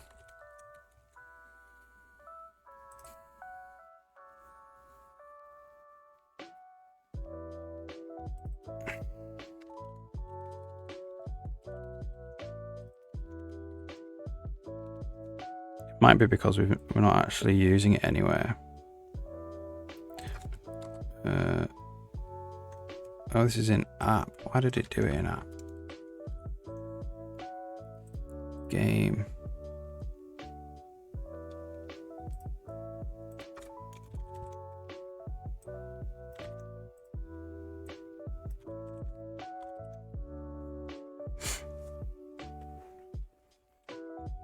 So does this build?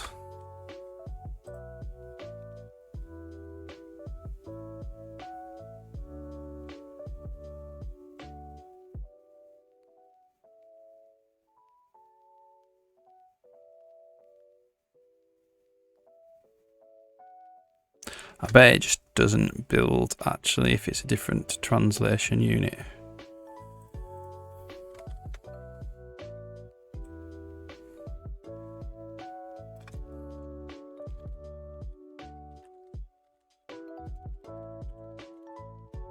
What do we call this? Max game event size.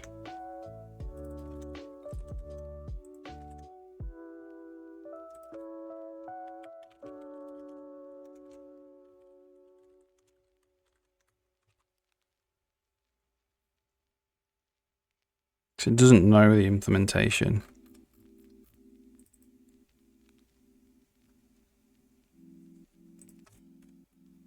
It doesn't know it.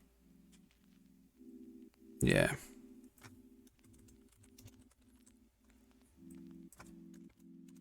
Okay, we'll just go with this.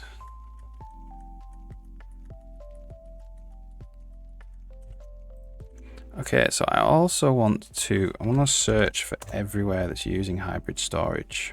Content cache. Like trigger game type.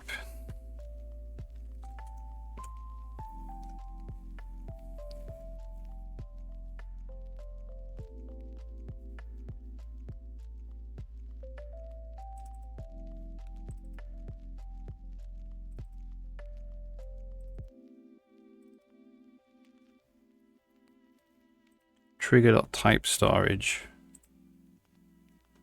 So what is a type storage of board trigger type storage?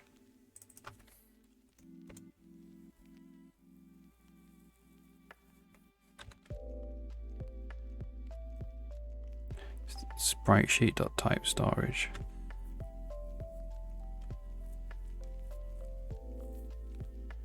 Okay, so that's not actually using a tuple. So I think we can't do it on there.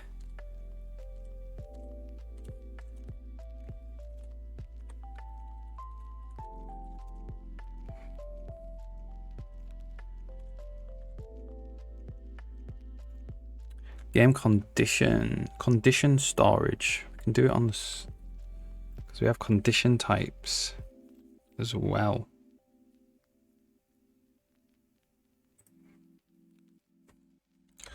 So yeah, so engine conditions. What would it be? It would be include Sci-Fi Gardener. Game conditions types. And this would be standard max hybrid storage size. Engine condition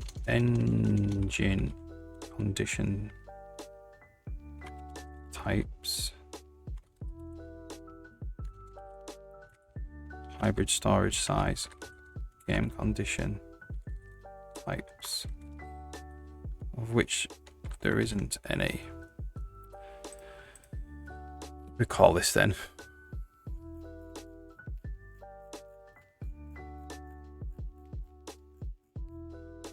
G condition types.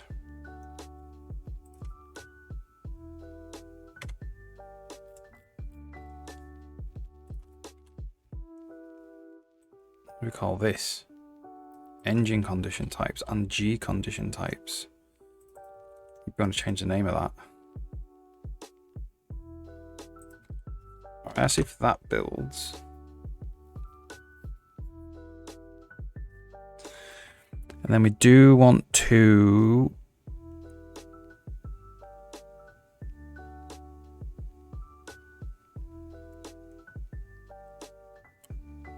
check the size of condition storage.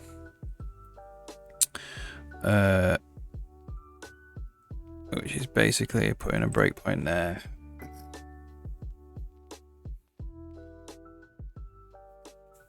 Obviously, if it's massive, we we can't do it. Include game. Oh, that is a Visual Studio bug that I have, where it just randomly includes game there.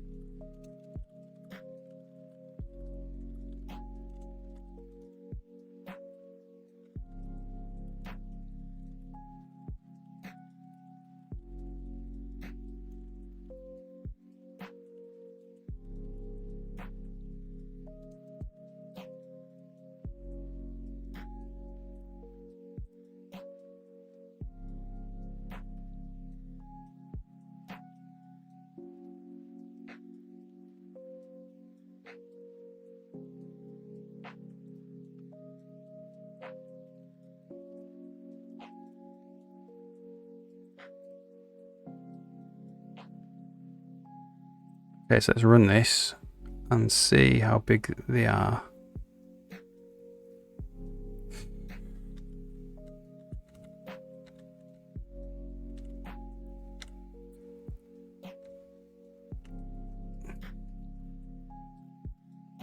Look, that's not even a thing. It's not even... Well, it's different, or it's not even being called.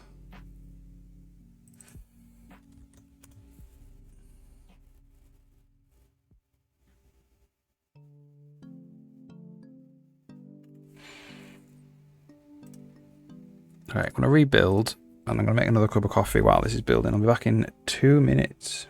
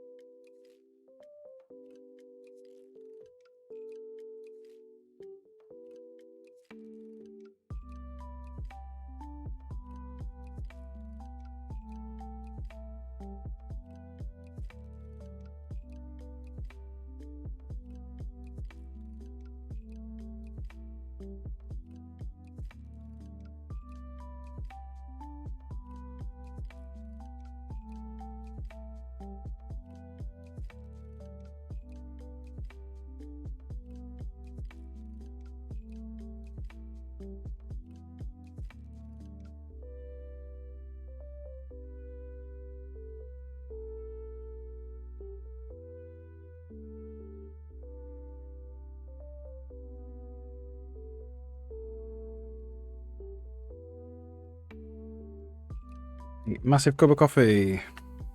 And a build as well.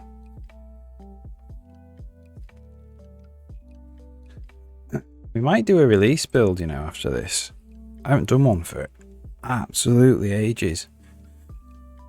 So this never gets called. Ever. It's compiled away. So how do we do?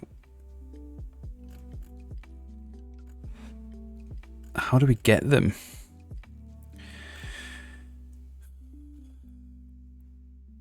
We must have to read a bunch in. It must just come in from data files. There we go, yeah. So what is size of C? 168 bytes now.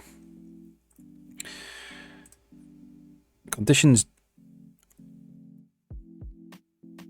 do get stacked, I think.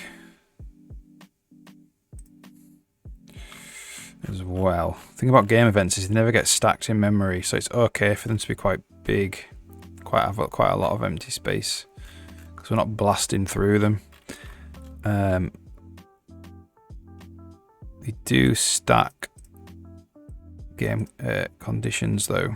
We'll keep it like this for now. And then what I'm gonna do is when the game loads, I'm going to print out the actual size of the engine event storage and the condition storage, just so we can keep an eye on it.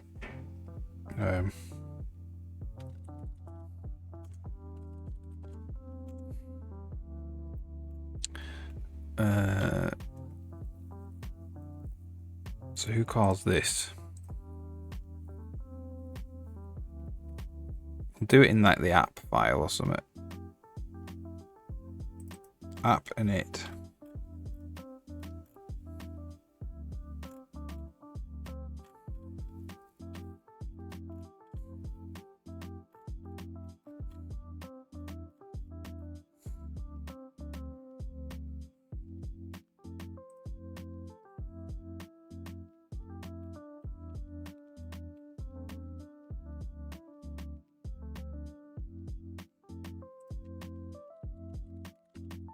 Game condition types. Game conditions. So this uses condition storage exactly the same. So we'll just do it here. We'll go log line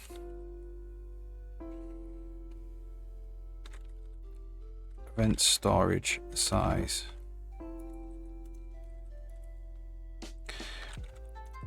What are they called? Event storage.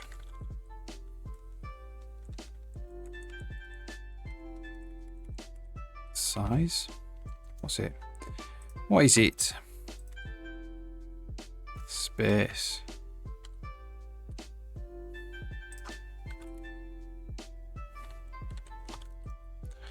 And then we're gonna do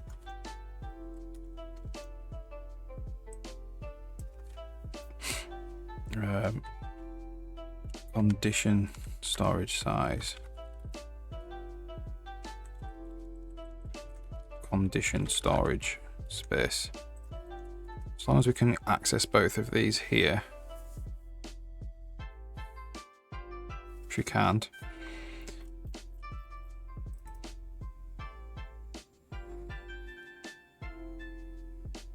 That's a weird error.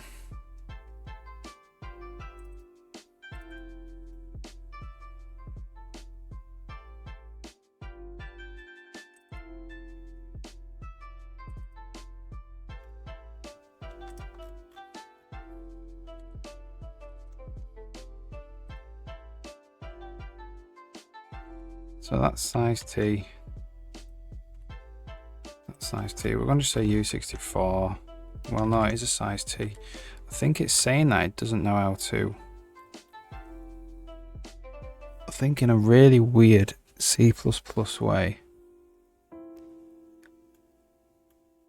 It's saying it doesn't know how to convert a size T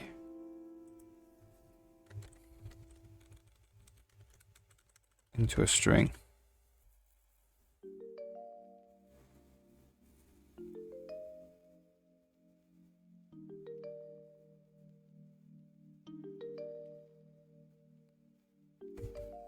That's it.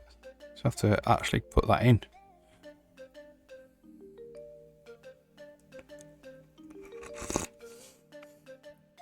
Yeah.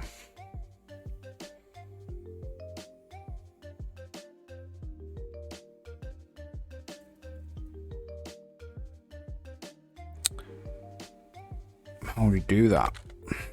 2 string.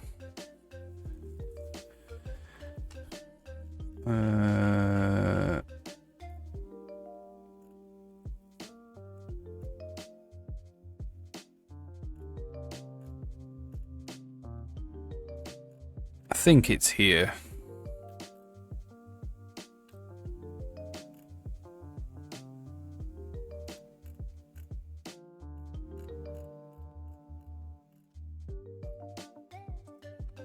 Is there a size T? There is a size T. Oh no, that's a range of size T.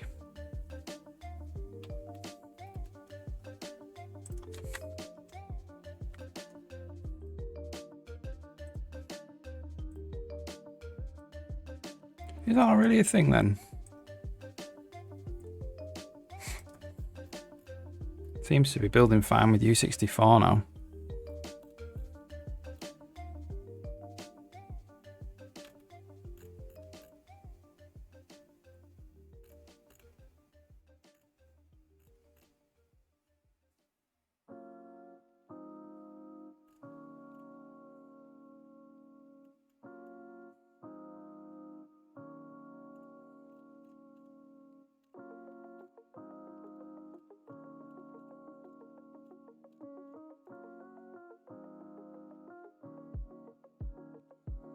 Let's do this here.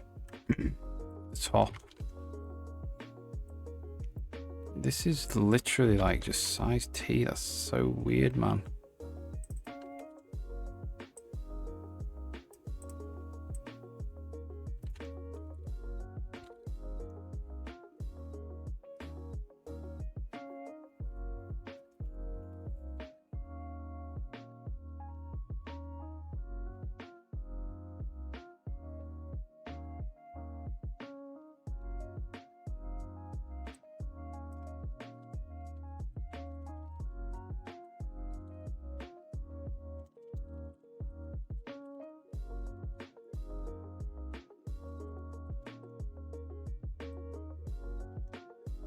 The wide version.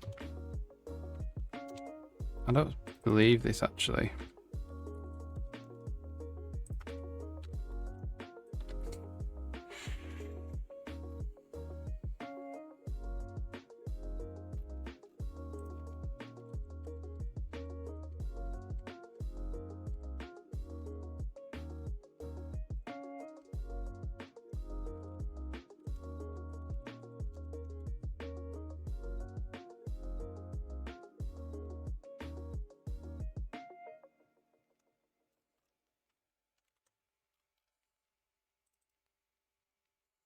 U64 standard what is it? uint 64_T.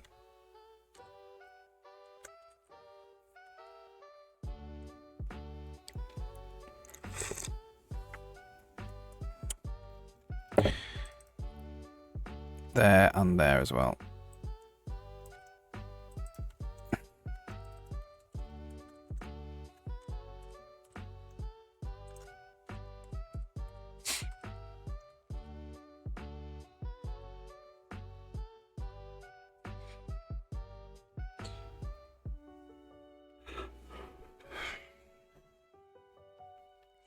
Nope, still doesn't like it for some reason.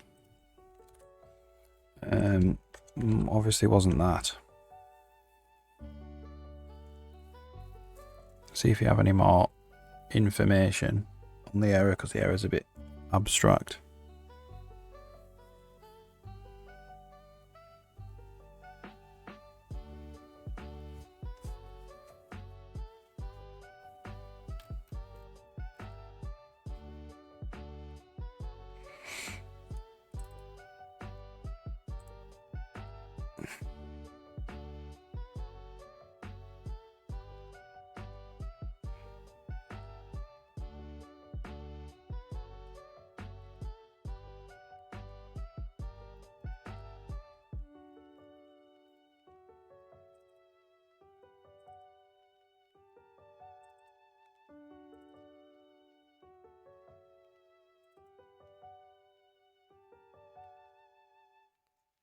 Oh.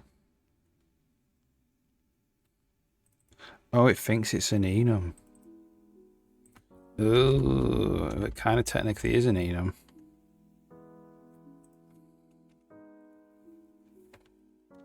This needs to be standard 2 underlying event storage space.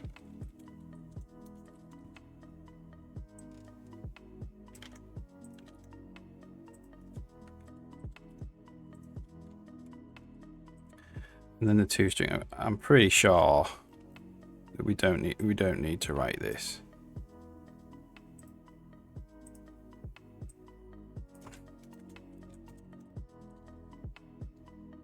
Try that then.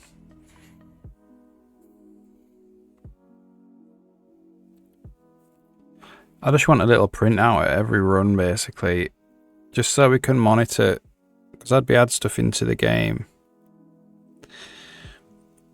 The kind of unioned in size now, which means that if we make one enormous game event that is quite large in memory, it means every single other game event will be that size. So I will just keep an eye on how big it gets.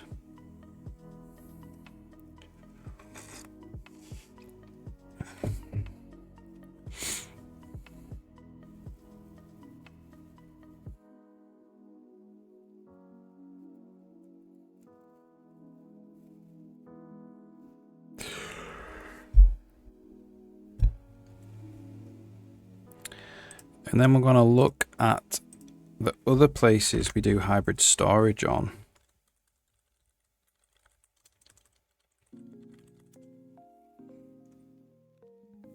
Let's just go through.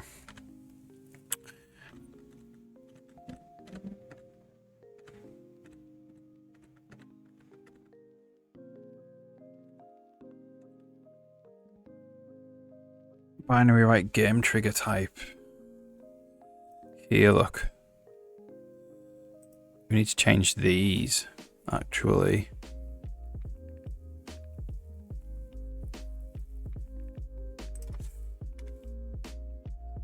Because these...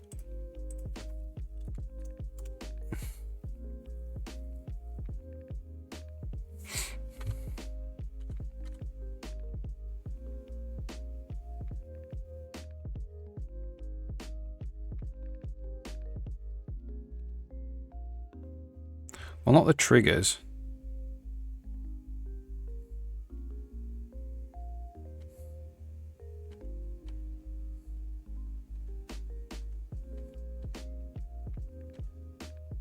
Actually.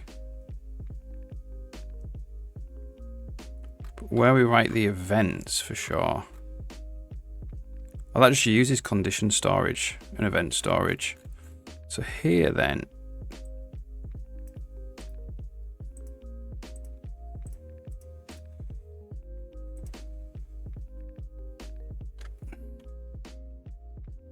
when we actually call these, whoops, that's the wrong place. The wrong button, I mean.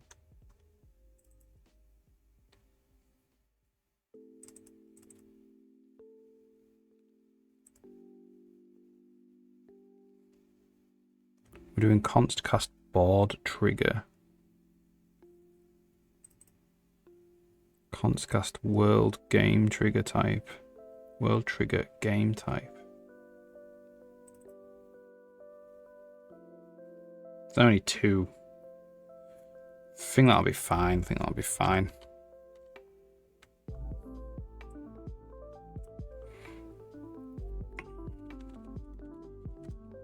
Let's keep going. Where did we get to? There. And the same for paths. Board trigger, type storage. So this is not really, doesn't come off a tuple or anything. So that's fine.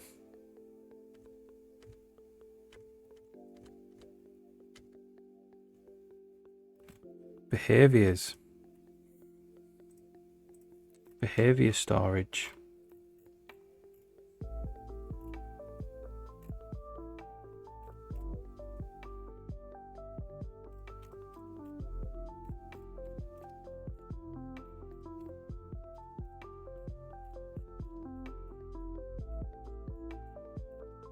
Do we tuple this up?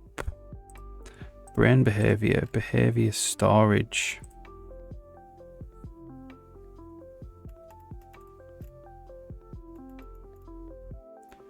We have brain node storage types. Brain node storage.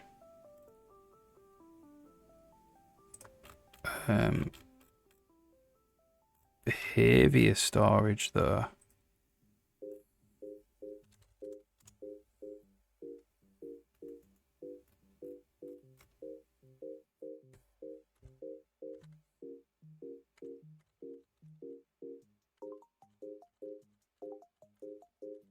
When do we make behavior storage?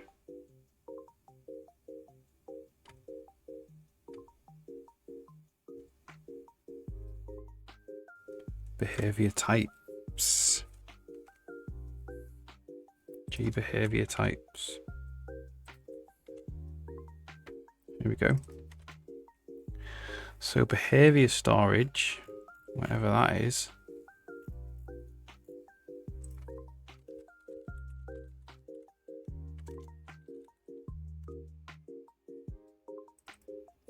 Where is that? It's in Game Brains.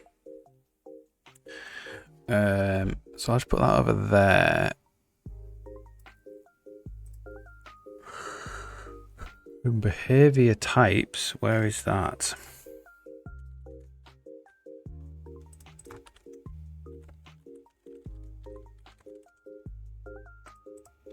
Behavior types.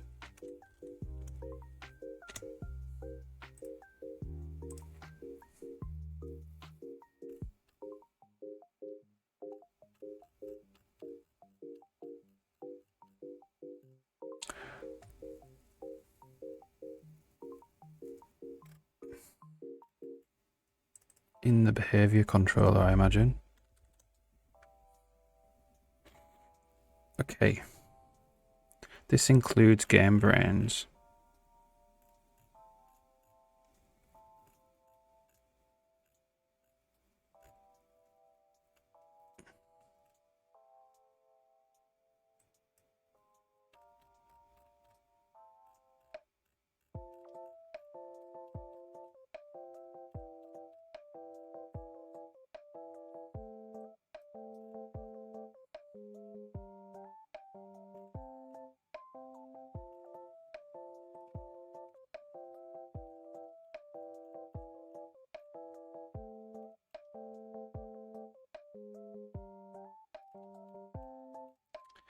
So where are we actually doing the behavior types?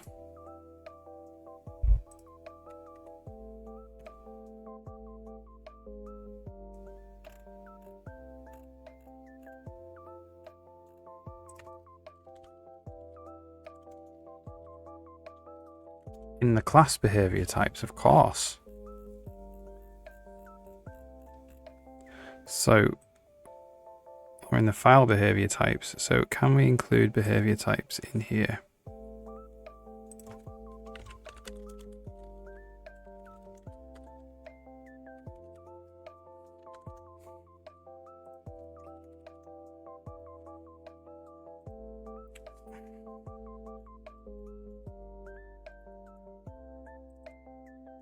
There's no such thing as behavior types.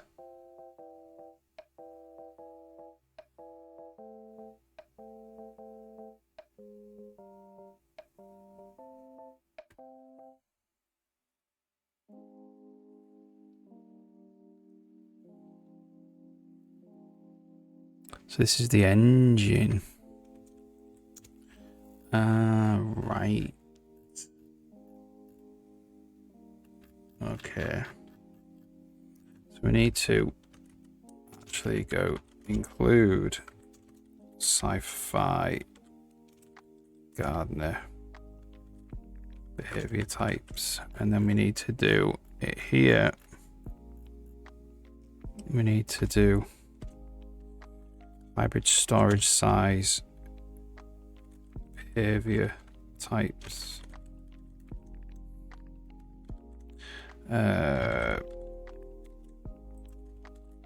behavior types.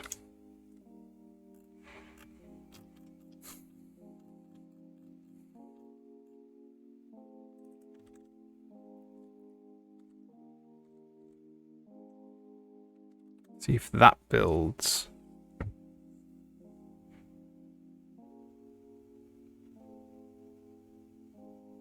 That's behavior action storage though. That's not right. This. Where's behavior storage? Here. So this is actually hybrid storage size, behavior types. And then we want behavior action types.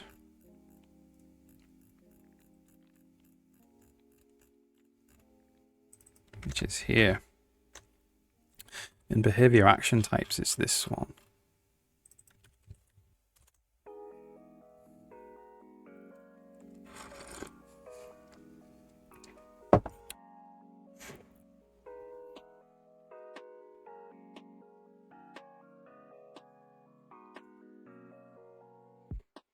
Okay, so as long as that compiles, we're good. Let's have a quick look for hybrid storage again.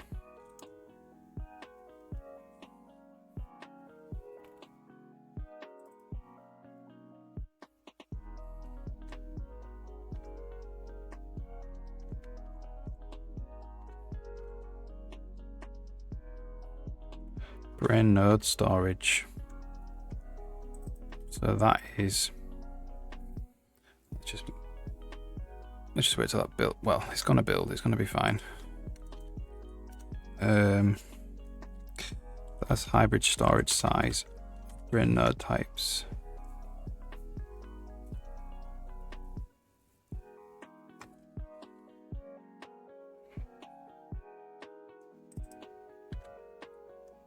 Copied nodes.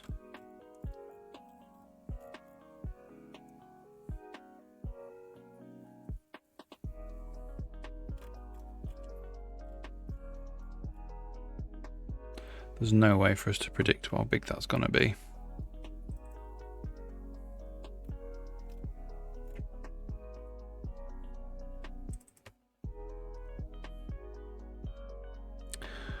Animation routine. Animation routines.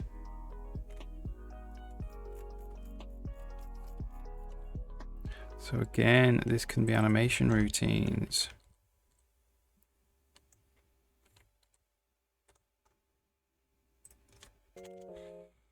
Hybrid storage size, animation routines.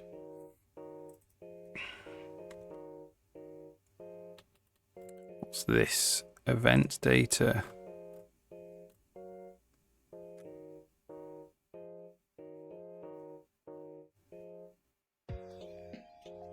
Event type. There's no way I think actually. There might be. Let's just have a quick look.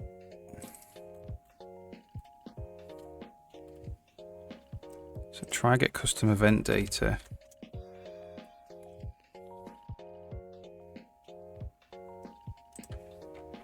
Combat attack state change.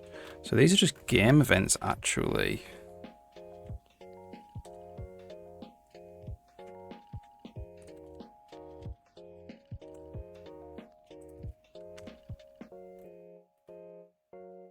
So maybe this could just be event storage.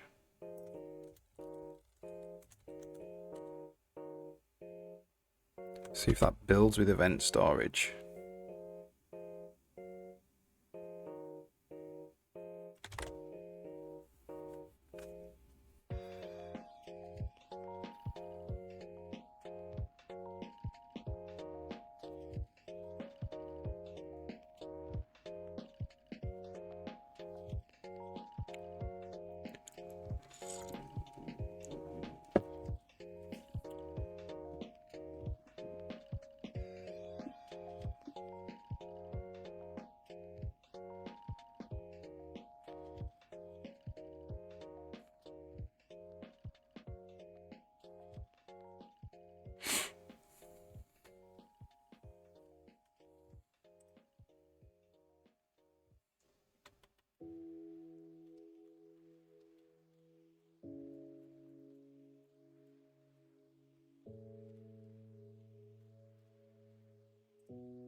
Seems to be fine so far.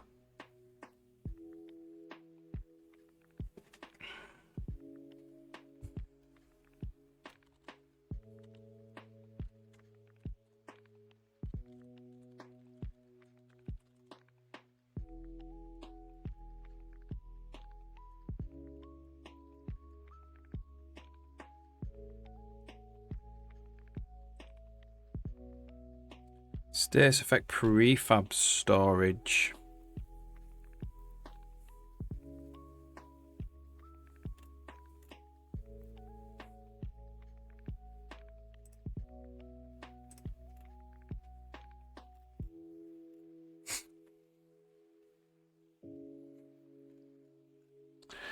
I bet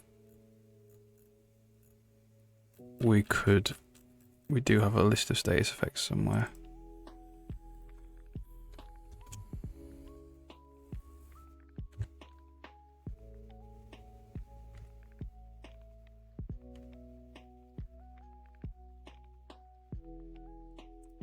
Produce status effect prefab.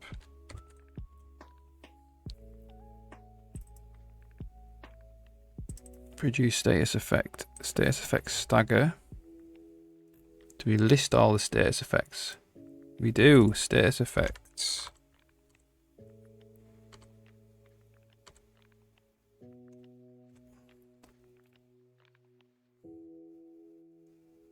So that is hybrid storage size of status effects.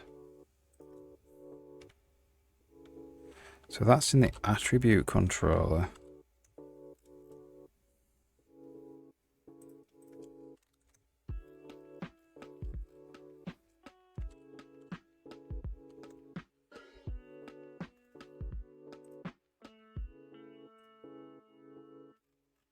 I think I've got to include the attribute controller now.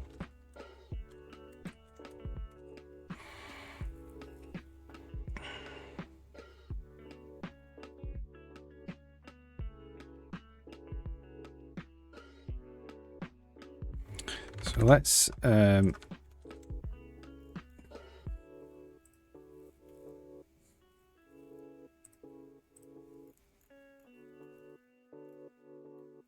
loot. So that needs to also be the maximum size of the loot bag, wherever that is.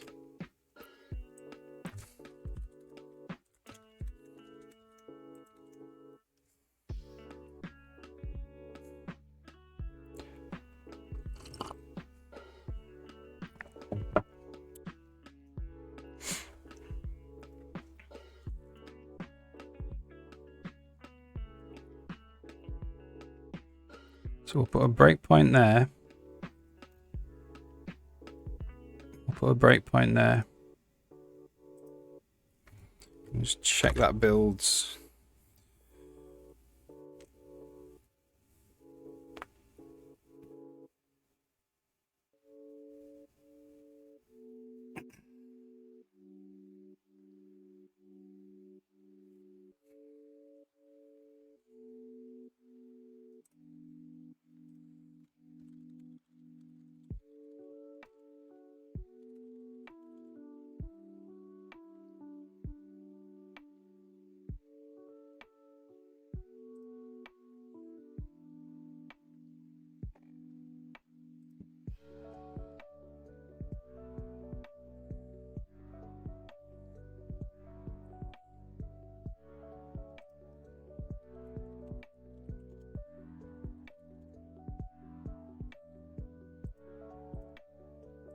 That builds all right.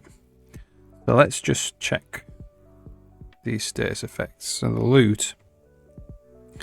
So what is the size of loot? Or the size of this? Now, space 72. Size of this 48. It says.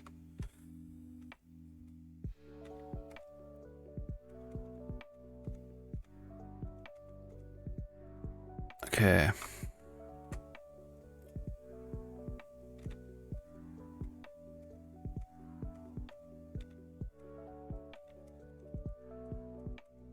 This is looking pretty good, you know.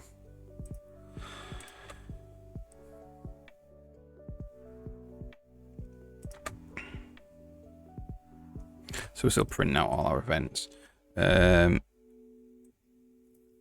We say event storage size 168 bytes, condition storage size 112. They're the main that I want to keep an eye on. The rest of them are fine, because the rest of them are going to be used so infrequently. Okay.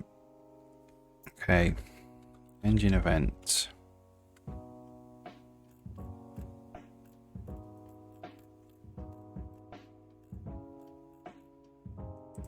Or is it game event? Yes, game event. Okay. So let's have a quick look for more hybrid storage.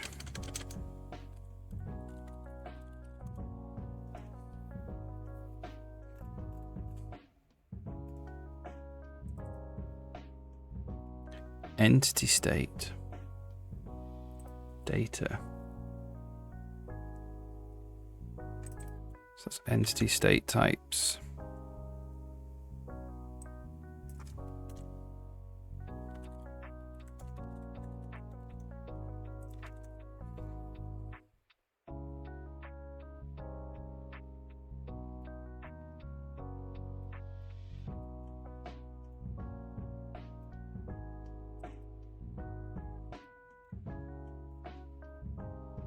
Inventory item context.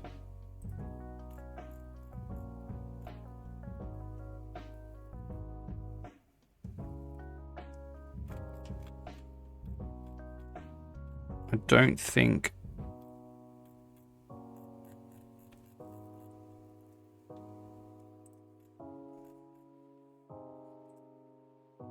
set context. I don't think that comes from a tuple.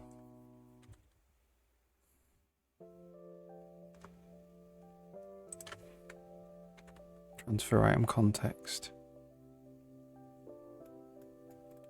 Ooh, maybe it does.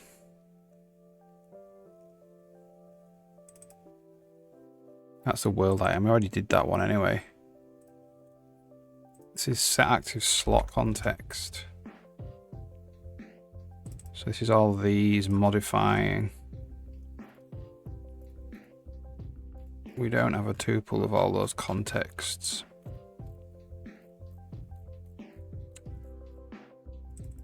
Planting context.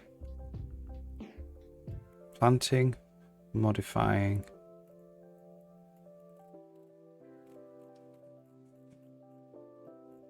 Yeah, so we'll leave that. We'll leave that.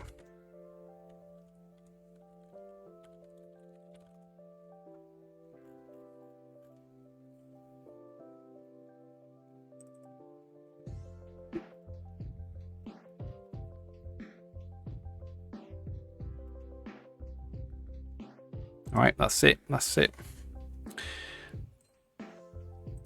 Attribute event, resource event.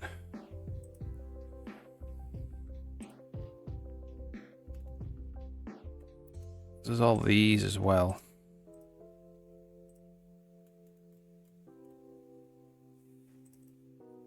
I don't think they come from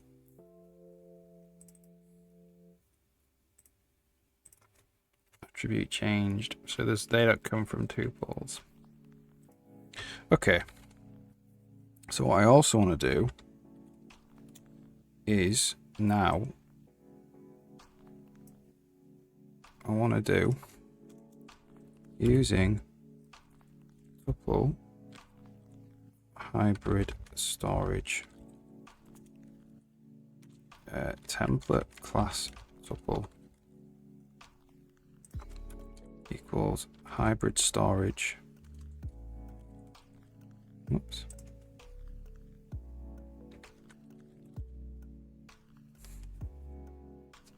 Come on, Visual Studio. What's going on? There we go. Hybrid storage size tuple.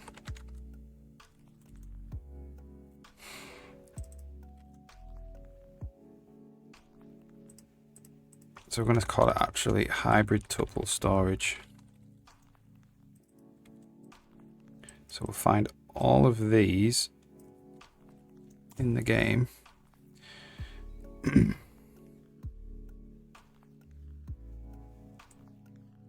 This is just hybrid tuple storage of brain node storage types. Hybrid tuple storage animation routines. Hybrid tuple storage of state effects. Hybrid tuple storage for loot bags.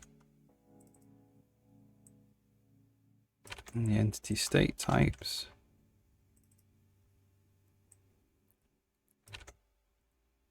And there are already state event types. Transfer types.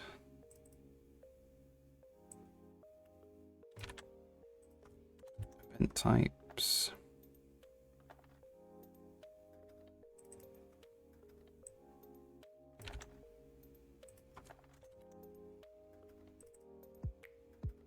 This will help so much with memory fragmentation if you play the game for a long time. Okay. Alright, so let's just build that.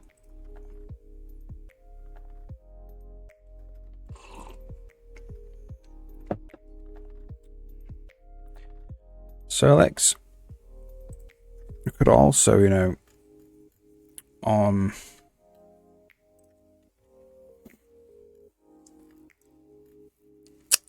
we do allocate storage.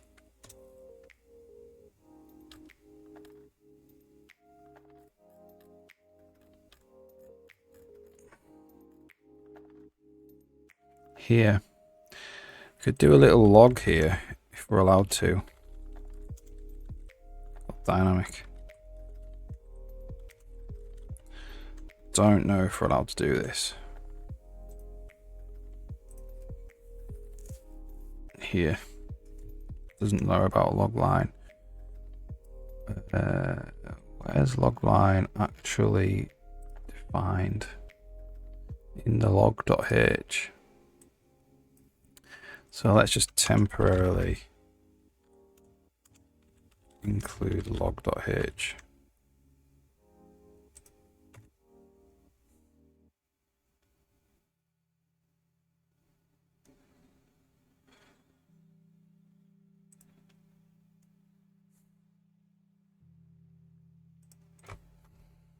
See if we can do this.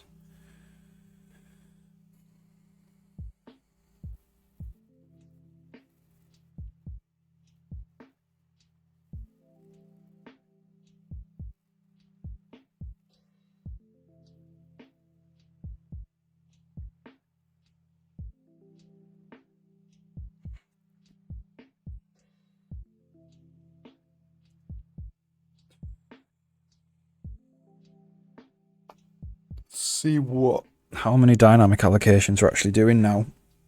It's going to be significantly fewer, hopefully. Well, I know it will be.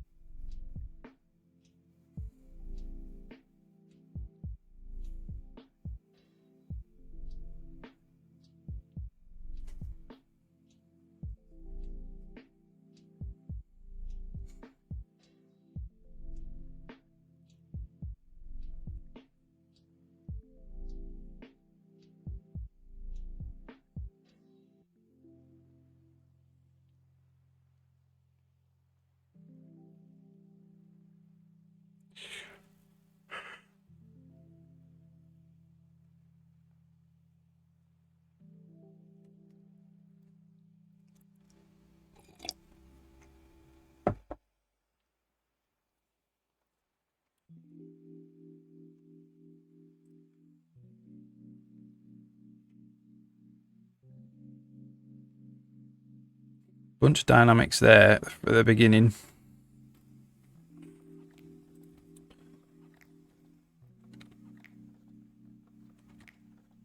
Let's run around and do some stuff. A couple of dynamics there.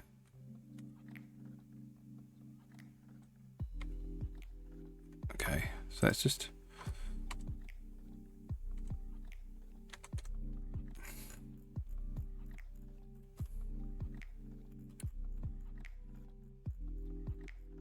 Where are we? Here it is. So this is coming from tech controller, set active slot context. This is coming from the contexts of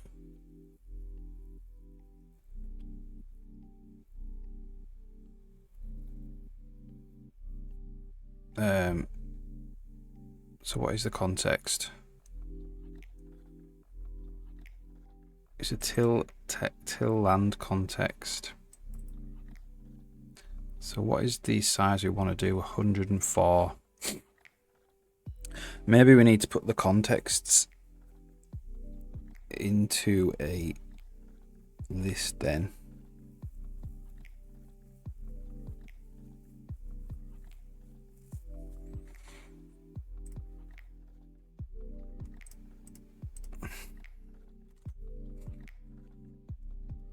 Yeah, so what was all those ones at the beginning as well? Before we'd even loaded the game. Storage. Ensure game condition. So what is this storage? Condition storage. Of 112. So this needed to actually malloc. So it's 152.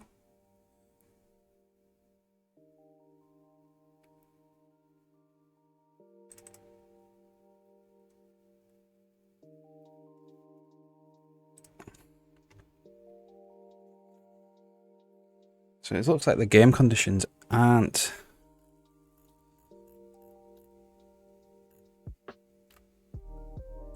condition storage size, engine condition types, game condition types.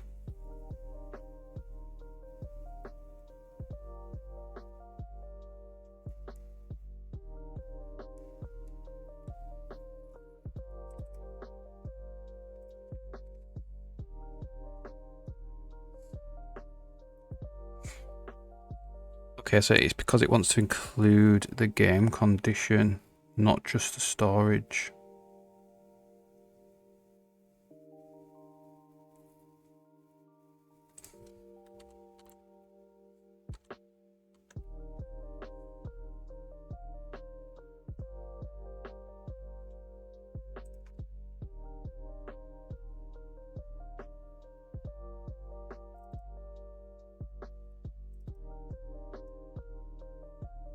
It puts the game condition directly in itself.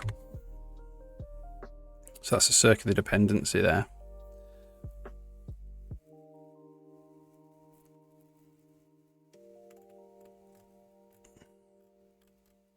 Does the engine do that? Where are we? Game condition. So it'd be game event.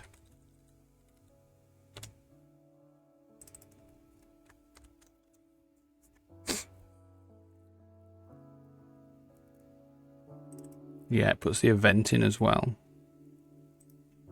rather than the actual structure. Rather than the actual hang on, game event.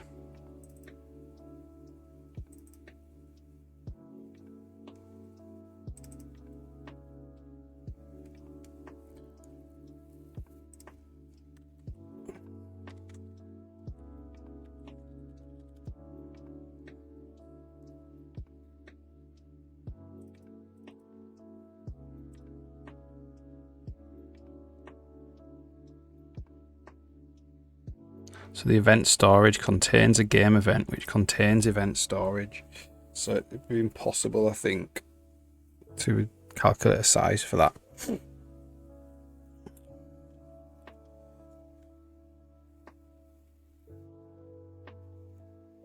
it would be like, it's recursive, isn't it?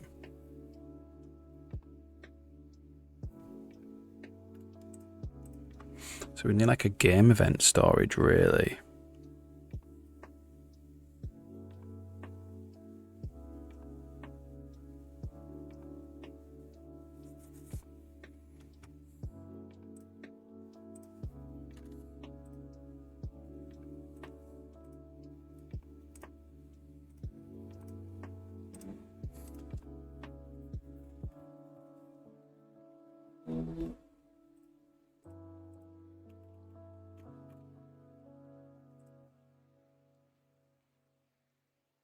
So it'd be something like, if we go to engine events,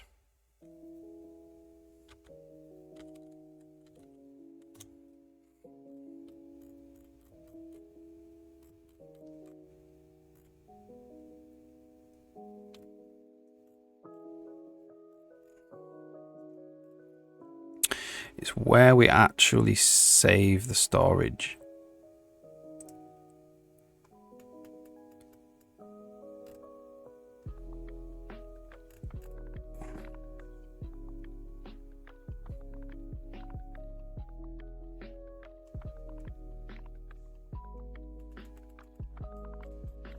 So let's just copy this into the game event. And we'll call this game event storage.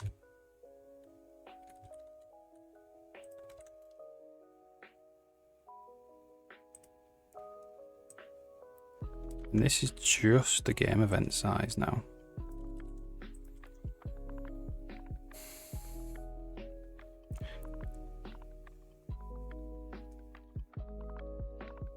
In fact, this could be just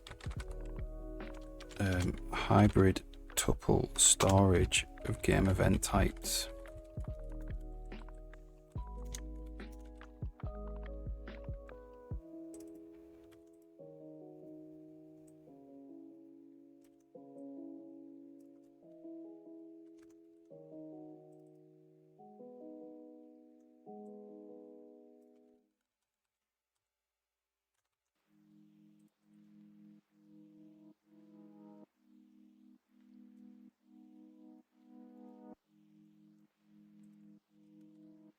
Check that builds.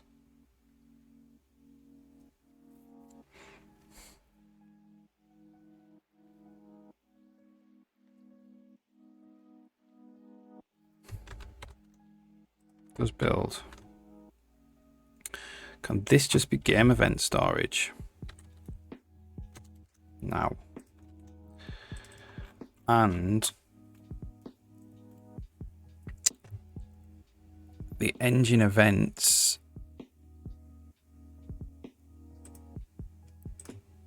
is the hybrid storage. So we don't include game event types, we include game events. And then this is the hybrid storage size of the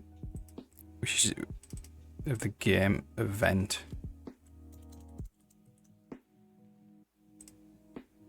I think this expects a tuple though.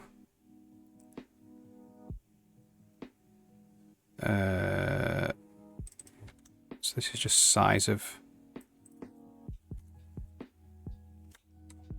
hybrid storage size.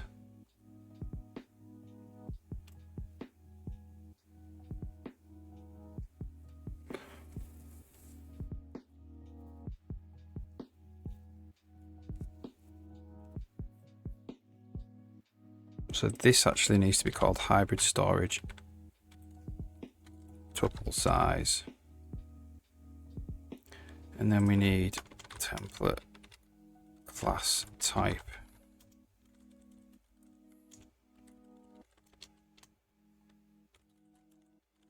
Hybrid storage size. We're going to put size 2 just in case that they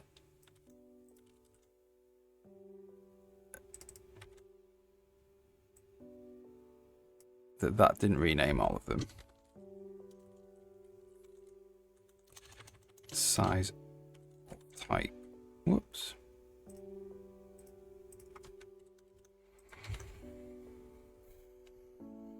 It's actually hybrid storage size 2. So in game event, engine event, hybrid storage size 2. So it's the maximum, the hybrid storage size of the tuple or the game event. And then the game event has new storage, which is based on the game event types. Let's see if that builds.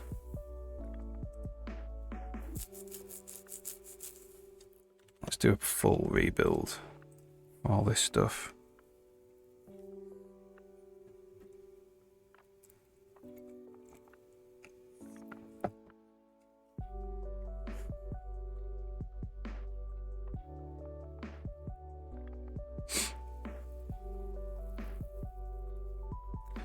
Okay.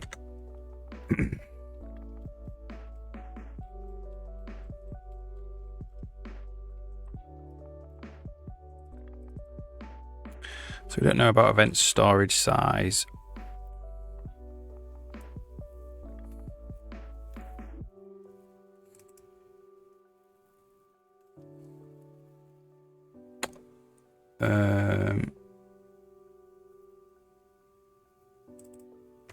Is this game event storage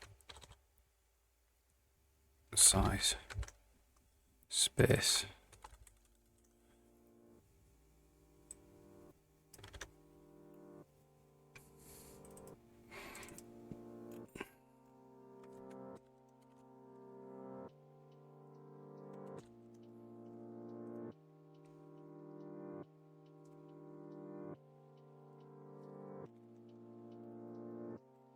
Says expression did not evaluate to a constant. Game event. It says size 208 bytes, so it knows, the IntelliSense knows it. Error. Undeclared identifier game event.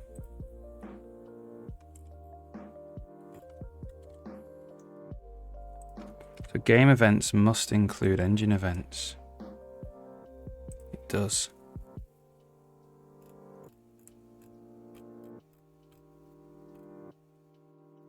That's unfortunate.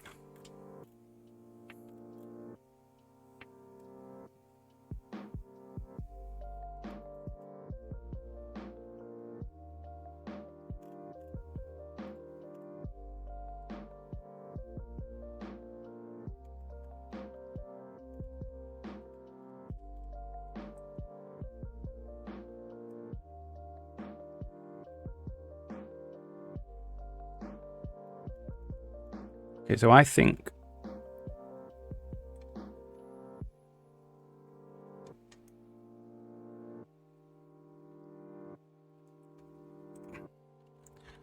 game event types. I think we put actually the game event like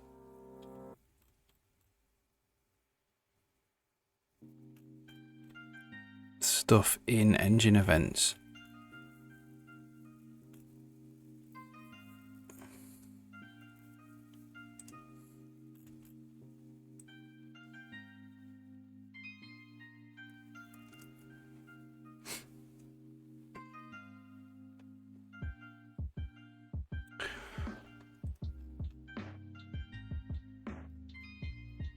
That means we wouldn't need to cross over API either. So we're going to do game event types, get game event types,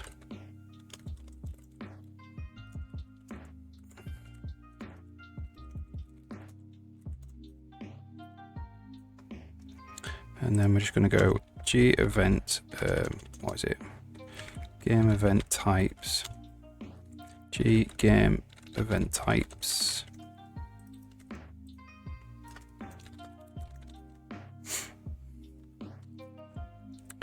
And then fire wants game event types. Get fire wants game event types.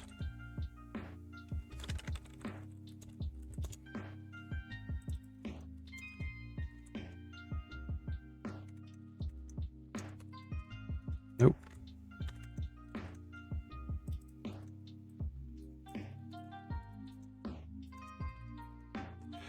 And that's static. That's static. We'll stick these right at the top of the file.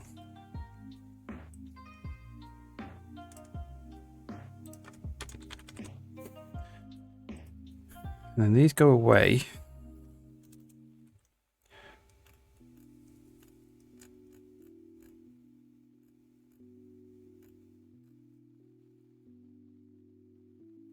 And then game event callback. Okay, and then this.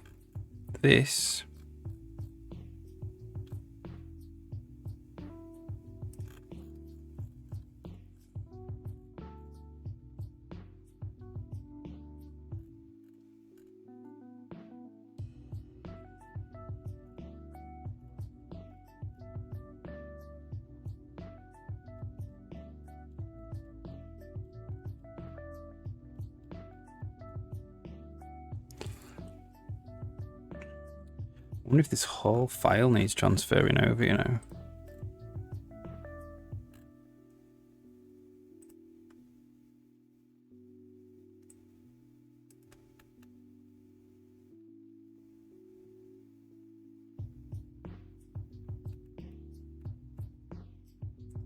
Well, we'll start with just the serialization stuff and the reflection stuff.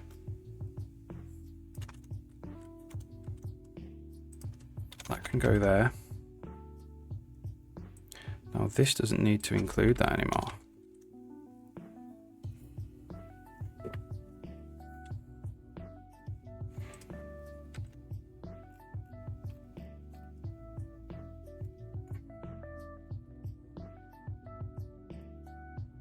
Does need to include game event types though.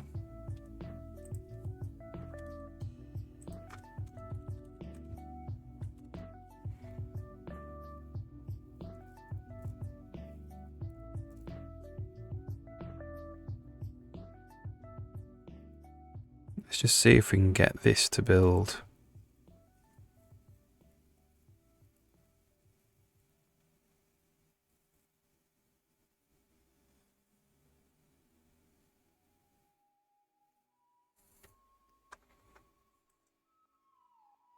So what stuff do we have left over in game events? Got the ready state event stuff.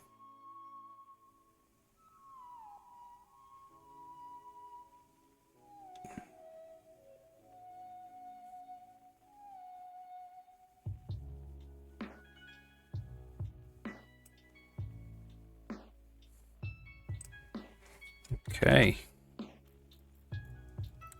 So a few of these will need. So this is. Where are we? Get game event types.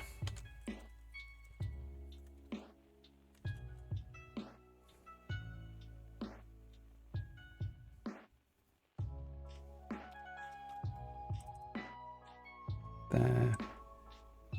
There.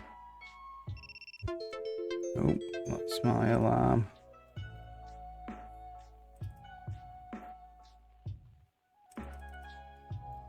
Where were we? I've just lost my place now because of that alarm. So this is get game event types. There. There. There. And there.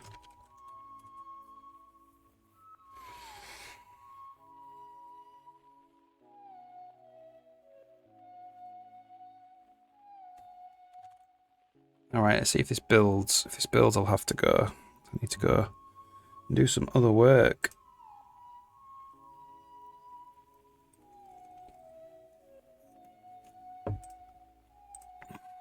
Should be the fire wants event types somewhere as well that we changed.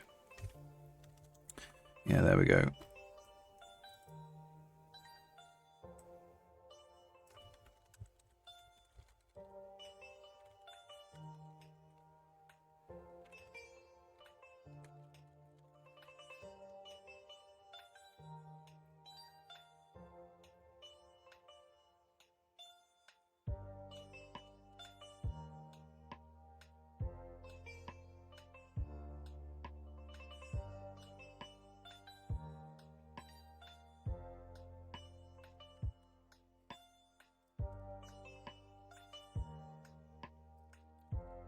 Game event types.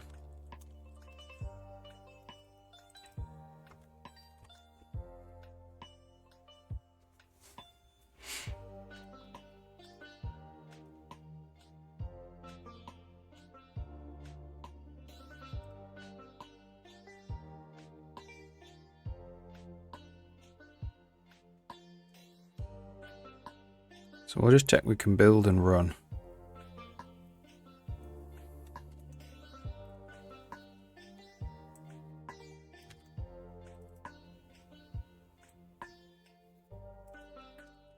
Have a look for all of these. We got that one, that one, that one.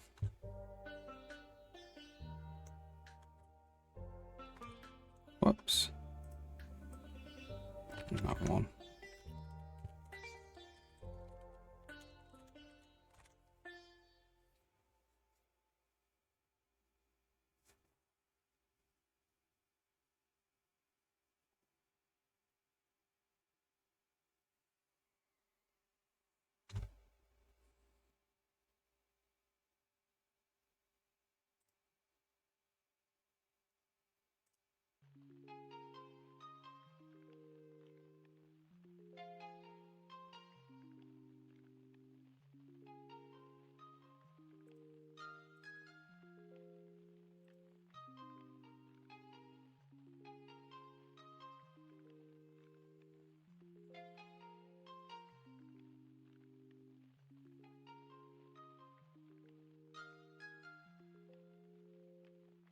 Obviously, we're messing with the event system, which is kind of core to the engine. So got to kind of be careful.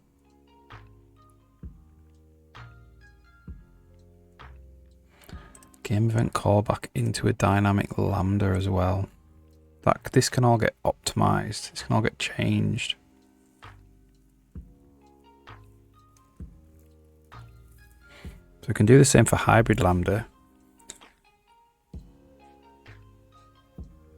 All right.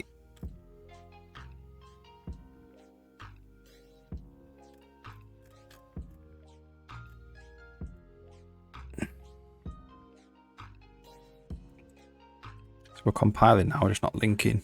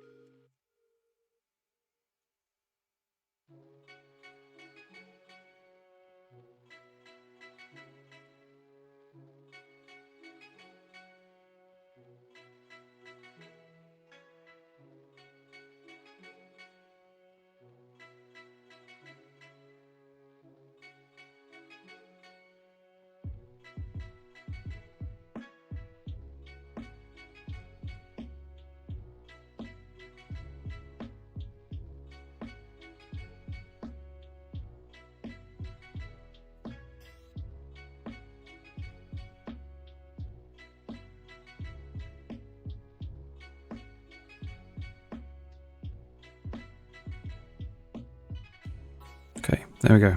Do we run? No. Got a link error right at the end. Even though it said it had built. Okay.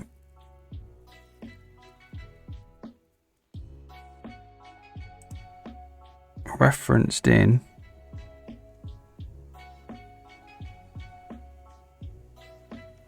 Reflect type game event layout members. So it's here.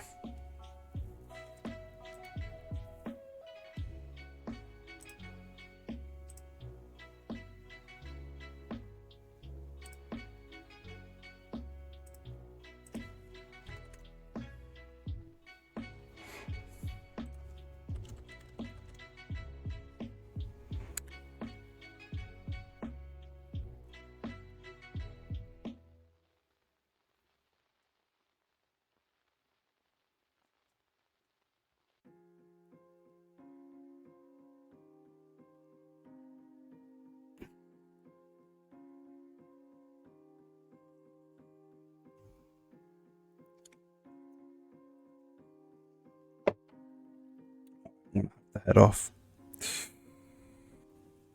Right, I'll sort this linker out before Monday. But I'll be back on Monday. More engine programming. See you later.